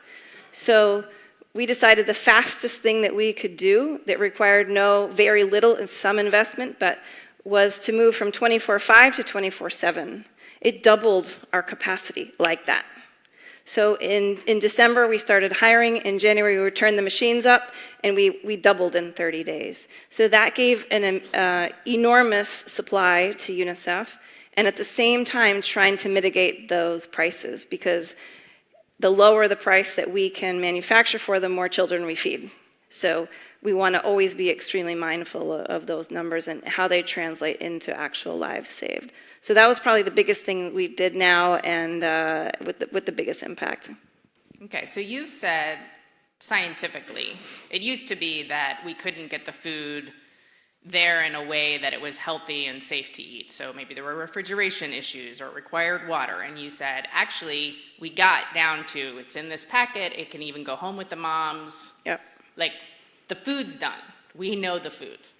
So what right now is keeping us from 100% kids today? Yeah, so there's a little bit more scale up that's needed. We have setbacks, right? Like Sudan.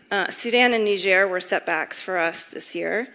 And so, other factories need to step up and kind of fill those voids until the other ones get on their feet. But I honestly feel the most positive. We'll make that the 11th reason to be hopeful. We'll add to the previous book. I feel like everything is moving in the right direction for the first time. And so I do feel like now it's about executing, right? Yeah, there's a little bit more capacity to build for sure, but that's just executing on a plan, right? And so now the deal is, how fast can you do it, right? Because the urgency is there, and kids can't wait, right? They're not like, it's fine if you deliver my food in 6 months. Absolutely not. And so we're on track to triple next, and then I really hope to stop. I really, really, truly hope. And the way to stop, because honestly, I'm going to say this is going to sound really strange. I actually don't think that this is the right way to do it. We are waiting until children are days from dying. Days. Why? Because it's sexy, it's dramatic, it will raise more money. Like, why are we doing this? If you were going to maybe have all the signs to have a heart attack, would your doctor say, just come back when you're having the heart attack and we'll save your life? No, they're going to tell you what you can do to prevent that from happening. That's what we need to be doing as well. It's easier said than done, right? You have to change the entire narrative in all of the funding streams to change and say, we are collectively not okay with the way that we're handling this right now. We also have all the tools to do prevention, right? And we even can back it up to, the larger food systems as well, right? And so this isn't like a one-size-fits-all and it solves everything. There's so many other things that have to be going on as well. But what we're going to advocate for is let's not do it this way anymore. Let's look at prevention. Let's look at the first 1,000 days of life, which is when a mother first conceives a child all the way to age 2. We need to have healthy moms, healthy babies way, way earlier. And I think that's the future, and that's what we need to really be focusing on. Okay, so if that's what we want to focus on, so we're going to get to the 100% kids, and then we're going to get out of this extreme, and instead we're going to say, we're never going to have malnutrition again. So you're saying we're going to focus on the 1,000 days. So again, these are the friends of Dele, who will apparently do anything Dele asks, because they all came here. So there's people in the media who could be covering prevention differently. There's elected leaders. There's a lot of people who throw a lot of very fancy names around that they know and they have dinner with all the time. So I've heard about that. So you have a great room here. So what do you want to tell these folks they need to do in order to help you shift from having to solve extreme malnutrition to making sure that malnutrition doesn't happen in any country anywhere? Yeah. I mean, the first thing is I'm hoping to spread awareness, and even though it's all around us, we all think about very different things, right, in our day. So just as a general reminder, awareness of what is happening in so many places right now that shouldn't be. If you have a banking background, we're looking for low-interest loans for a lot of the factories need to be able to purchase raw materials at very high rates. And so if anyone knows anything about financing and how to do those loan mechanisms, that would be great. Sometimes our factories are also taxed at a very high level, so they want to buy all their ingredients locally, but if they need something from out of the country, it will get taxed so high that it threatens to put those companies out of business. We need them to stay in business. We don't want everything to come from the United States. That is not the goal. What else? New factories? I don't know if it seems like wherever country you're coming from, if you feel like this is a problem that you're familiar with, we can talk about manufacturing in other local countries as well. All right, so good news, tons of bankers, tons of finance people. I've done that. I want to go back to your awareness point, though, because I think it's really important for this first 1,000 days concept and for us to understand, what kids need and why they need it. You mentioned earlier about brain development. And again, I think Dele has made all of us think that we just need a lot of wine all day long to be our best selves, but I think they're the first 1,000 days before he gets their hands on them. What do they actually need? Like, what are some of the vitamins and minerals? What goodness do they bring into a family's life if they get them at the right age? Definitely don't take any nutrition advice from Dele. That's rule number 1. Never. No matter what age, even my teenagers shouldn't take nutrition advice from Dele. Kids, no matter where they're born, need the same, right? We all need the same. And so being mindful of the difference between hunger and malnutrition. So hunger is, I'm hungry, I eat rice, I feel not hungry.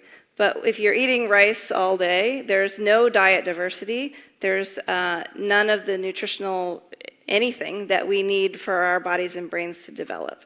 So without, everywhere we do supplementation, right, at a young age, because we can't get all of those things naturally.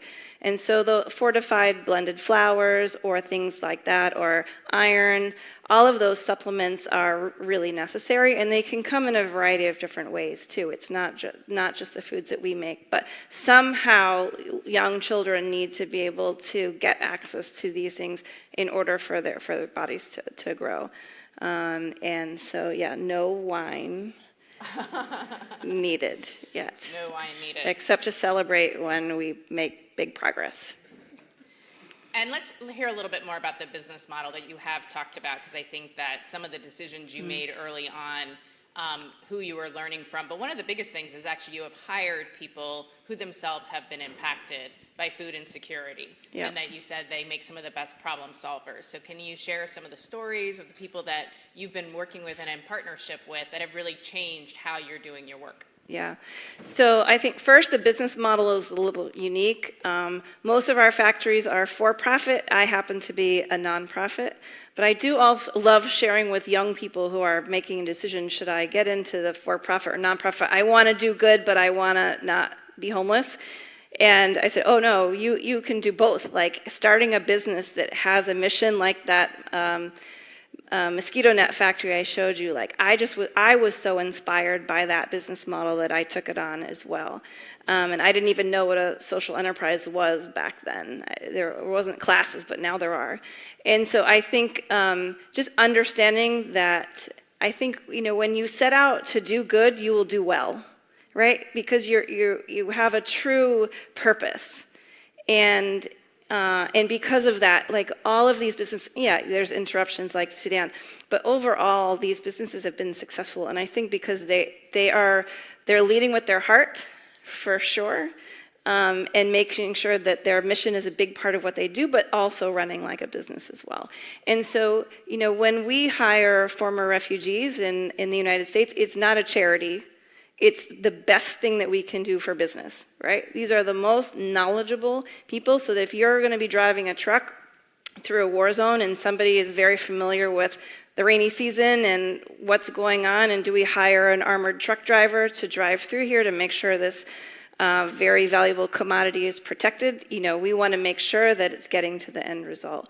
We want to have connections with the healthcare workers in different countries too.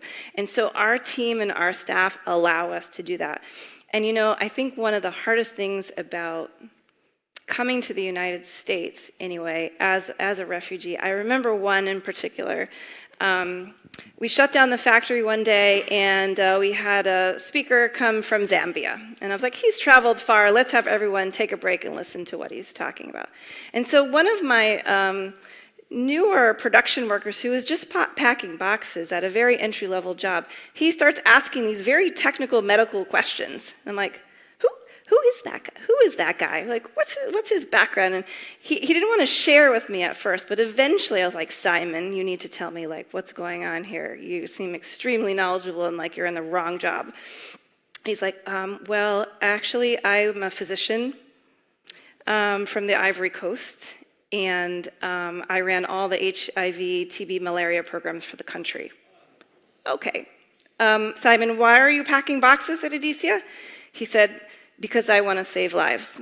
And it's not the way that I set out to do it, but that's how I can do it now, and I will retire here. And to have the hearts of people like that all throughout our company is the most incredible blessings. I moved him out of production, and he has a very different job now. But the richness and the experiences and the resilience that come from those communities who've been through a lot it's hard to duplicate in any way. It makes us successful for sure. Yeah. So you have to go into what I'll call the belly of the beast, which I consider either the US Congress, which you have been at, or at the UN Security Council, which you also were at. So you're having to go and tell leaders what to do, basically. So tell us how you prepare for that. Tell us what your message has been to them, because the leaders really have not done what they need to do for our kids. Yeah, luckily I have some really smart advisors. I felt very honored to speak at the United Nations Security Council a couple of weeks ago. It was a little intimidating having Russia at the table, staring you down, disagreeing with everything that comes out of your mouth.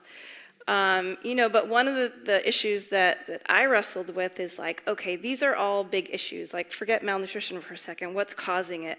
Climate change and conflict. Two very also large, heavy topics.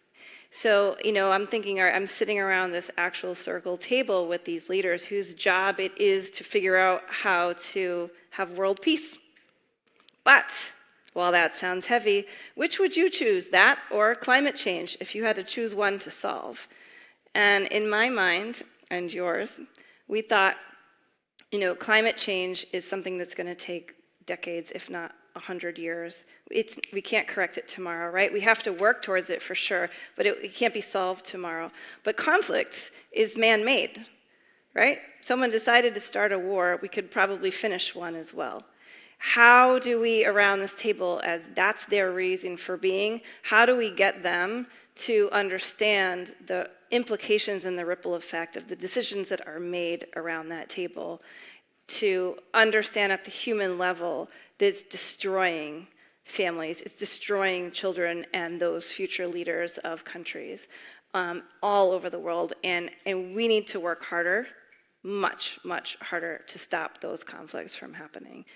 And so, I don't know, the US stepped up and supported a little bit, and I definitely learned a lot about geopolitics and who's taking what side and why. But, you know, pressuring whenever we can, pressuring those decision makers, but also showing them, you know, what can be done as well, like what is possible, So we've been hearing a lot at the conference about all of us needing to really step into leadership in our countries. That, you know, it seems like across the world, every country is having big issues. You know, infrastructure is failing. We're not doing what we need to do for our people, for our society. So you wake up every morning and you do try and do the right thing for the world. So, but it's a really hard issue. Like, it's a really hard one. Like you said, you do know that 8,000 kids are going to die today from malnutrition, and you live with that tension every day. So what do you tell people about going after some of these really impossible issues and staring down, in your case, the Russian across the way that's not so happy with what you're saying? Like, what would you tell people who are themselves trying to figure out their own role? Right. I think when we look at it as one child at a time and not look at statistics, it makes it easier to digest, you know, taking that just one step instead of saying, oh, I've got to solve this problem tomorrow, right? And when you have a plan and you have to execute on it, it's much easier. And when you're able to see that measurable progress, you know, I'm a little bit of a box checker, so I admit to having lots of lists and feeling accomplished when we get through them. But, you know, to be able to make that measurable change makes it easier to take the next step and the next step. And it's, of course, every day is full of roadblocks. That's fully expected, you know, and getting frustrated and then waking up the next day and saying, okay, it's our job to find a way. Why? Because we have to. Because people are depending on us, and mothers around the world are depending on us. And we have to deliver no matter what. So the problem solving is not optional. It has to happen. It has to happen fast. Yeah. All right. Would you be willing to let others ask you questions? Yeah. They look fairly friendly, yeah. They look friendly, right? Friends of Dele. I'm going to let Ellie hand this behind you. Can you do this behind you? Hi, thank you for your presentation and the incredible work that you're doing. You made a reference to stunting, and I think in this continent we're not, when you look at the statistics, okay, in South Africa I think it's upwards of 20% of kids are stunted. In some African countries, it can go as high as 30 or 40% of kids who are stunted. So the long-term effect in terms of productivity, skills, I mean, we were talking about the best and the brightest going into politics. To me, it seems like we're not really taking this serious enough. We don't understand the magnitude of the problem that we have and its long-term implications. So in your work with governments, what do you find is the most compelling argument for them to respond, not just to the acute situations, but more the preventative? Yeah, great question. So the cost, you know, so it's economically, morally, ethically, everything leads you to understand that it needs to be done sooner. So the cost of treatment with plumpy nut, it's about $1 a day. 3 of those packets, let's call them 33 cents, times 3 is $1, times 8 weeks. So let's call it $50, and then you add in the healthcare workers and the transportation, all that, and it's $100, right? So if you're looking at prevention, it's like a quarter of that, right? Now, but you've got more kids, right? So there's a trade-off. So when I talk to UNICEF and I say, I'm going to buy only machines that make preventative products, they start to get a little panic attack because they're like, whoa, no, don't stop making the emergency. I'm like, I won't stop, but we have to start getting the capacity so that we can be ready so that when people are ready to make that shift. But the main argument is it's less expensive, it's less, prevention's hard because you're trying to prove what didn't happen. And versus proving that you've saved someone's life is actually pretty easy, and prevention is very difficult. And what I should have mentioned, if there's anyone like in universities who's interested in research, pilot programs, we're doing a lot of them, but for sure there's more opportunities to be able to do that because we want to prove that this is the best model. Now, scientific studies have already come out also saying mortality rates are 31% lower when we have these interventions. So every data point adds up to say this is the right thing. I honestly think that people are listening to this, and our job is now just push them faster. Like, let's not take the standard 10 more years, right? Like, let's crank it up a little sooner. So now that we have like more funding for the emergencies, now let's try to figure out how we complement that with funding for the preventative side too. So it's really an important part of that. And I think because we have the data, that it's easier to be able to sell the concept to governments. Great, one more question. What time do we get to eat? Is that what everyone wants to know? Now that you... I'll ask you one before we break for the event on the university campus, which is, there are some big things that are not under your control. Because you and I have talked about this before, and the ideal is that the DCS should cease to exist. Yes. At one point. Yes. Right? But what about the pipeline? How do we solve the pipeline that creates kids being in that condition? Because mostly wars, climate change, of course, but basically political dysfunction that leads to children becoming hungry and acutely hungry and facing death, right? That's not under your control. Yeah. What is the thinking, even if it's preliminary for you, about what sort of backward intervention might be possible to mitigate the potential that this pipeline remains wide open and just churning out kids who are at risk of starving to death? Yeah. I mean, changing systems sounds so like, I don't know, just big picture, but what I think when I say that is like, there's a famine warning system, right? And so the famine level is so high that on the day that they decide to tell the world that there's a famine in Somalia, which has been pending forever, like, we know that the situation there is dire. Why are we waiting again for it to be almost unsolvable and hundreds of thousands of kids? We have to change that system. It can't be that hard. Who is disagreeing with this, that thinks we should wait until IPC4 hits, and that means we send a press release out, and now the world cares all of a sudden, and money comes in, but no one's left to save because we waited too long. So I think there are some very practical, I'm a practical kind of person, things that we can do that can have an immediate impact. Again, let's not wait 20 years to do all of this. And so I think there's other things like there where we spent a lot of time in Washington arguing these points to say, this has to change. The person sitting next to me actually at the Security Council was the famine coordinator for the UN. So I was like, hey, what do you think of this? And so she's like, it's absolutely right. So I'm like, okay, but now let's do something about it. So make change. Don't take no for an answer, right? Like, make the change. Don't accept that it's going to take a decade to do anything. Thank you, Dele.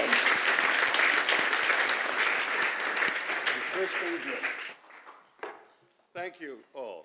We are getting to our finale for the day, getting closer to it. The Vice Chancellor at Stellenbosch University is going to host our next event on the university campus. So what that means is that we're going to transport all of you from here. The vans are lined up right outside, and take you to the campus, where Vice Chancellor Wim de Villiers will welcome you all, and we will have the conversation with Wole Soyinka. Now, 4 years ago when we had the inaugural festival at Spear Wine Farm, my daughters were saying something like, there aren't enough younger people in this room. We're still failing that aspect of lowering the average age of the audience.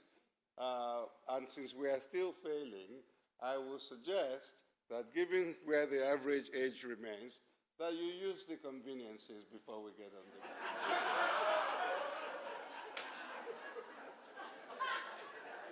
And then we will go to the university. Thank you.